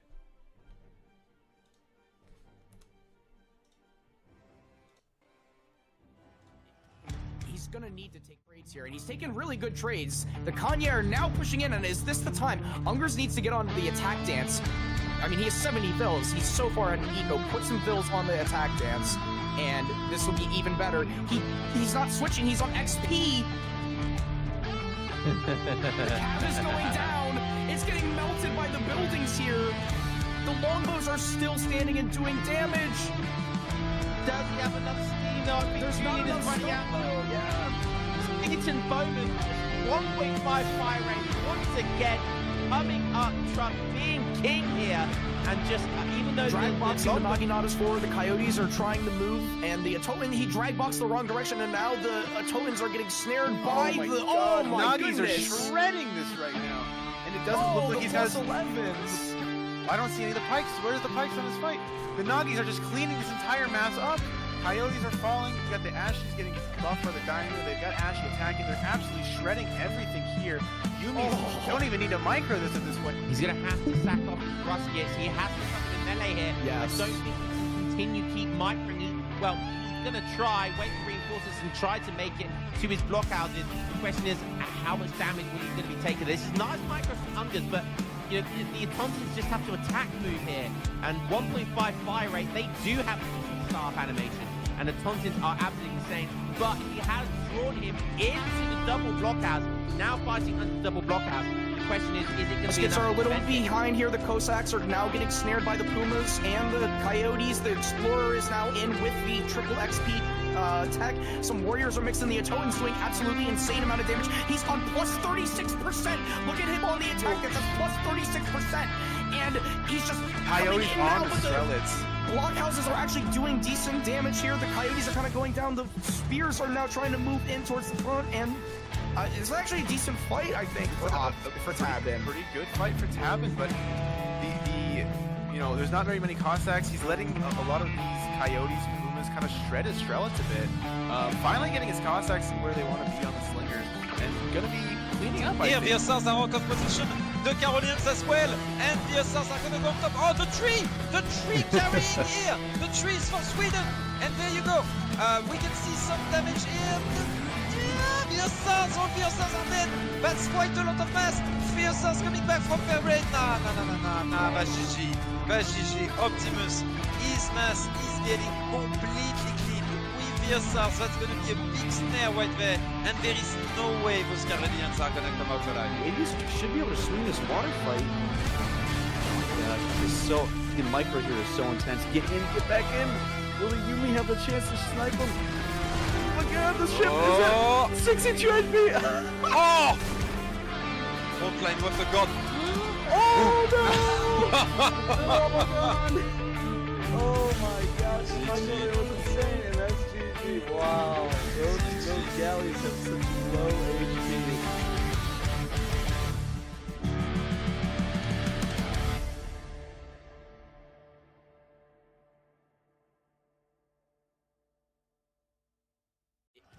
He's gonna need to take trades here, and he's taking really good trades. The Kanye are now pushing in, and is this the time? On the screen now. Alright, ladies and gentlemen, welcome back.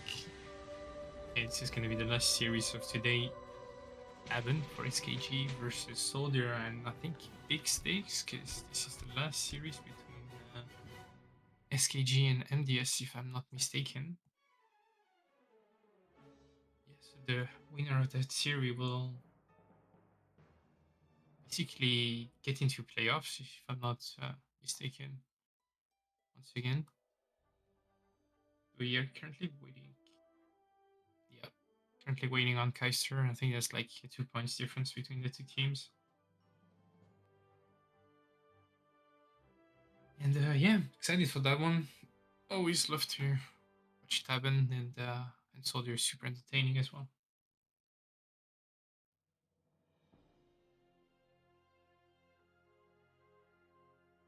Okay, looks like we get Sieves ready for game number 1.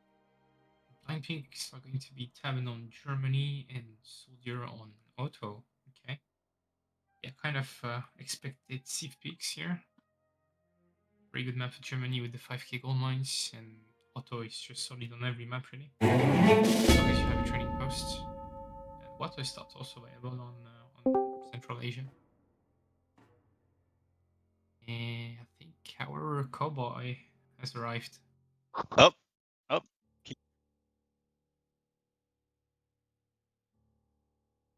Can you hear us? I hear you guys, unfortunately. Yep. Good cast. Did Kevin win that last game? The Dutch USA one? Yeah, he did, yeah. Uh-oh. So MDS is in trouble here, huh? I think SoldieR needs to pull a 4-1 out to He has to save for his one, team right? here. If he 3-2, it's not enough. Yeah, I think so. Pressure on SoldieR then. Oh, I don't even have a webcam installed on this computer. It works. Yep.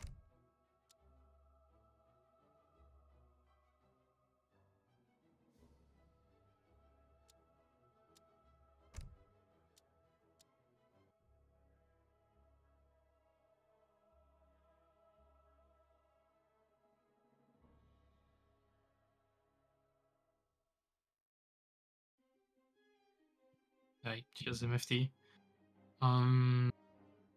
What do we got Any here? prediction? You know what? On Tabben SoldieR. I'd say I think Tabben, but I'd say beforehand I would have gone Tabben 3-2, right? I think his USA is scary. I think his auto is scary. You know, he's kind of laming the DE stuff that SoldieR's not. So, I mean, like I think SoldieR's good at those wily games, you know, like back and forth nonsense games. But I have to give the edge to Tabben just off Civ selection. So, I think beforehand I'd go 3-2 Tabben. I don't think I really think I'm gonna change that too much, but. You know, the GOA brothers are dangerous when you count them out, so it's Yeah, you know, when you get your back against the wall. yeah. I don't know. It's tough knowing going in knowing you need to 4-1 someone. It's just Right. So pressure's on you. Plus, at the same time, like it's kind of like unexpected. So, do you actually have the pressure? Maybe you start to get it if you like hide wins. You know, like it's 2-0, 3-0 for you. You know, like suddenly, oh shit, we might make it happen. You know. Yeah, I think I played Turk in the EPL 3 playoffs, and I needed I think I needed a 6-1 or 5-2 him, and I was up 3-0, and I felt really good, and then I lost game 4, and it's like, oh, the margin for error is gone, and then I fell apart. So. Yeah, it can happen, especially like Turk, who will never give up, basically. Exactly. So. Oh, born ready, baby. Wonderful.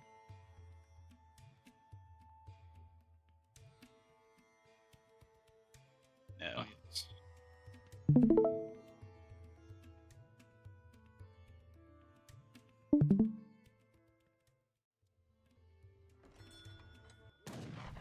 Alright, there we are.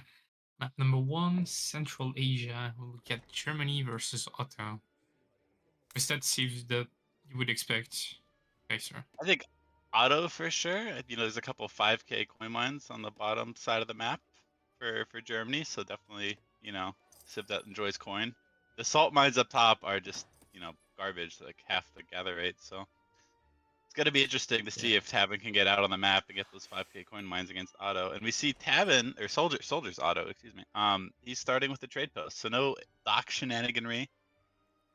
There's a big old pond on this map, but there's no home city water shipment point, so The shenaniganry potential is high, but doesn't look like we're gonna get any, at least early in this game.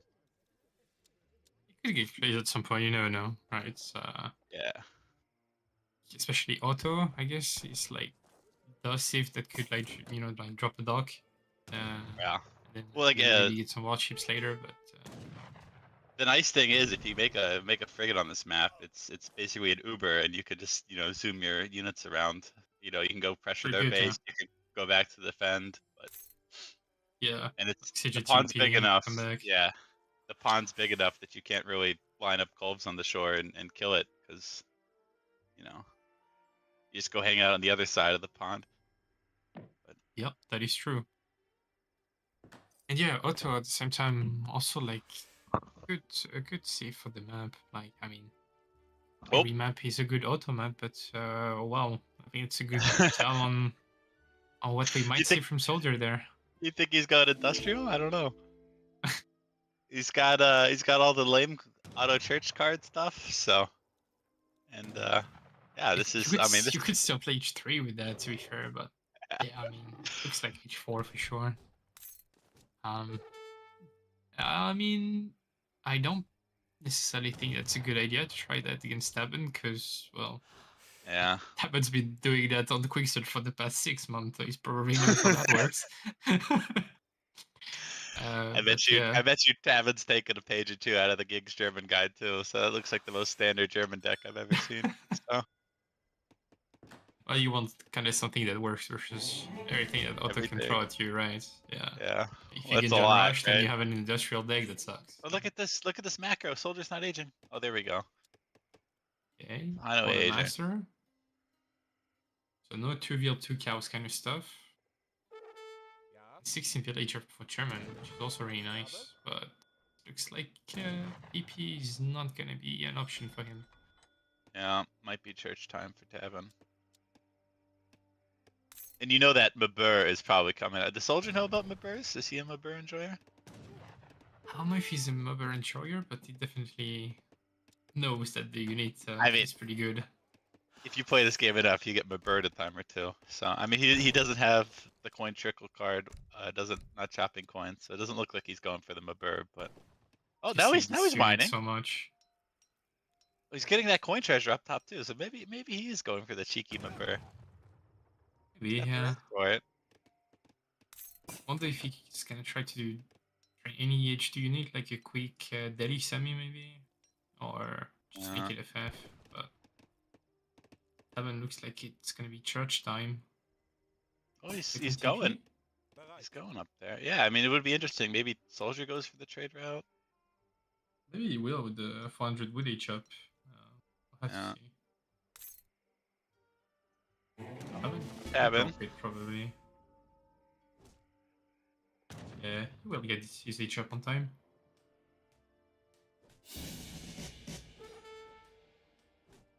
Yeah, perfect German macro.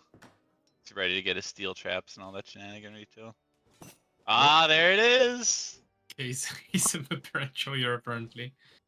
However, his 700 coin FF like that, without 2 VS 2 cows, 400 wood H up, seems like he's gonna be a bit slow. Yeah, especially. That's just supposed to go 5 years first when you do that. Yeah, I think trading the Mabur, I was like, maybe you could have gotten away with it with no Mabur, but yeah. Here we go. So we're trading the Ville second, and this TP might be in. It might be Ulan time. I think he will get it up, but eventually lose his hero. I don't know. The Mabur's gonna ensnare him, and then by the time the Ulans show up, his Explorer should be out actually. But 2 Ulans probably on their way right now. Yeah. It's the speed of that guy. At least 6 speed, right? Yeah. When he's invisible, he's 5 speed. So. 625. Yeah. It's a Hussar speed. 675, I think, cap speed. Uh-oh. Need to get the Mabur out. Invisible mode. There you go. Oh no! Oh, no. There. Yeah. Okay, nice. So Tabben even sees him go invisible. Dude, that's crazy. Yeah. And here you see, just look at AFK on the hero, I guess. Yeah. Yeah, probably. And SoldieR, he's not aging up yet, but he could have definitely switched the order of the 2 cards and sent the Bills first, and maybe sped up the age up a little bit. So a little bit of a mistake there, but he's going up to age 3. And what's he aging with? Fast stage, I Alright. think. Okay, I missed that. That's on me. Yeah, fast age. Usually when you fast stage, you want to gather for spy, if I'm not mistaken, because if you go 1k coin first, then you'll never get the food. Yeah. The food you need. Steel traps now. Okay, maybe. What about Tabben? Yeah. Doesn't look like Okay, it's really a good single unit. Oh, you win 3 settler wagons with coin FF, but yeah, the coin was really late. No church, Yeah. late TP. Didn't train any units, so he doesn't have the XP. So maybe Spy Gears will pay off if he goes for it. Which it looks like he is. Oh, he's not shipping anything. Usually that's the oh, so it's probably spies. Yeah, duh. It's amazing what we can come up with when we use our brains. Haven't going for the trade post siege here. Oh no! Blur got caught. The good thing well. about Mabers is you could always train more. Yeah, you train some, you lose some. Okay, Spahi and then Kikomi. Yeah. Okay, all according to the plan. I mean, if you were telling me it's a quick search game between Tabben and Karim, I would believe you. But yeah, not to disrespect SoldieR, it's just that to me, Otto can be played by like a 6-year-old kid, then he would be fine. It's funny. Someone said, I think it was Hazard the other day. It's like, yeah, Otto doesn't even trade units. They just like click buttons and they appear. You know, like they ship Spahi, they send the church text. Exactly. And this comes out of nowhere. You gather resources to ship stuff. Don't train them. Yeah. Either click buttons at the church or send Spahi or age up and get 3 guard Spahis. It's all. And this timing, I think, is actually gonna do pretty well because by the time the war wagons come out, we don't have village as well. I mean, minimum call. I assume SoldieR wanted more damage out of it, but just, yeah, war wagons are a threat right now. You don't really wanna use your spies to the war wagons, but 1k with first for Tabben, which makes sense, right? He's on the back foot, kinda. And it doesn't look like he will be able to do much without SoldieR clicking up to industrial for the time being. Yeah, and Tabben's lost basically all the free Ulans he got in Age 2. He's got this guy who's not long for this world. And he had all the information though, right? Well, he scouted the spy early, one Ulan, and then with the other Ulan, I think he scouted the 1k coin on the ground. Maybe not. But yeah, and I mean, Heavy War Wagon is definitely the play. Does Otto have ASAPs in deck? He's got 18 million. Age 4 cards. No ASAPs.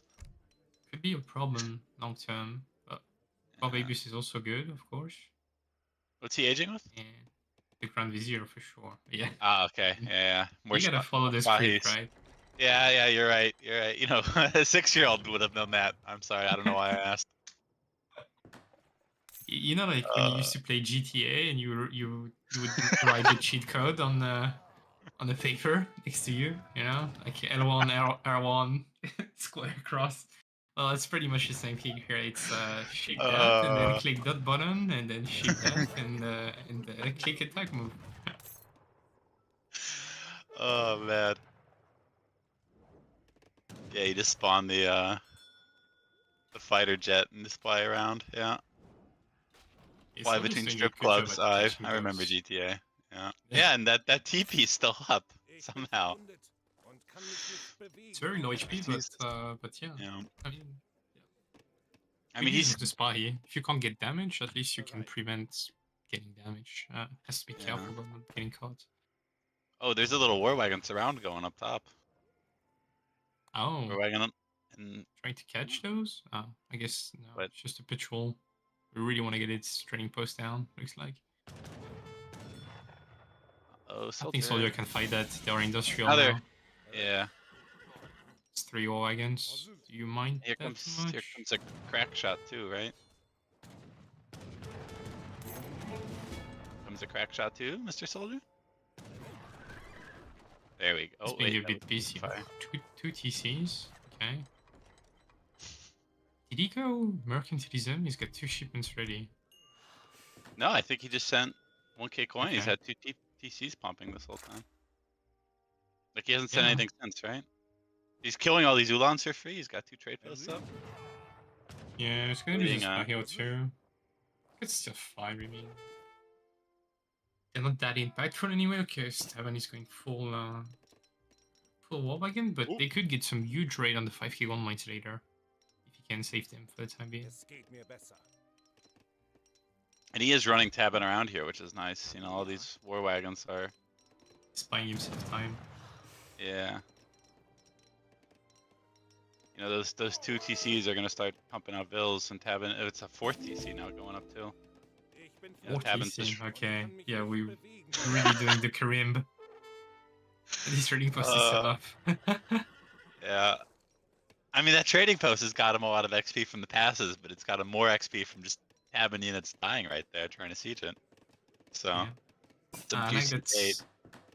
I like that SoldieR is shipping units now and not just like going full raid factories. Because Yeah. well, you have 4 TCs. All you have to do is like survive long enough for them to pay off.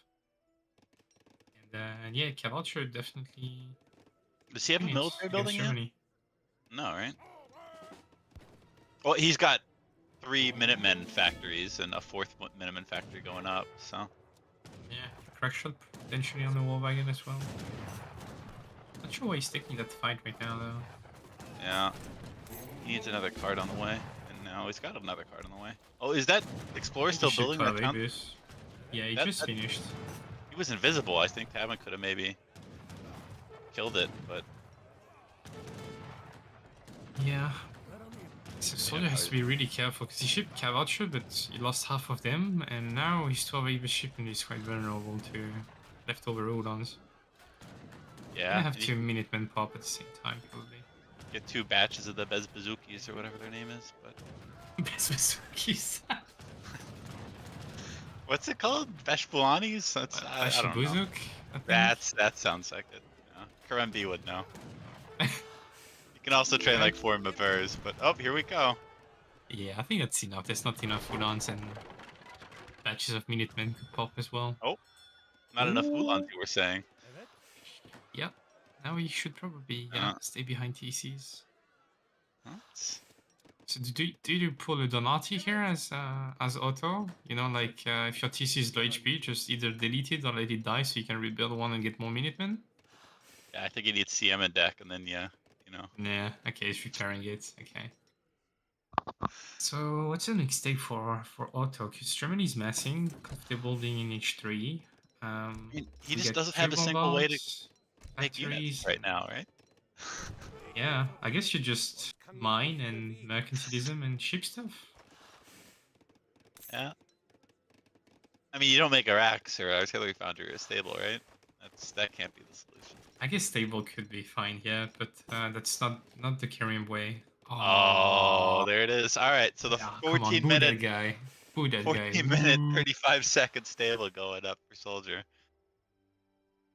But yeah, Some I would mean, call if that they a bit get early, but you know. enough Cavalcher on the field, then yeah, Tabben is taking his units so hard right now. Oh wow. Combat, Cav HP, these bull wagons are gonna be unkillable. And he's getting on the 5k mines, which Germany loves, and Yeah. not on the salt And mines, it's which like untouched Germany. His eco Yeah, is pretty good. 37 VRs with 8 settler wagon, and Otto must be on what, like 40, 45 VRs probably at that point. Oh yeah, Tabben loves to eat his berries. But yeah, Otto's gonna get a shipment soon. I assume he needs bombards. Would be the best thing he could send here, or a Cavalcher. I guess. Yeah. Not that good. only thing he can train is cow archers, probably. So. Honestly, Decisive pretty good anti-udons when you get like 3 like that shooting. Where the Minutemen at? Where the Minutemen at? Shipping more Cavalture, okay. One more TC. Yeah, it's more Bejbulani boundaries. So Yeah, I think there's He just too many need- udons there. I think he needs Soldier's the gonna get Minutemen. stomped. yeah. Let's use the Spahi. Okay, we're just gonna run away. So many German units. Yeah. And now I don't know how you come back into this. More Soldier. Cavalture, but he's veal capped. He's got no shipments.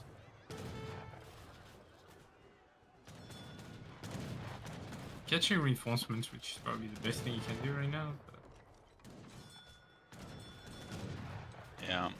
And now he's back to no production buildings, just Minutemen factories. And maybe yeah, a bit looking too tough greedy, for Otto. going yeah, for the 5 fist. TCs. I guess you need mercantilism for that. You can ship double Cavalture and bombards probably. This TC is gonna go down. 10 goes inside? No, not that one. Close to 10. Yeah. Yeah, And what's it's Tabben? just- Oh, just flooding units. Yeah, I mean he's batching 5 Cavalture at the time. Germany's on 2 military building, and I guess he ships bombard next, but I don't see how he can get enough units to cover them. Okay, no. Alright, we're going. That was intriguing. Church card? And credit to SoldieR, he knows he needs the 4-1, not gonna give up easily, but really looking bleak here. Yeah, that's true. We church card. Yeah, Without Tabben's almost the- smacked up. Cheaper mosque construction stuff, then I don't see how you can afford anything here. I think there's like 150 pop-up German stuff, and then there's 9 Cav archers. Yeah. Cav attack. Yeah. Yeah, so Tabben's army fully jacked. 7,000. Yeah, no, not yet, but Yeah. doesn't need it. And Movia's going down. Oh god. That's a slaughter. I think this is what the kids call working. Ah, there we go. Okay, well, GG, well played off. Yeah. Yeah. I mean, It just never felt like SoldieR had his little, moment to hit a timing, It's like he kind of was just going H4 and then shipping TCs, and Germany just went H3 and made a bunch of stuff, and SoldieR never really. Yeah, look at the unit count, right? Just those graphs just are too far apart, so you can't. yeah. Like I the mean, Ville yeah, line I was mean, surging forward, but yeah. I understand it's very tempting for Otto to send all these good greedy shipments that you can get, like 2 TCs, 2 factories, church stuff, etc. But yeah, against Germany H3, then you need a lot of units to defend. Yeah. Yeah, we can see like the 4 or 5 TCs, boom, going crazy. But yeah, what's the point of having so many views if they can't gather?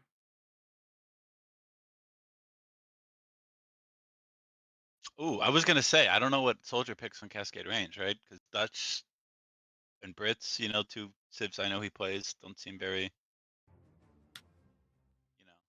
Cascade Um, Range favorable. But yeah, India Mirror, that makes sense, and I think this is good for Tabben. wow. I'd say just on paper, but That's yeah, that's interesting because I haven't picked first, right? Because he won game 1.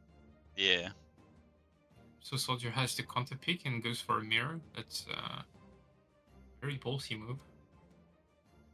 I guess he didn't feel confident playing Dutch. I feel like Dutch does fine versus India on that map. yeah. There are other good picks, of course, but But not enough hunt. SoldieR Brits is something you'd expect on the TP, but there's like 2.5 hunts on Cascade Range. yeah, you Not a map for steel traps enjoyer. Well, so how would you play an India mirror? You've played India a time or two. I have not. Well, like, this map kind of forces an aggro mid-map. So you think it's So gonna I be would- double aggro's mid map or? Could be. I think if you aggro in base, you get starved out. Carney in base doesn't seem to pay off because you don't have enough hunts, but you get 2 gold 9, so maybe that's possible. And the berries, right? And like the market tax affect the berries, and there's a ton of berries on this map. That's true. Yeah, that's true. Does India have like Furrier? Furrier, I don't know. They do have spice trade though, right? Yeah, I mean, I've never opened up India home city in my life, so.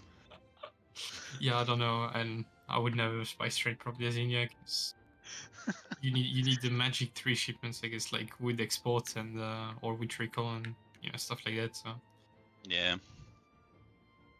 But I've been screwed around a little bit with spice trade and with like every civ or furrier or whatever they're, and it seems pretty good on this map because once the hunts run out and there's only berries,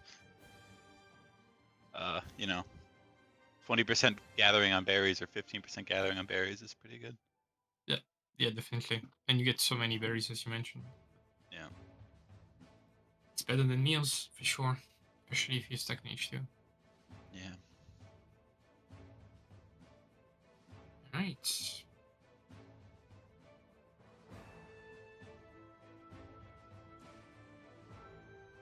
Just wonder, like, the playstyle, because I feel like SoldieR YOLOs a bit more, while Tabben's probably gonna have, like, probably gonna execute a build, like, probably some Seaboy stuff, he likes that.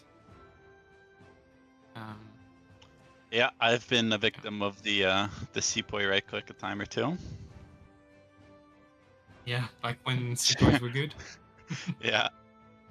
It's been a minute, but yeah, you don't even see Tabben playing anything but USA or Auto on the ladder these days. But yeah, he's still got some. I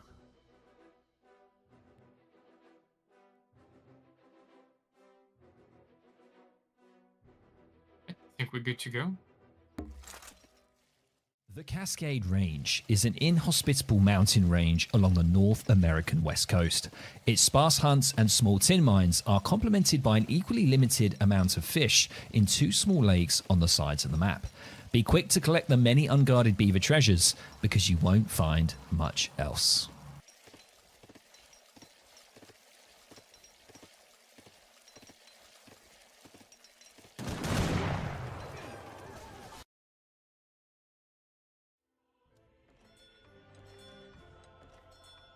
All right, and we're back for what is this, game 2? Yeah, Pretty score's currently 1-0 for Tabben. We get an India mirror. Yeah, not like the matchup I was expecting on that map. Yeah, not the.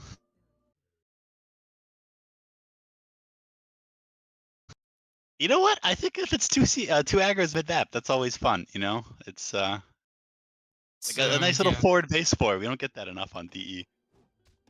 That's true. That's true. I think people needs to play Russia and Euro a bit more. Yeah, so a we little can less see ports, some of a your little less auto. Yeah, exactly. There's been What are way your too many thoughts on, people going H4. We need more classic game 2 or H2 gameplay. So, but yeah, go ahead with my thoughts on what? Yeah, what are your thoughts on like ports on this map? Well, Big Shake went for some big ports earlier. Spoilers, and it was funny. I was actually trying to coach him up a little bit of foods, and we determined that just going H3 and shipping organs is probably better than microing and macroing and all that fancy jazz. So, if it's a comfort pick.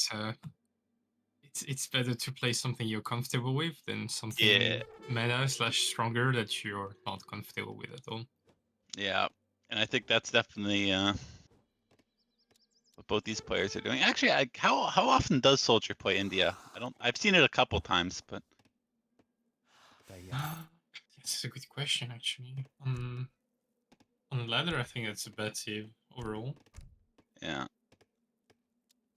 In tournaments, I mean, there are a couple good maps for them, I guess. Just that they get outclassed by other stuff. On livestock map, you'd probably rather play like China, African civs, Yeah. things like that. So Yeah, and TP maps, you know, all the other stuff is better. But yeah. Okay, so both decks very standard, no caravels, so doesn't look like any Yeah, no- water shenanigans. oh, there's a frigate. Oh, yeah, there is actually. Ah, I think by the time you get H3 and shit that the fish has run out in the pond anyway.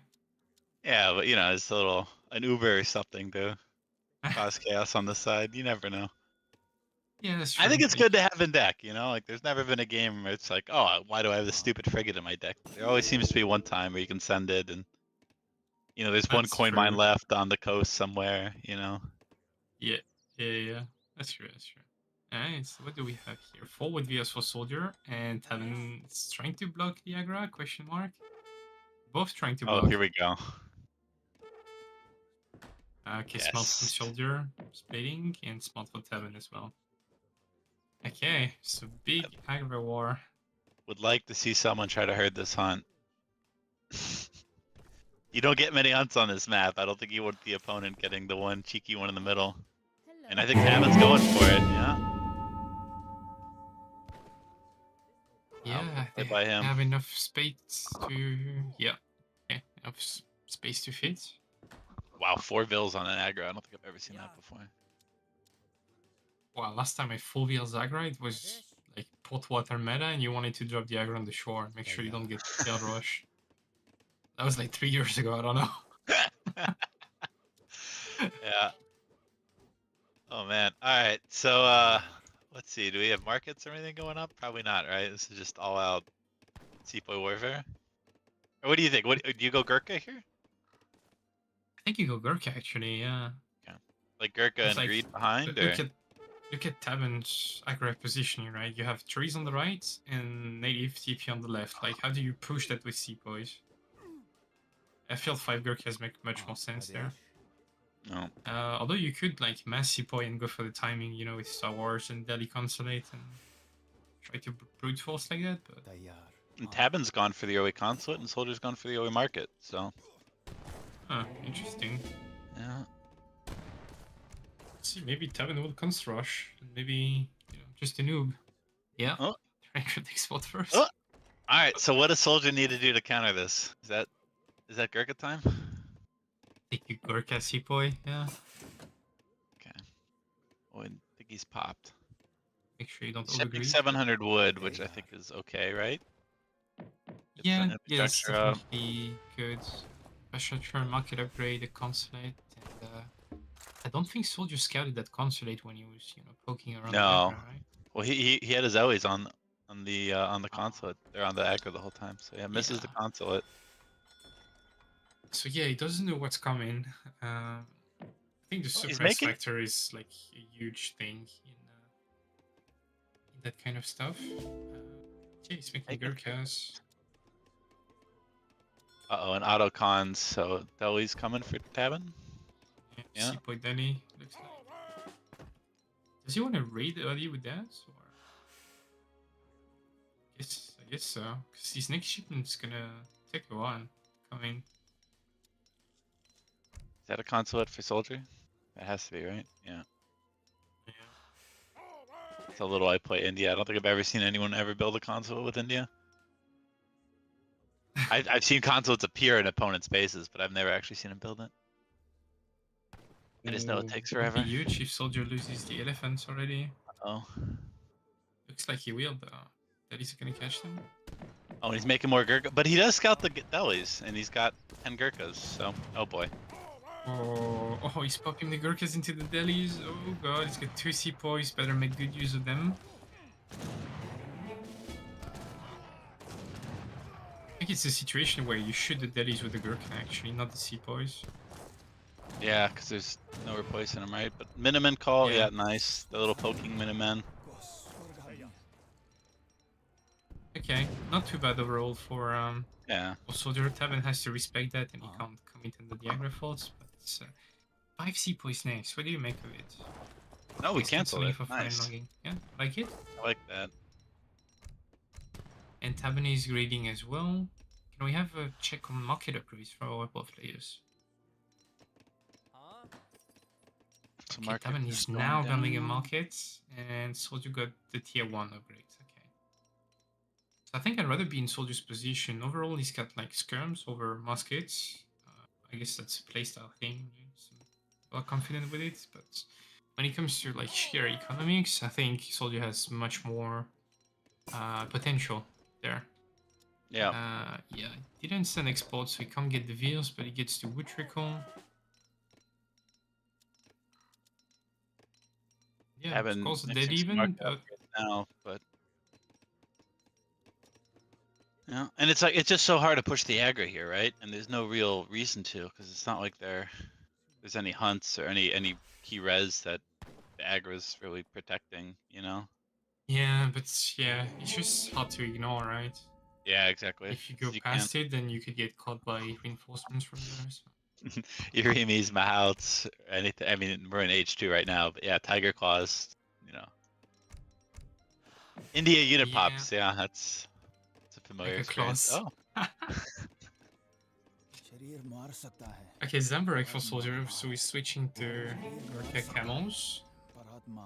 This is Auto India Spain, like multitask take from him, and we saw how they called ASAPs for Tabben, so he really wants to commit to units, I guess.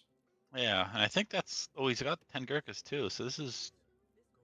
I think this is what Soldier kind of wants. He just needs to get enough Gurkhas out, but. Yeah, I guess ASAPs makes sense, so you don't need to train more anti-cav for a while. Yeah. 700 coin though.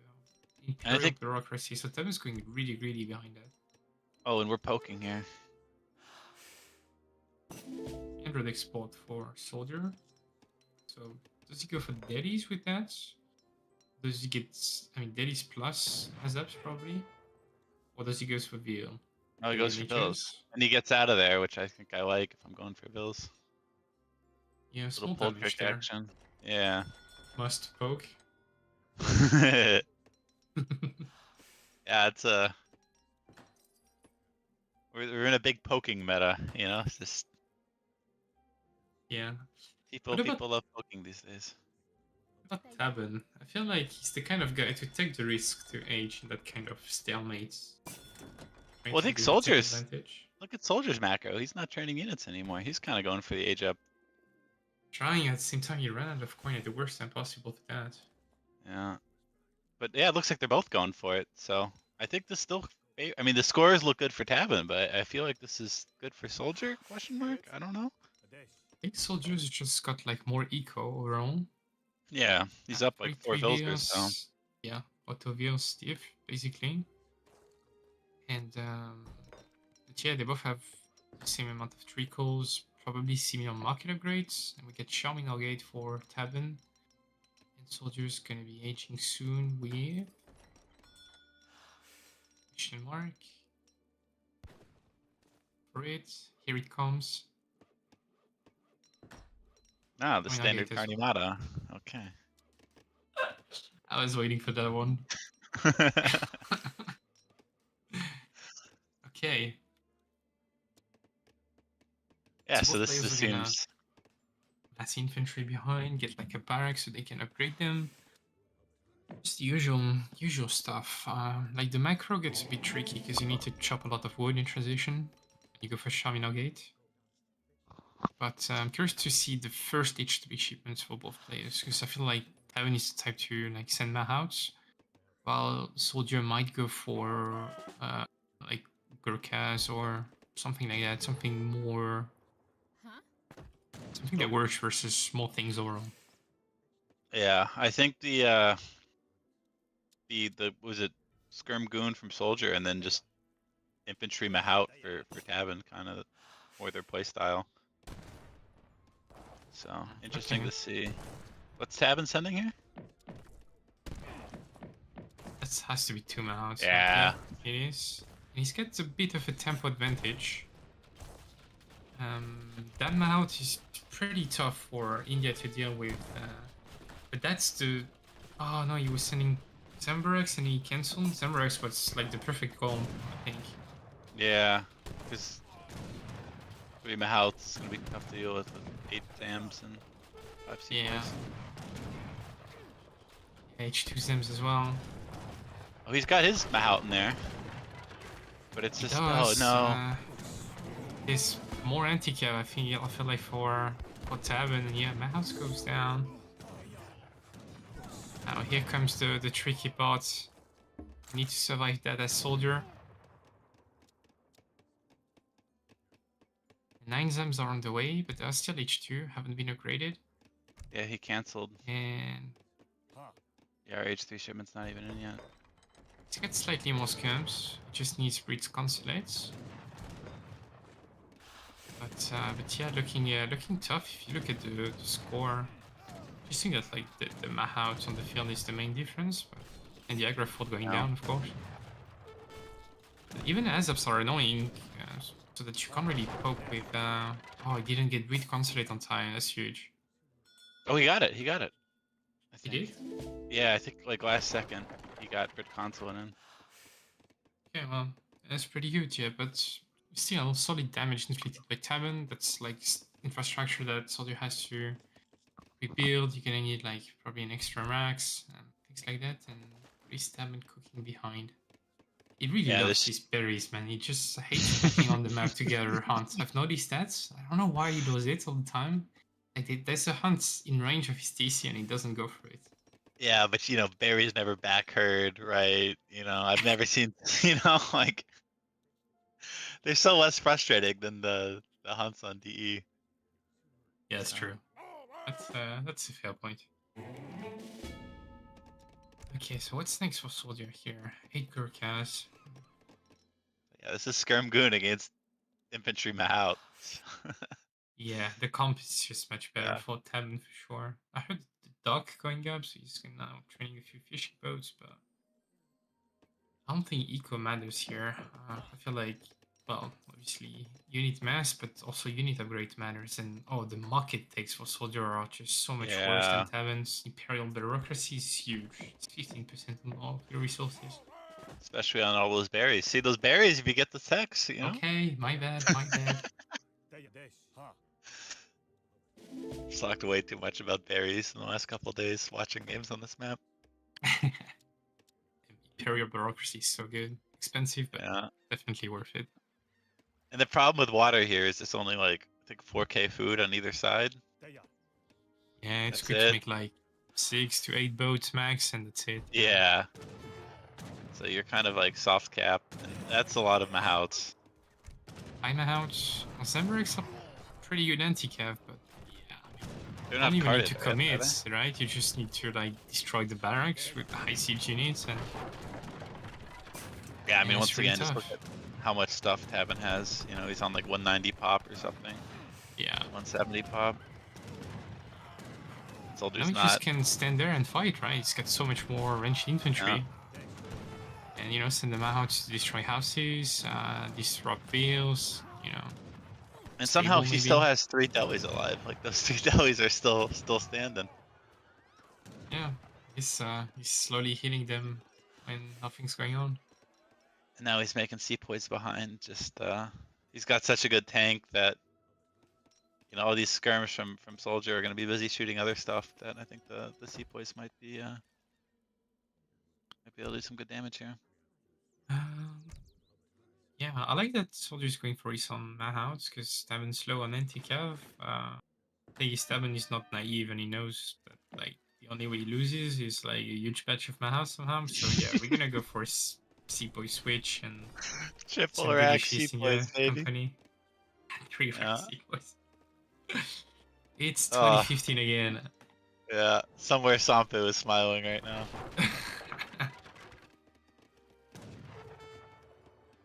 Yeah, I think that's time to go for SoldieR there. 2 Mahouts feels a bit underwhelming though. But I think it's now or never. It's gonna get worse and worse for him. Okay, nice pull trick to get the Mahouts in front and a good connection on the Gurkhas. Just a Yeah, lot just so much of stuff, yellow and mouths here. Tabben's doing a good job at focusing the Zambrex as well. Yeah. And yeah, now the Gurkha's unprotected. Yeah, Not any Gurkhas don't anti-cav do left well for against my SoldieR house. there. GG. Damn, good game. Yeah, that felt like a SoldieR. India experience won that game for Tabben. You know, when you think of Yeah, like if that's true. you told me one of these players is playing India, you would have guessed Tabben, right? Not SoldieR. Yeah, But yeah, sure. I mean, it's like small details, right? Like it feels like the yeah, builds were similar, and like the game was dead even up until Tabben just aged faster, had better macro and transition to get like veterancy and Ace 2 Maha achievement, and like huge use of it, and snowballed really hard behind that. yeah, exactly. And you know, SoldieR, like you know, like he went for the Gurkhazam, and Tabben went for Mahout infantry, and I think we see why Mahout infantry is so popular here. Yeah. And the Problem with architect, you know, Gurkhazam this. is it takes a while to set it up. Yeah. You need camel attack for Yeah. the Zambrex to actually be good. Yeah, like almost identical number of military units, but just Mahouts are good. Yeah.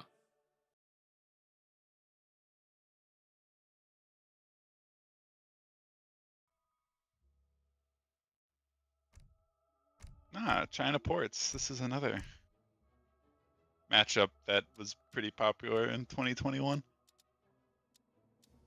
Yeah, that's true. That's the main squeeze for Tabben, right? China. Yeah. I mean, the 2021 main squeeze. I think he's now an auto enjoyer. A little bit of USA. Okay. But Yeah, fair enough. and what's the map? Mm, Nile River, right? map 3 is Malaysia. Malaysia. Oh, that's right. Oh boy. Okay. Yeah, Malaysia. That's right. China makes sense there. Yeah. Yeah, there's 12 See if yaks. benefits from livestock. Yeah. And it wasn't China ports- always good anti-port? Yeah, for sure. Yeah. But So you SoldieR know, picked first, right? And he went for ports. yeah. It's generally, I mean, it's like the map where you want to water womb. Sure. I'll see if he goes for it. He tried once last week, I think, on Baja California, and was really close to winning versus Robot, but I think he threw. And You think he threw? I think Robot's just just kidding. Yeah, no. one batch rods. I think the hard part when you go port water is just spending your res, you know, and it seemed like he couldn't spend his res quick enough. And yeah, Robot rods just, you know, he whittled it down, and then the reinforcement batches just came at the right spot at the right time, and yeah, he went really close.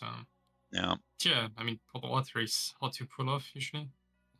Yeah, it's the like- spending of res. You get so many res, you have so many vills and boats, but yeah, it's just hard to spend them all. Yeah, it's true.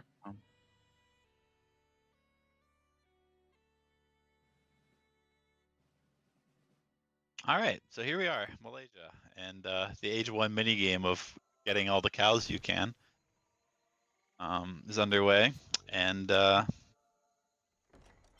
Vintage China, because 2 Yeah. explorers are better than 1. right, and pretty good starts. interesting. Meanwhile, SoldieR is just wandering around. He's going for a TP2, looks like. And he made the house, so no, he's not going for a trade post. He's not Yeah, doesn't look chopping, like he and he's wants. not. Yeah, so I don't like the not 10-10ing with port, but you know, it's obviously a stylistic choice here. Let's see what he does with it. But you know, I think the 10-10 is just so good because you get that second TC, and you basically like whatever time you are idling your TC, not training vills in H1, you basically get that second TC up sooner and make it up. So Yeah, sure. it's been nerfed a bunch, but you know, I don't know. 10-10s just seems so good here, but not a 10-10 out of SoldieR, and I don't know, it just seems hard to use all the wood, you know, like idling 125 wood. You know. I mean, that's just like a lot of drawbacks, right? Like maybe on that map, like this is like one of the only map where with ports you could like 10 TP and schooners. Yeah. That's actually fine because you get the yak and some potential food treasures as well. At the same time, if you don't go for that and you want still to go for the training post star, then you're gonna age 13 Vs and be late, and I'm not even sure that's worth it anymore. And Tabben's deck only has one boat. Let's see SoldieR's deck. Okay, yeah, this is full on port water, so beautiful. So there's that one OP boat that China has, but if you deal with it as SoldieR, that's it, you know? The Fuquan Yeah. is like there's no improved warships, there's no nothing. So if you can deal with the Fuquan, water's all yours. All That's true. 6 It's whales like and stuff. a frigate and a caravel all in one. Yeah. 2500 HP boat, pretty strong. That's China. I mean, you kind of want to deny one side of the water. If you can get it down, then you're fine. And then you play with just like a much better unit composition, which is really annoying for ports to deal with. Yeah, I think like a an FF and try to get the water flag on Soldier's side, drop the Fuquan there, and then push his coast. Try to clean out his push side, coast. and then You can like get to dock yourself on his side or on your own side to heal your boat, and then use the fire boats that Ace loves. That he did versus frontline. I think these guys are insane actually for what they cost. They're super fast. They train super fast. and I like the not building anything by the coast by Tabben. I don't know if that's intentional or just happy accident, but he didn't put like a village too far out that a boat could siege it. That's one of the annoying things on this map. Is your town center. It's not right on the water, but it's kind of close to it. And you put a couple houses on a coin mine, and next thing you know, you got a frigate burning them all down. So yeah, and you get the alert all the time, and that's distracting, and then you miss a batch because of that, and it's a lot of annoying stuff. But okay, schooners for SoldieR makes sense. And we are docking on both sides of the water. Oh yeah, let's see where this TC goes. That's usually a good indicator for how water greedy we want to get. I think when you do double dock start like this, you want to TC on the top side near your dock, and then use your third TC when you're gonna age to on your mainland where you started. So you get 2 TC defense there, which is the most important. And but yeah, okay, you went for the safest option, which is fine. Yeah, and you can always send the third TC up north now. Tabben's gonna scout it easily. I think he's got a disciple up there already. Oop. Oh, Tabben on point. Finds the dock real quick. So it looks like standard FF, 700 coin, 700 wood. It's experimental build with China. I've never seen this before. China practice is always good practice. Yeah, so let's see, anything else out of the ordinary? I don't think so. Just he just sent the consulate, right? So he got the food crate, so he did that. But everything else as normal as can be. Yeah, the Eating a question couple is yak, SoldieR. right? Yeah, I They think both he did. did. Yeah, that speeds up his HO quite a lot.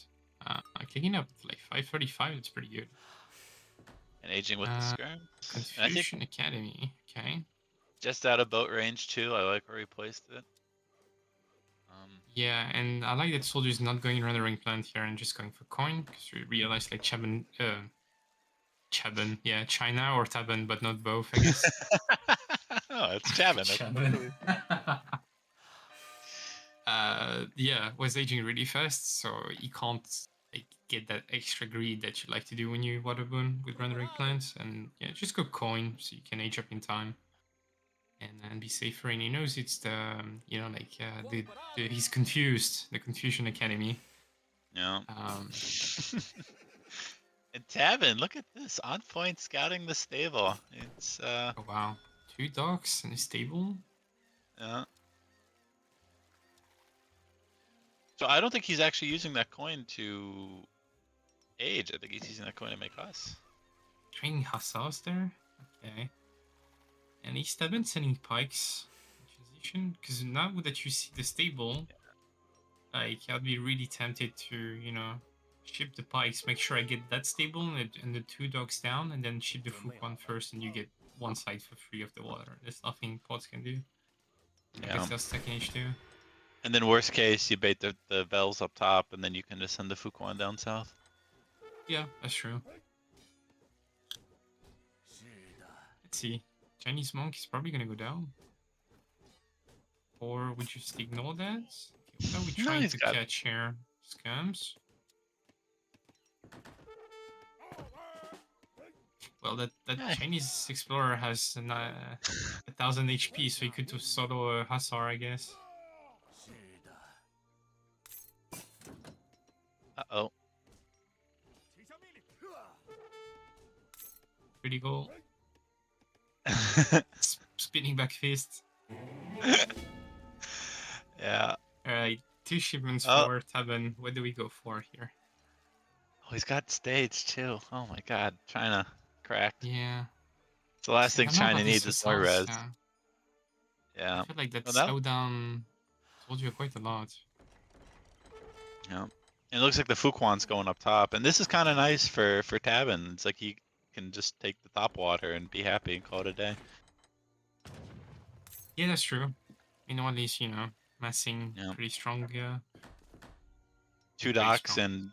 and a stable, you know, for free or relatively free is good. Yeah, yeah. You know, for 4 fishing boats. It's like you're happy with trading a Fuquan to deny the top water and kill all that stuff. So I feel like SoldieR really wanted probably to cheese with that stable, you know, hope that it wouldn't Yeah. be scouted for a while. Hand mortars, okay. So I like I'm it, assuming you know? we're gonna knock on port's door after we take down these infrastructures. yeah, you know, like they're just it's a very versatile shipment. If SoldieR goes frigate here, you know, you can use them. If he goes just turtles and base, they're useful. If he ships organs, they're useful. Yeah, that's true. Yeah. I think if you play just like Tabben's in a good spot. I think he's ahead here. If he just plays not to lose, he should win. So Yeah, that's true. Yeah, at the same time, I personally like to, you know, like mass enough units of different types first to be safe versus any comp, and then had some kind of siege. But Tabben knows better with China for sure. So yeah, I think this top water is just going down here. Broadside for good measure. 5 hours, Yeah. so they were about to pop. but the good news for SoldieR is he should be able. Oh no! Oh don't no, fight ready that. points. Oh. Yeah, they he's did still- the attack. He's still fighting that explorer, and it's not going down still. But the good news for Yeah. SoldieR is Tabben's out of water shipments, and he just makes a couple more. I think he stopped making boats at the bottom, but It's on 47 views. he got baited. With like 5 boats on the top.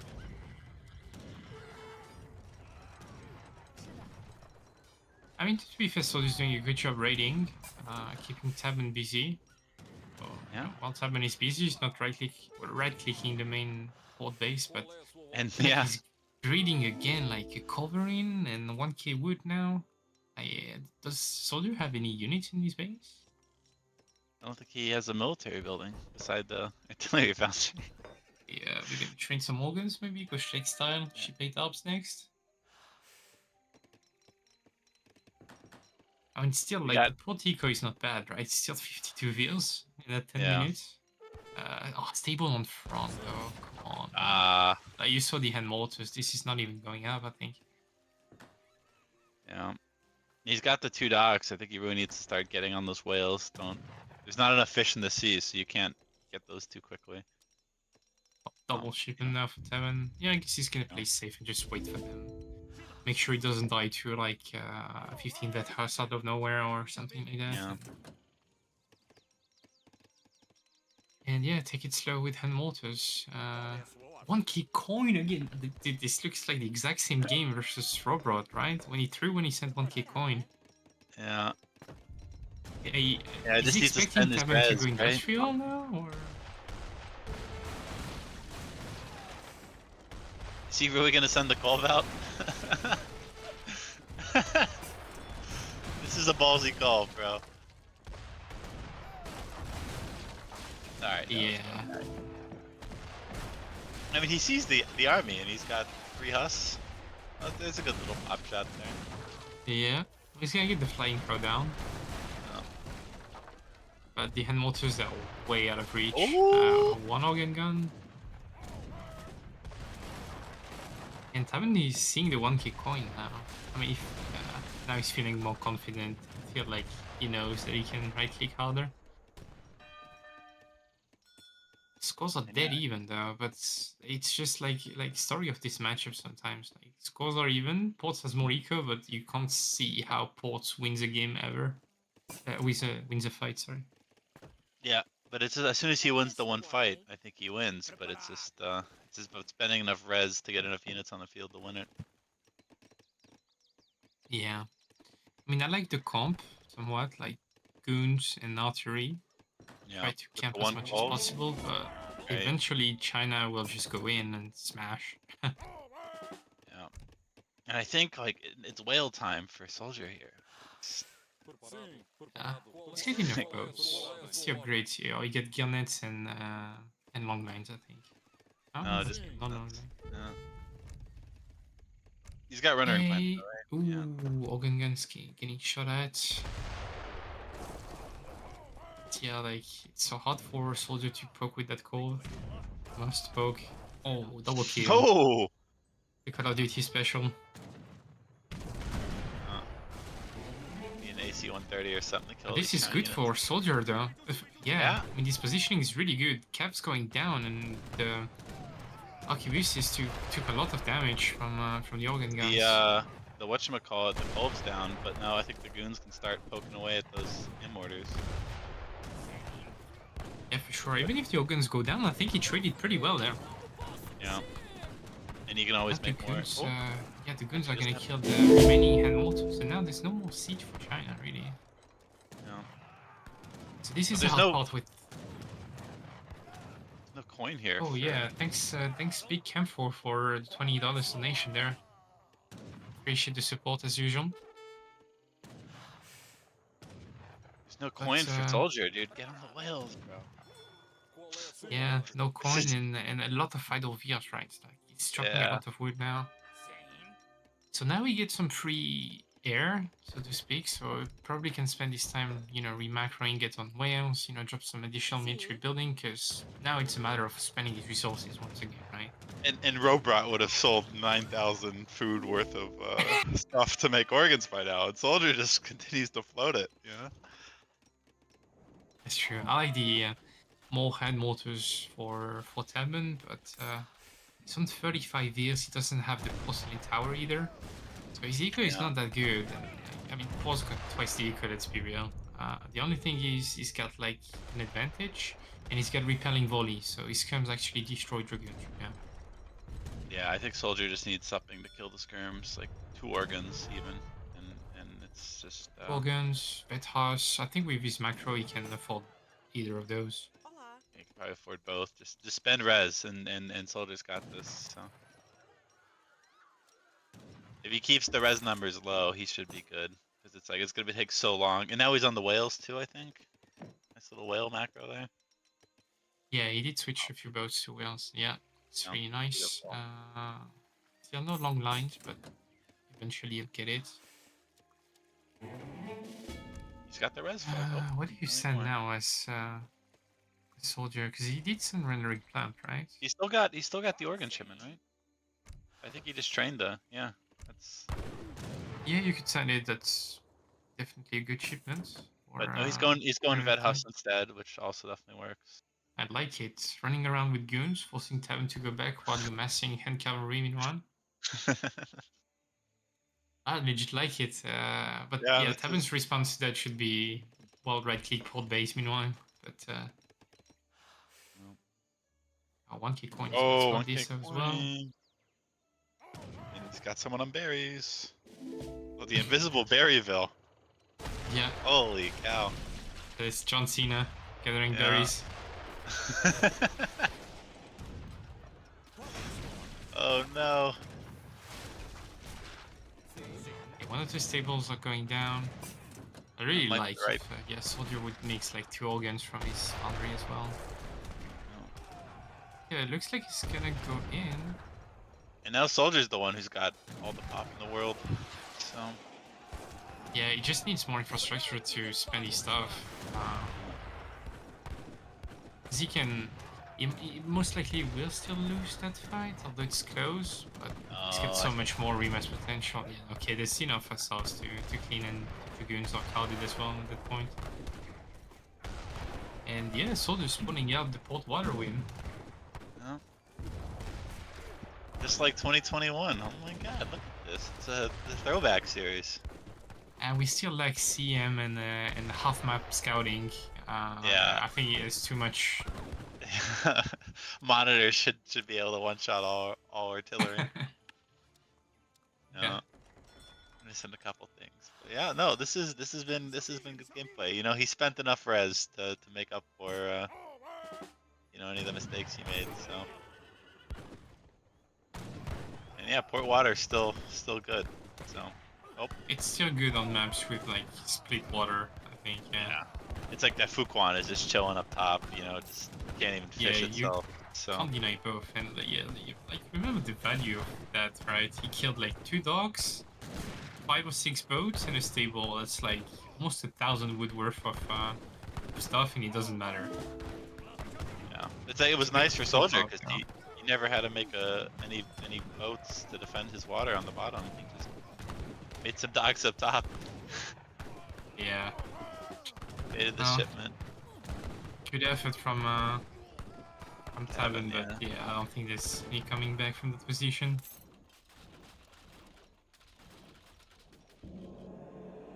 Yeah, GG, well played all. And yeah, I mean, good game. So I think SKG has beaten MDS hard enough to be ahead of them, right? But there's still a way that SKG doesn't make the playoffs if Tabben doesn't, if they only wins 13 games, and then I think there's a scenario where we play, or Biggs play CMC, and then like CMC wins like 15-10 or something, and then the finals the CMC against Biggs again. So Tabben still has something to play for here. Okay. Yeah. Yeah, for sure. I haven't kept a close look on the standings today, but yeah, I believe you. Do you have an Excel or something? I think I had one, but I'm pretty sure SoldieR needed a 4-1 this, and you know, I don't think that. I think he's down 1-2, right? So that might be out of the picture, but definitely important games for Tabben, right? So Yeah, for sure, Okay. Well, yeah, I mean, SoldieR just took like 1 good fight, and it's like the toughest spot for ports ever. And if you can do that, then definitely change. spend your res and 1 good fight, and then it's just easy from that point. Yeah. So, all right, what's map 4? That's Nile River, right? Map 4 is Nile Valley, I think. Yeah, What's your Civ prediction? Because we haven't seen Brit out of either player. We haven't seen USA or Otto out of Tabben. Spain also good save on that map. Yeah. Otto If I had to also good. guess, You have Burbers. I Like think many I'd good guess saves, I think. Otto for Tabben would be my guess, and then I have no idea for SoldieR. Tabben speaking first, right? So how would you pick Otto on that map, honestly? I'd pick Otto, but SoldieR already did that. So, I'd go Spain, but that's just me. I don't know if Soldier's a big Spain enjoyer. Yeah. USA, Brit. What else does SoldieR have? Like Soldier's got a lot of stuff in his bag, but like I don't know what his you know, his comfort picks are these days. Maybe France. Does he still play France or Germany? You know, that's some classic SoldieRs. Yeah, it's true. These are the old school. See if that. Okay. Yeah.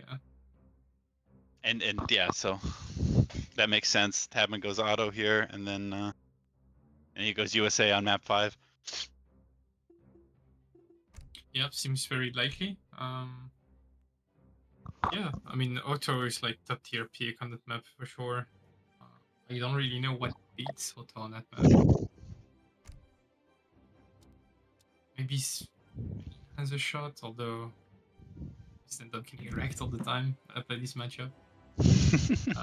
Just chance Fahi. I don't know. Rough for the boys. Yeah. I don't know. I think Soldier, you know, he plays his stuff well. You know, he doesn't always have the most the crispest builds, but you know, you get into those rock fights and he starts pulling it out. So that's true. Yeah, maybe it's good. Like, it's a decent France map as well. yeah, that's a good rock fight if you know you start pulling CDBs. You know, you get in these ugly fights, and you know you just kind of he's really good at swinging those fights that. Can raid on the map close. as well. Connect trading. Yeah. Get burbers. You can do stuff with nets. I even got Sudanese, I think, which makes it for very interesting builds with the Red Sea wagons. I'll donate $20 if Soldier goes Red Sea wagons. in Okay, this yeah, game. I mean, probably not, but you get what I'm saying. Okay. I mean, this is Soldier we're talking about here. You know? Yeah, I mean, he knows about like burbers and how good the cav is, and you can train wheels from it, but. Yeah.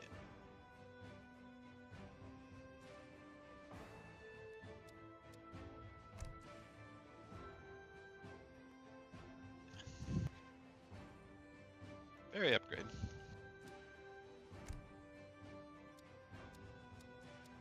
Right, so I think it's confirmed that Soldier is going for France here. Okay. Yeah, that checks out. Probably a more of a comfort pick for Soldier. I mean, it's a good France map, you know. Yeah, yeah, for sure. Good France map. France does okay versus Otto. I think better than other standard saves. Yeah, we'll have to see how they play that. I mean, I guess it's up to Tabben. I'm expecting like Deli Samin to have archery boost and TCs, but we'll see. Maybe he goes FI, does some weird things. We'll have to see. It is kind of funny how it's just it's really on auto how these games play out. Yeah, also fast.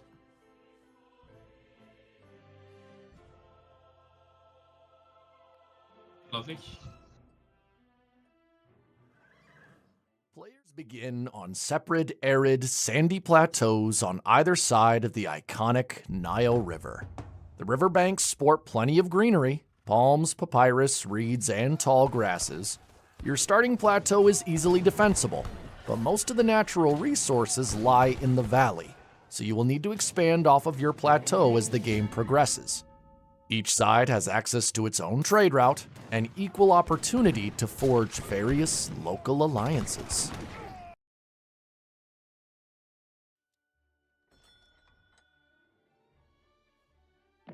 You know, something I noticed, I think Soldier switched colors from red to yellow between games 2 and 3, right? So. Did he? I didn't pay attention. I think that might be having to do with the comeback here. You know, red just wasn't working for him. But over here on the right side of the map, we got Tabben playing Ottoman, going for the early trade post right off the bat. And on this side, we got Soldier in blue playing France, going for the bottom TP. Walking right past that one. Yeah, going for the most annoying one to deal with for Otto, I guess, if he wants to see it later. Oh, interesting. Using his crack shot and pulling the Explorer down there. Okay. A little pull trade to make sure we get the pass. But yeah, as you mentioned, yeah, red didn't work out for Soldier. We're going back to blue Ha, or blue G. The main G in blue Ha, yeah. The brother special. Yeah. Let's see if Soldier can pull this back and reverse sweep, right? He was down 2-0, I think. Yeah, I could still win the series, which you know.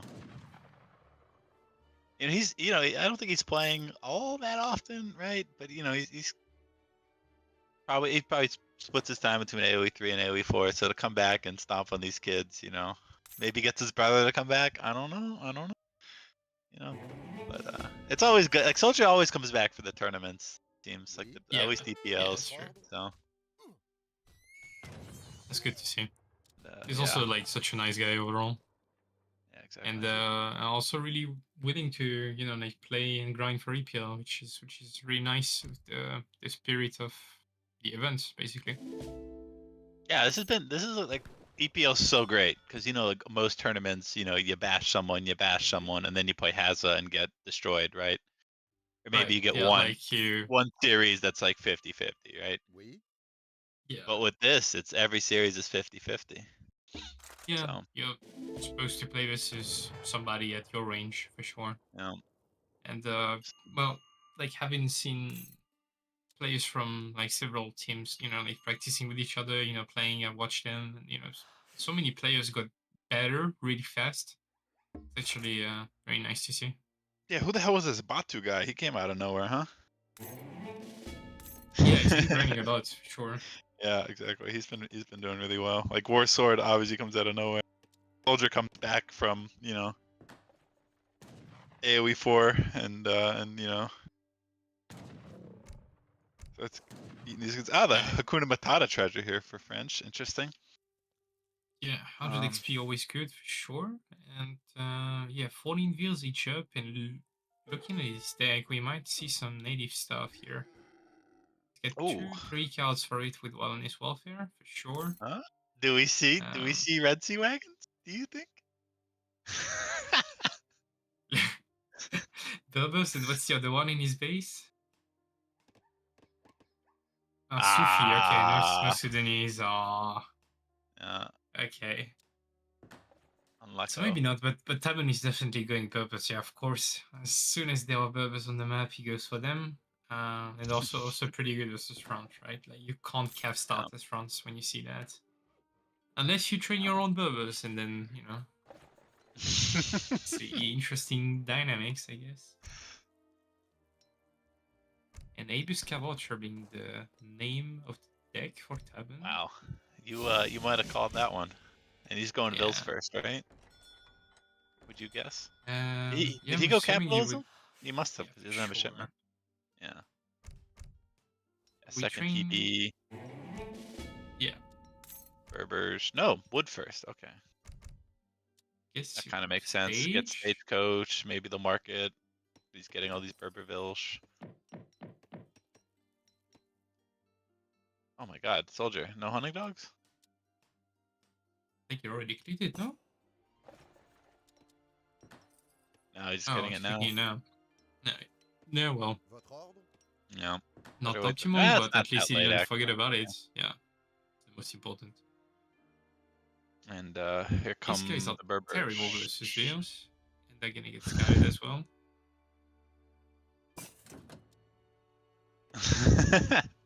So funny thing is, TDVs actually killed them. Yeah. Well, SoldieR needs to get his steel traps in, and he also needs to get his great coat and blunderbuss. So. Yeah. Market I think I needs get to be... blunderbuss over his great coat if I had to choose. Like, these guys really do 0 damage to CDBs. Stagecoach for Tabben, 5 years. Yeah. No Berbers in queue yet. He's popped. Well, no Berbervilles, I should say, in queue. Guess that's why you had to go for wood. Yeah. I guess they don't kill CDBs, but they are causing quite a lot of idle time, and yeah, a batch of 2 camos for. Oh, and he's making not ideal. Does he know that crossbows are better than pikes versus them? Yeah, probably not. Uh-oh. Almost a catch. Yeah. No, he's got his own Berbers coming in. Berbers, like, destroy each other, right? Or am I crazy? They do, yeah. Yeah. I think he's like, Otto is gonna get such a smoother... Oh, okay, that's a huge catch.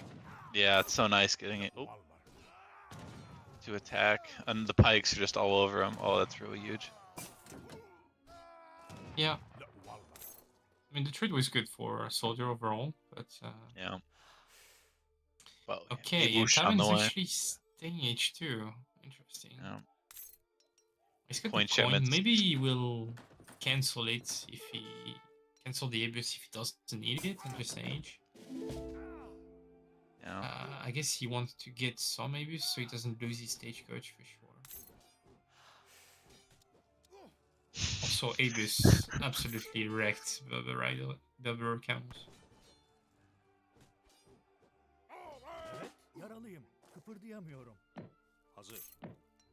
Yeah, the Abush might just wreck everything here. Yeah. And I kind of like it. You know, you make 5 more Berbers, you get this batch of Abush out, and then you send 600 coin in age, and you're good to go with stage. Yeah, it's an extended semi. Nothing wrong with that. And so you're thinking that this is good, but this is really not. Yeah. These guys are like fake cav. Uh-oh. Okay, because the bikes are low HP, that makes sense. Yeah. Oh, here comes 5 more, but now there are Abush. And what do you do here if you're soldier? Are you gonna try to age up yourself? You 'cause it Think feels I like you're have no choice, behind. Yeah. Trying that. I understand, like they're strong. They are not the units that are gonna like overperform versus auto. Especially. Yeah.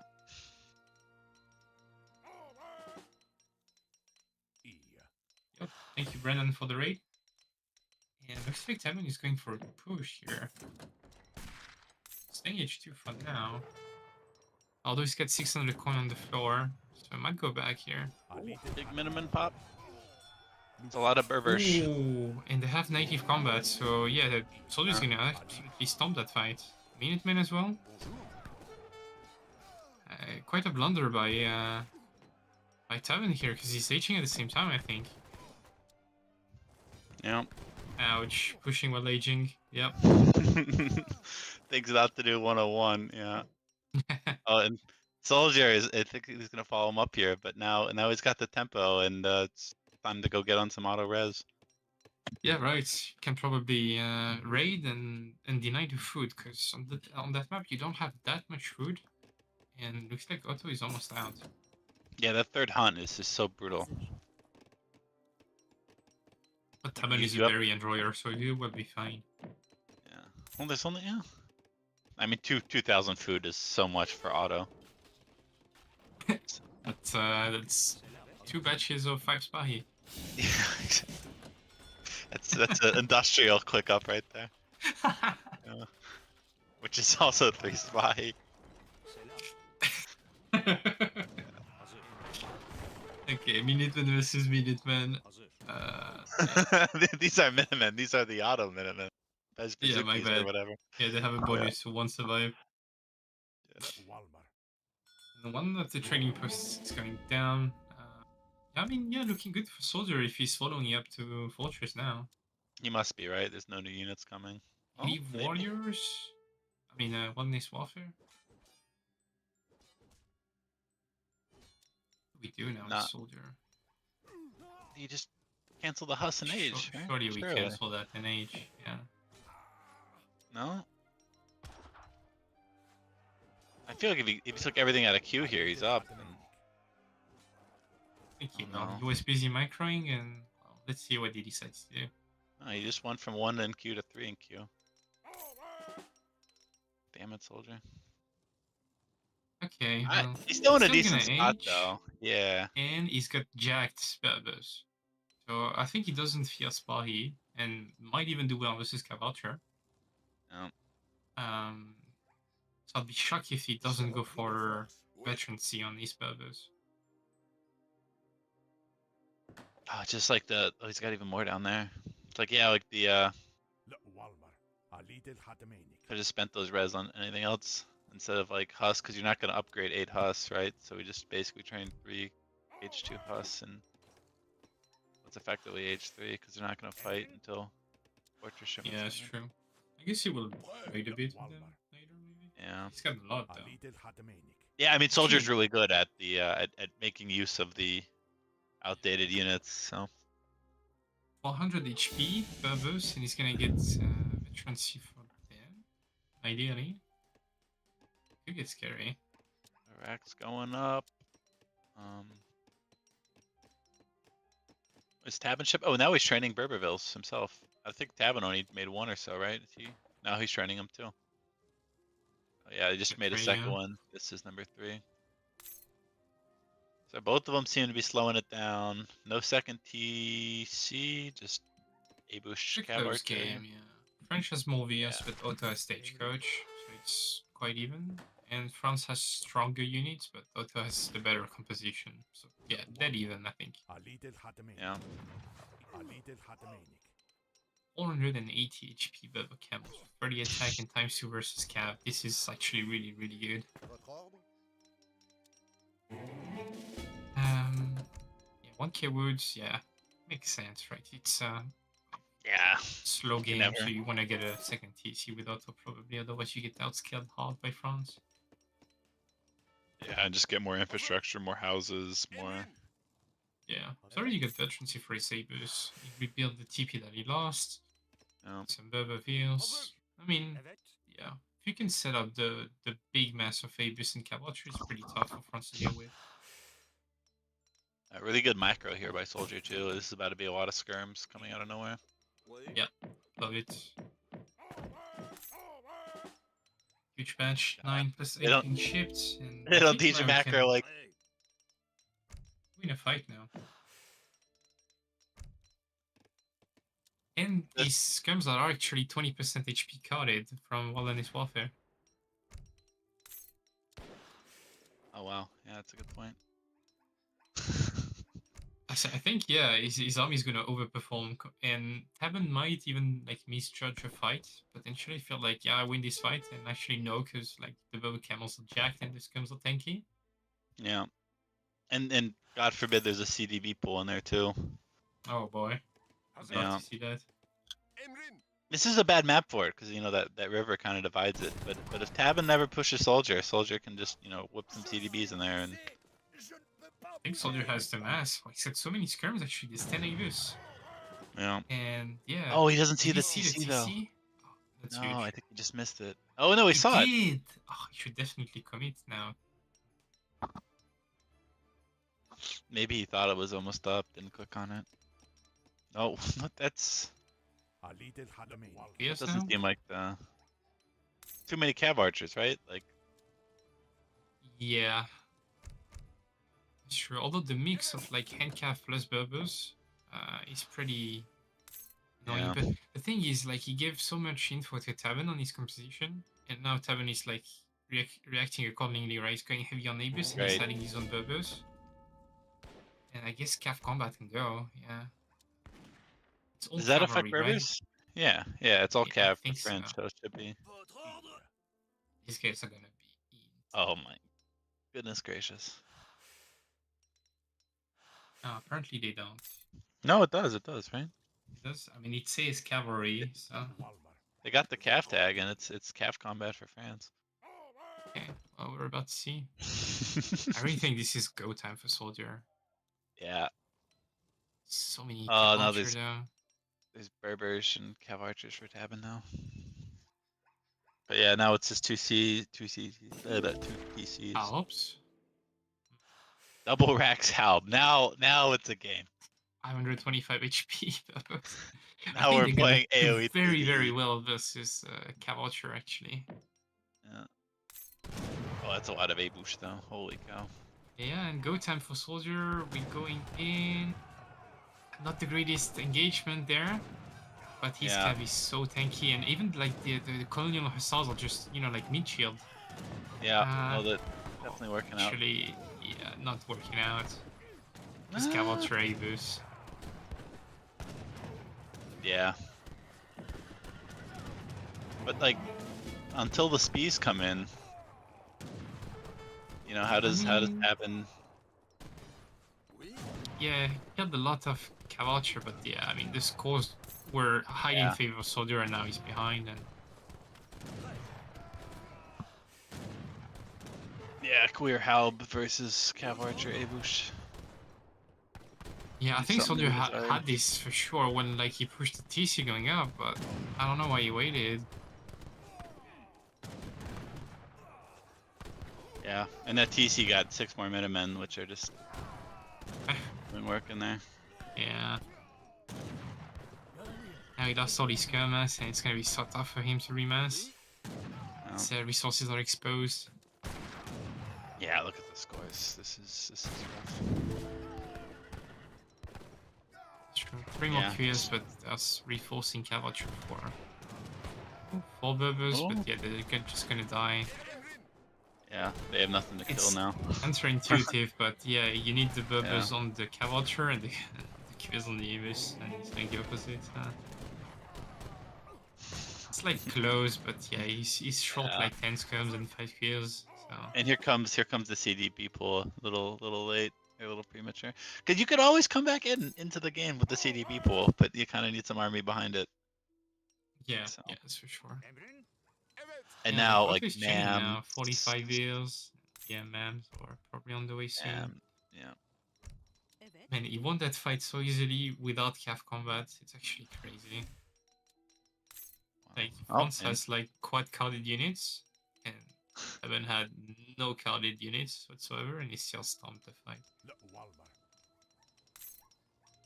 Very good unit.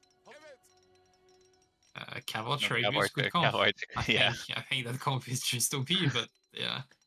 Yeah.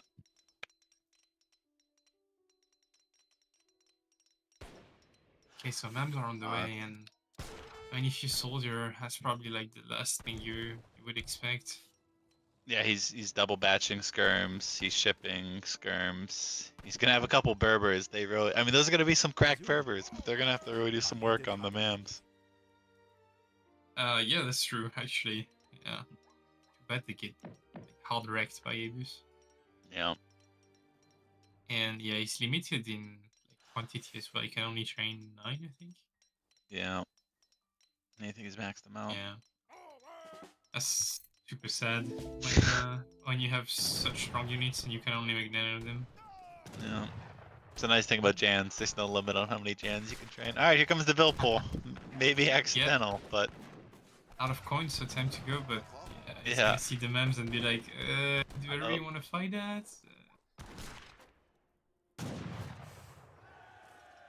And Tabben just poking and going back, you know, he's not committing to the fight, which I like. Just he's ahead. He's got the better scaling here with 2 TCs. Yeah, for sure. Judging by his macro, you just want to get Spurs in there as well. Yeah. Yeah, I mean, can't send Mams anymore, so you might as well over macro food and send Spurs. It's kind of the great thing with auto. If you get too much coin, you send Mams, and if you have not enough, or if you have too much food, you send Spurs. And if you send both, then you send Cav Combat. By Imam to Yeah. heal your stuff. Oh wow, he's going with 5 of them. I like it to heal Mamluks, so I mean 5 of them might be overkill, but A little Mam raid. I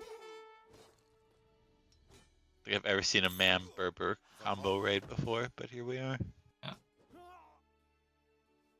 Is that an outpost up top too? I really like that. I think that's a good way to get like a cheeky coin mine raid and stuff. And wow, smart by Tabben, just crossbows in the corner of the map down here. Oh, the bills are gonna spot them. Yeah. Oh. And that's smart too, just pushing. We're gonna need a miracle surround with Halbs if we want to make that work. Yeah. But yeah, I mean, if France can stomp a fight. I mean, SoldieR's one of the few players who I think could pull it off, you know. But he's got to look out. His Berbers are in trouble town. They're about to be in this corner. Oh no. Yeah. Take this kid out. No. He doesn't know where to go. We're in Berber corner now, and it's not looking good. Oh, and there's like 20 helps incoming. And the wheels. What's going on? Uh-oh. Might be Halb corner here. Yeah, maybe it's the old switcheroo, as they say. You have the wheels in the mix. Hobbs are doing good damage, but I don't see how we kill Mams here. Yeah. Oh, the Skirm. More Hobbs. Skirms killing enough in the Messy back. fight. I can't tell what's going on. Yeah, there's like I 18 think million Mama's units. scary, honestly. No, I think Mams? the Halps are doing good. The Avas seem like they. I mean, I think this is still good for Tabben, but Yeah, look at the scores. yeah. The fight's kind of going well for Soldier here. But yeah, the Mams just aren't dying. And yeah, look at this there's one macro by left. Tabben. This is they're just asking. Someone's asking to be speed. Yeah, there it is. A good game. Yeah, good effort. by GG, well Soldier. played on. Damn, that's yeah, unexpected mid-game result, I'd say. I thought Soldier would stomp that with carded units, but didn't go his way at all. Yeah, no, it's like I think you called it when he didn't push the TC going up. That was his golden window when he missed it, and then kind of trained too many queers into too many cav archers. Just he kind of showed Tabben what his comp was, and then Tabben kind of Adapted and adapted well. Yeah, totally agree. Sure, you need pop. Yeah. The fight wasn't even close. Like there was like all the abuse was still alive at the end. it looked good. Like we had Berbers everywhere, but yeah, they just melted. Yeah. And I think it's USA time for Tabben. Yankee Doodle, It's Hungarian Plains. Yeah. Every week we have a map that is the de facto USA map, and this week I think we have settled on Hungarian Plains. Yeah. So. I think Nile Valley would be good as well. But yeah, Otto is just a superior pick, so. Hungarian Plains, I think. So, I guess the question is, what is Soldier? Soldier gets a counter pick, right? No, Soldier picks first. Yes. So. Yeah, he lost game 1, so he has to pick first for last game. Yeah. So, yeah, what do you first pick on Hungarian Plains? Probably Brit, right? Maybe calling your brother to get some smurfing, but. Yeah, I mean, Brits isn't bad. Like, it's a map with like high hunts. You also want something that does well versus USA, as you mentioned. It's like that's the obvious Tabben pick. Yeah. He might not go for it, but you have to respect it for sure. Oh. Tabben is French and Soldier is Aztec. Okay, never mind. I mean, France I can understand. It's like a good map for France and good nats for them. Yeah. Aztecs, however, that's very surprising. I mean, it's I've been told it's a good civ nowadays with the the Jag big button into Warrior Priest dancing FF. It's not bad, yeah. You would love that meta. If you could pull that into your spin to win stuff, then yeah, it could be very fun. The spin to win.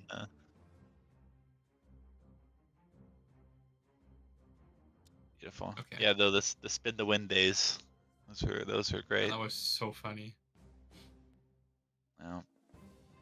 Just launching people to the stratosphere, I kind of miss it. But yeah, I think this matchup. I mean, I played a lot of it against Mido, like 2 or 3 years ago. And I mean, obviously the meta's drastically changed for Aztec now, but it just seems so annoying trying to kill CDBs with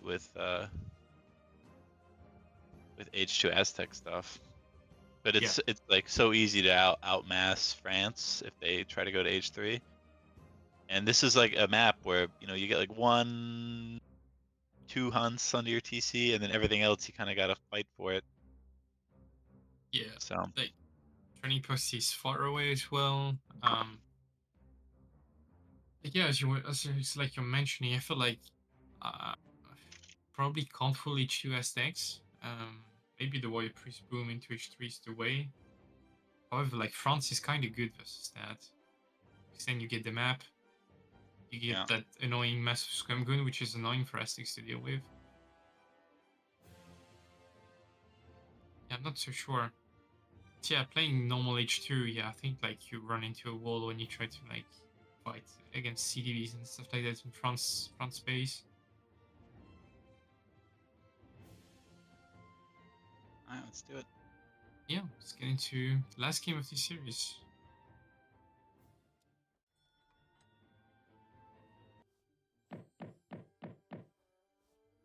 Right, last game, it is playoff 5 between Tabben and SoldieR. Yeah, I think every game matters, especially for SKG, right? As you were mentioning before. So, yeah, difference between a 3-2 or 4-1 for Tabben is quite big. Yeah, so I think if Tabben wins this game, I think SKG's in for sure. Otherwise, if he loses it, there's a potential tiebreaker scenario. So. Okay. Well, in case of tiebreak, it's simple. The team that has beaten the other one in the previous week just moves on. So I think if SoldieR wins here, and then if we lose 16-9 to CMC again, not gonna lose to Kaiser Coin's Band of Scrubs, but hypothetically, if we do, then you know,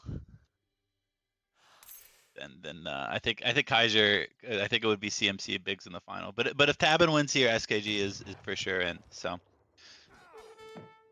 Okay. Well, yeah, pressure on Tabben, I guess. And SoldieR, obviously, if he wins here, he's you know, he plays every series he plays. I swear, is 3-2. You know. Yeah. It's been like that for years. It doesn't matter who he plays. It seems like it always comes down to the wire. So he's got to keep that streak alive. And I mean, yeah. I mean, he's been playing some of the games really well. Even like the France Auto one, I think like he played well. Just like one bad fight. The Auto one, he put like a decent water boom. Yeah, I mean, some close games overall. Let's see what he can do with Aztecs. And France got 90 food, so 12-10 on steroids.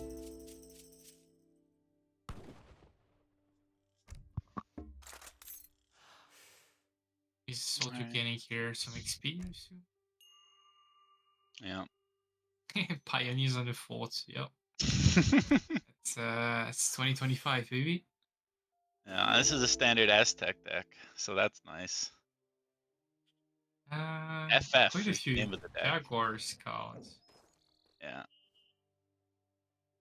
Infinite 900 coin.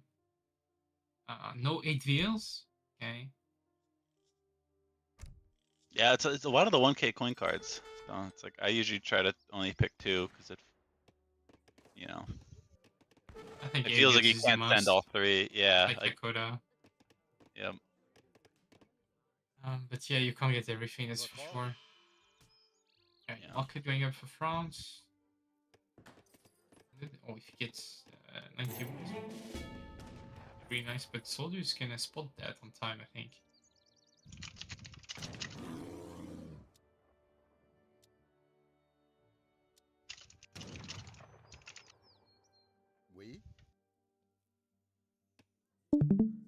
And yeah, this low HP French Explorer, it's like so valuable to kill with Aztec because you get plus 90, and that just speeds everything else up. Yeah, that's true. So if he wants to Warrior Priest without the TP starts, and yeah, then he needs a lot of XP to get a smooth build.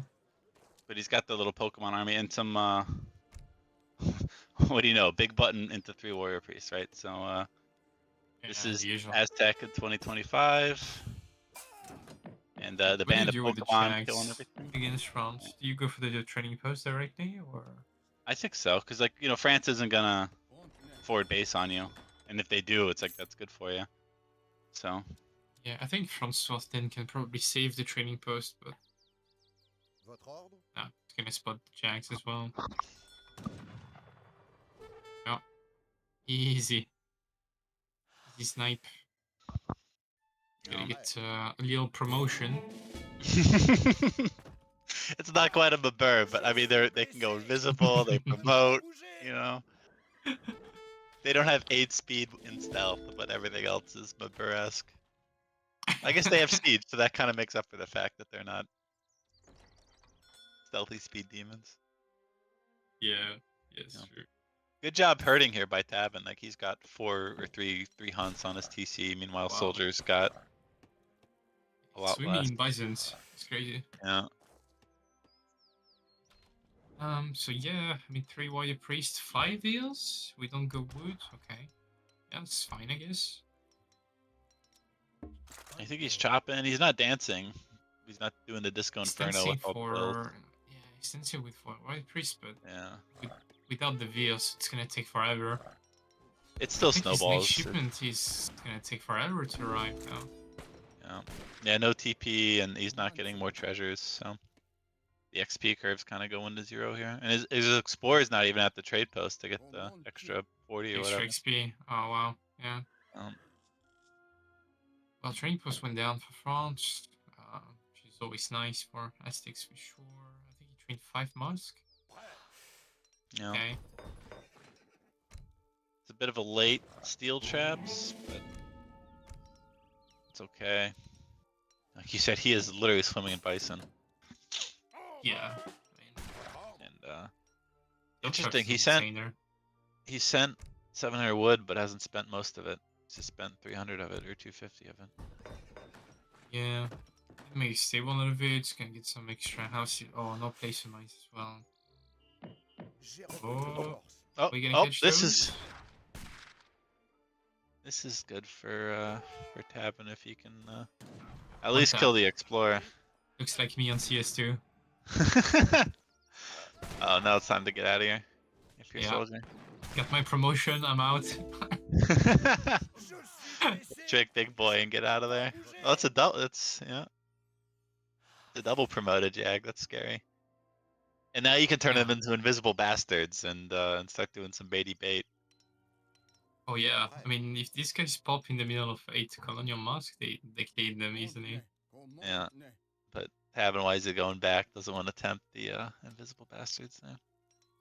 Okay, so 600 coin now. We skip the woods because we're going for the like slow warrior priest boom, but we're still gonna H at a very respectable time. Yeah. What about Tabben? I haven't seen more units, so I'm assuming he's Hing as well. Yep, right on time. Both players Hing at the same-ish time.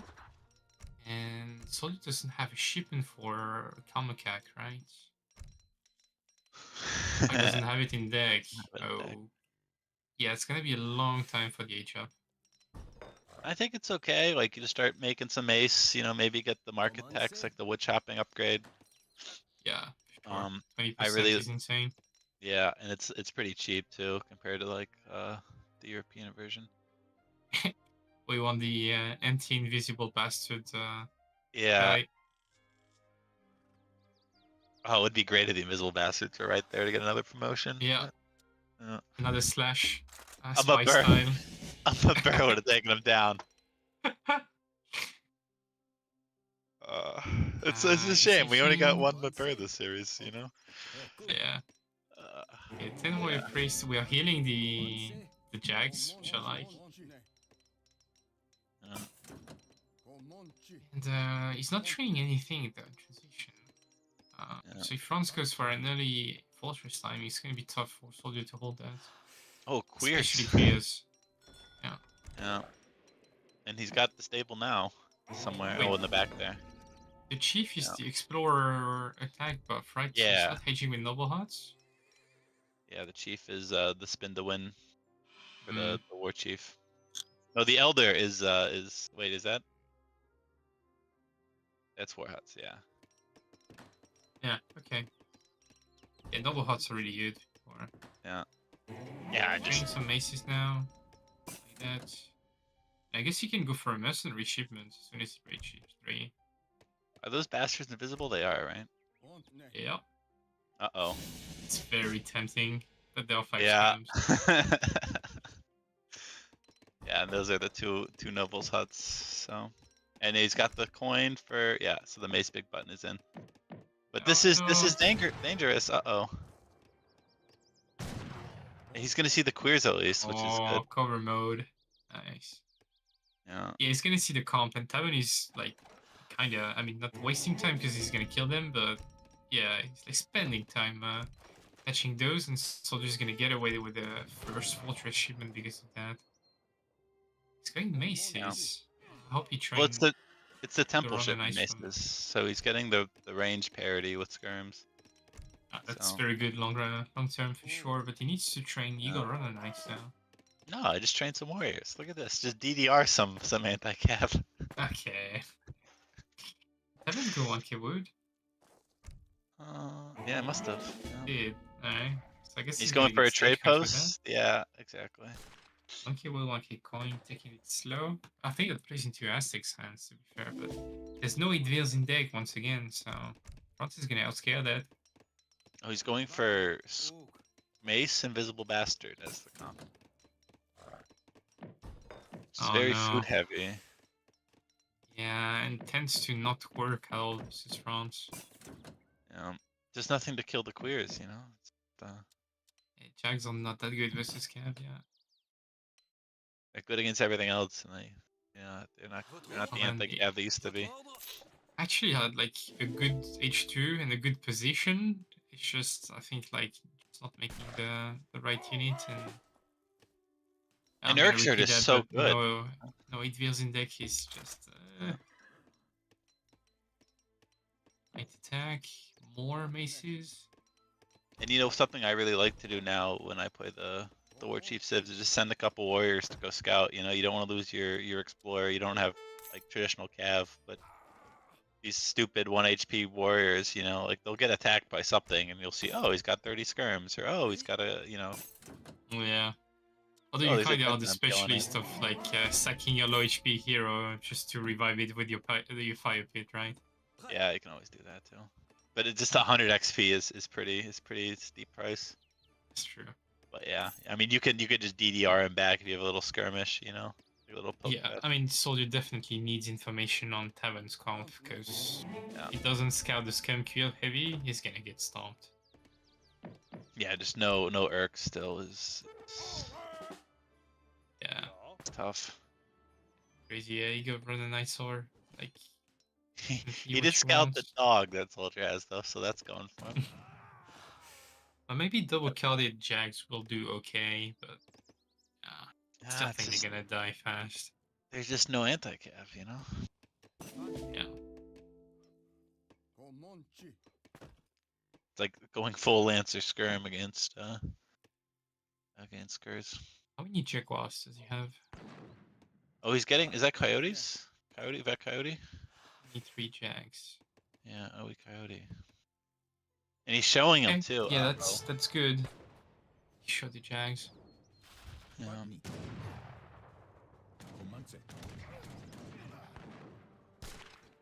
Yeah, I mean, mixing Coyotes is definitely good. But yeah, he needs to wait. Like, his XP curve is still so good, he's sending all his shipments back to back so far, so 10 Coyotes next, I guess? Yeah. Yeah, that's what you have the macro and for. You Oh, he's sending. Okay. Hope he fertility dance and spam Coyotes. Oh, he's going for the heal up dance for his War Chief. I don't think. I'd rather. Yeah, I think it's better to take one warrior priest off and just get everyone else on XP still. Yeah, true. And getting the 3x XP thing, you know, it's. Oh yeah. Does Tabben have counter infantry rifling? Yeah, he does. You got cav HP. At the Yeah. Well, that's the good comp, but Soldier is hiding Coyote, so maybe he will be fine. I feel like he needs to wait for at least 20 before engaging. Yeah, I think I'd wait for my next shipment of Coyotes too, because 10 Coyotes plus the Temple card, and he didn't get the H2 card in, but that's another really good one for Coyotes. What would you send next? Coyote Combat? Or yeah. If you just spam Coyotes and go Coyote Combat, I think you're good, because there's no anti-cap for either player right now, so. Yeah. I don't know how much Soldier knows about Tabben's comp, but Well, yeah, I mean, I he's think got the 3 unit comp, so can't go wrong with that, but yeah. And Tabben's adding goons. What do we have here? Habsburg. Not a single tag that's very useful for France here. we need fireworks on a map. Fireworks and spin to win. Yeah. We still have the A and B, the auto macro button. That. Yeah. No. Yeah, this one. Yeah. This one kills me all the time. Oh, the dog. Do we have cap yeah, combat we're just in, right? waiting. Oh. And what about SoldieR? What did he send just? Yeah. No cav HP though, but everything else. He did not send Coyote Combats. What did he go for? He sent 10 coyotes was the last shipment. Or maybe, yeah. So I think next shipment Yeah. you just make a couple more coyotes And and then nice. ship. He's cleaning the Coyotes. Can I catch the gear? Yeah. But this is okay. He only sees like 10 of them, you know? He doesn't. Yeah. No, he Doesn't is know making about goons. the mass, but yeah, I mean, And help. he still Oh, boy. show vet Coyotes, so yeah, I mean, Yeah. Tabben is not Yep. stupid. He's gonna expect that, and he's going full anti-cav now.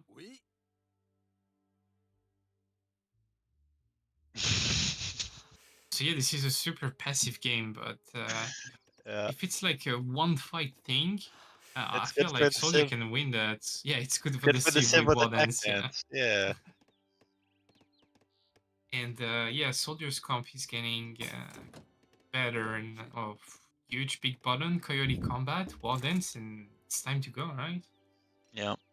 Yeah, just make one more batch of coyotes, maybe a couple Urks just for fun.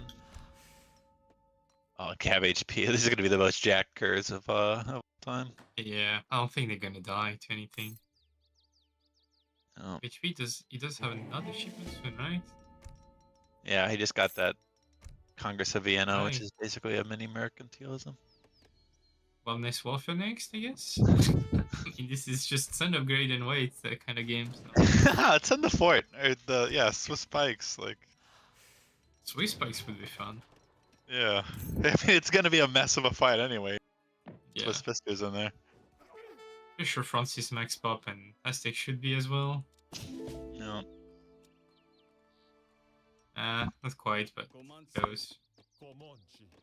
Oh, we got Urk. Oh, nice. We made those. We're gonna send the next Merc shipment, I guess, for SoldieR. Wow, he's gonna get away with all three. That's nuts. Oh, we're going for Tag the dance bait. time. Tag dance. Oh my god, this is so messy. Where are all the Jags? Okay, this is good positioning for Tabben, I think. Goons on the Coyotes and Qs on the Jags, but yeah, there's so much stuff for us. A bunch of tag dance crap. Yeah. Yeah. Tag dance and yeah. And the Halbs just don't do anything because the Jags are just so good against them. Yeah. Oh, mini skirms! No! Mini skirms! Not like this! Oh, the Jags are promoted, it's so funny. And the card he's sending now, it replaces all the Jags you lose. Oh yeah, he gets more, yeah. Yeah, so it becomes really good. It's only 8 because he's not losing enough Jags.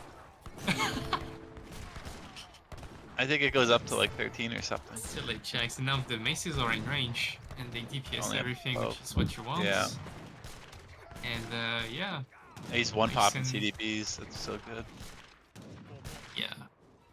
So I think And now France as is- Aztec, you just take control of the mid-map, remaining resources, Yeah. and you're chilling. Here come the Falch. Yeah, the mace mass is just so hard to deal with. But once you deal with it, you know, once you kind of dwindle it down so they're not one-hitting stuff. Yeah. So Alright, good. come on, SoldieR, let's take the center of the map here. Just like the hunts, like he's not on food at all. Like, what is this macro? Is he gonna train some Falcons? Like, what's going on here? He's getting the big buttons, which I like. Like, I think it's a mace big button from the house. It's Or... mace, yeah. Oh, he's fighting the Veers though. Yeah. Jags are good versus CDBs to be fair, but He's staying on attack I dance. feel like he could get cleaned up. Dogs as Yeah. well. I think he might be getting cleaned here. Has to be careful here. Okay, Igor on the Knights is definitely what he needs. You have the queers. But yeah, he's just not chopping, he's not getting any food. Yeah. He's in, like, attack dance is great, but like when your army dwindles like this, now it's not great anymore. Yeah. So dance to a big boy and get those bills back on some kind of food. There's literally that one hunt just in the middle of the map. Yeah. Go. Yeah. Probably dropped like a few warheads on there, but now it's too late. I mean, You were saying? 27 views, but oh my god. You were saying? Surely Tabben is gonna punish that. I don't know. I think He's he sending needs like like, 9 maces now. he needs to sit on his own hunts, right? Because he doesn't really have. Oh no. Okay. Yeah, that's true. You can't really push out, but if you can deny Aztec's hunt, then yeah, I mean the cannons are super annoying now for Aztecs. Oh, and they just well played by Tabben there.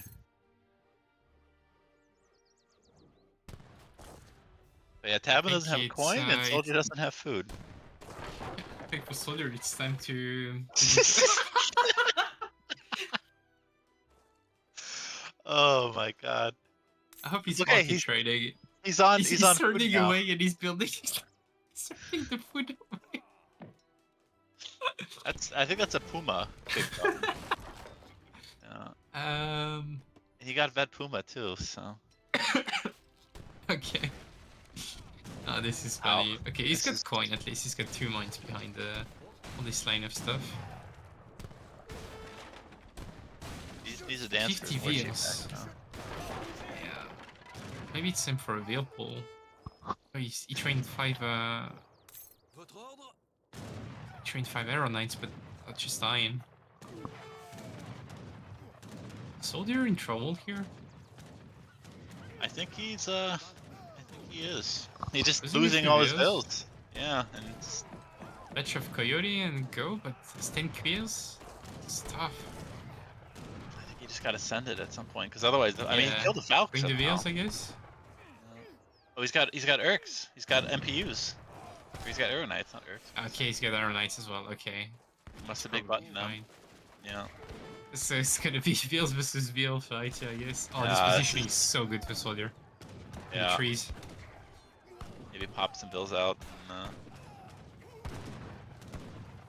back on Yeah. attack dance. Just you just need the War Chief in fights like this. He's so good because he just tanks damage. Yeah. Still dead, right? Yeah. Batch of 4 queers. They're both losing veals. I mean, SoldieR's probably behind an eco now. 22? Okay, never mind. It's close. He's got 28. so many idols, that's the problem. Yeah. I mean, not that Tabben has everyone working, but SoldieR is gonna kick himself so hard from not taking the map and like throwing 2 CDBs. yeah, if he just spent the red or got on food.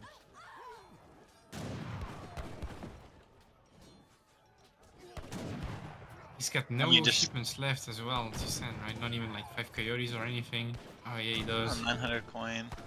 He's got all this H2 stuff. I mean, if you just get on food and you can ship coin and Yeah. just Train only coyotes from now on, I guess. it's for the He's War holding. Chief, bro. It's got so many hit points. But yeah, he is holding.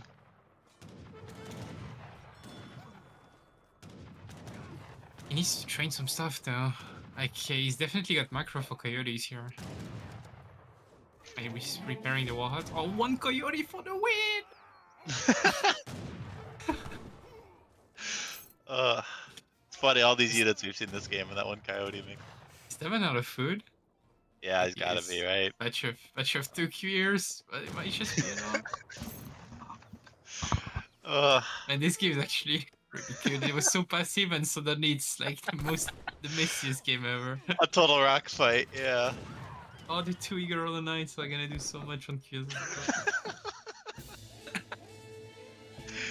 GG, one play it all. GG, what a game.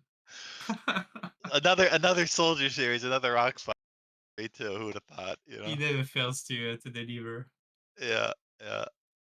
So I think Absolute cinema.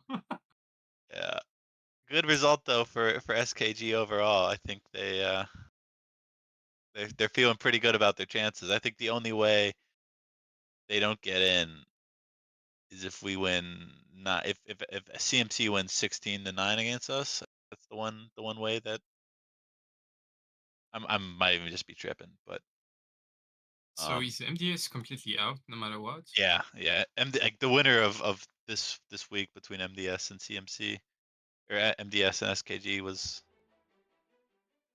like this was basically a semifinal between those two. They were tied going into the week, and SKG won the week. Yeah. Okay. Yeah, makes a lot Oh. of sense. Well, quack. Yeah. Yeah, I mean, well Okay, played by well. SoldieR, well played by Tabben. So Yeah, it was a fun series to watch. Yeah. yeah. Lot of roller coaster. Just no hunts left on the map. See, it's fun when we don't have USA being played. You know, maybe we ban USA next week. I don't know. Just Yeah, kidding. maybe. But yeah. All right. Well, that was fun. Thanks for casting with me. Thanks for producing Yeah, no worries. MFG. Yeah.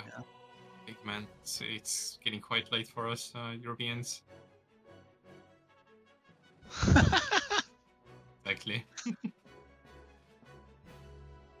Right. Any final words?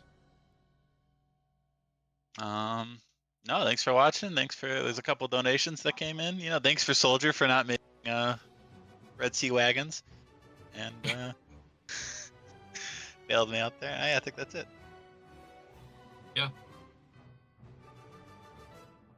Anybody streaming? Who wants the raid? Has the only Battlesnock gone live? It's weird. Oh, he was hangover. I'll think he wants to stream. That's right. Yeah, I mean, I think we're just gonna call it then.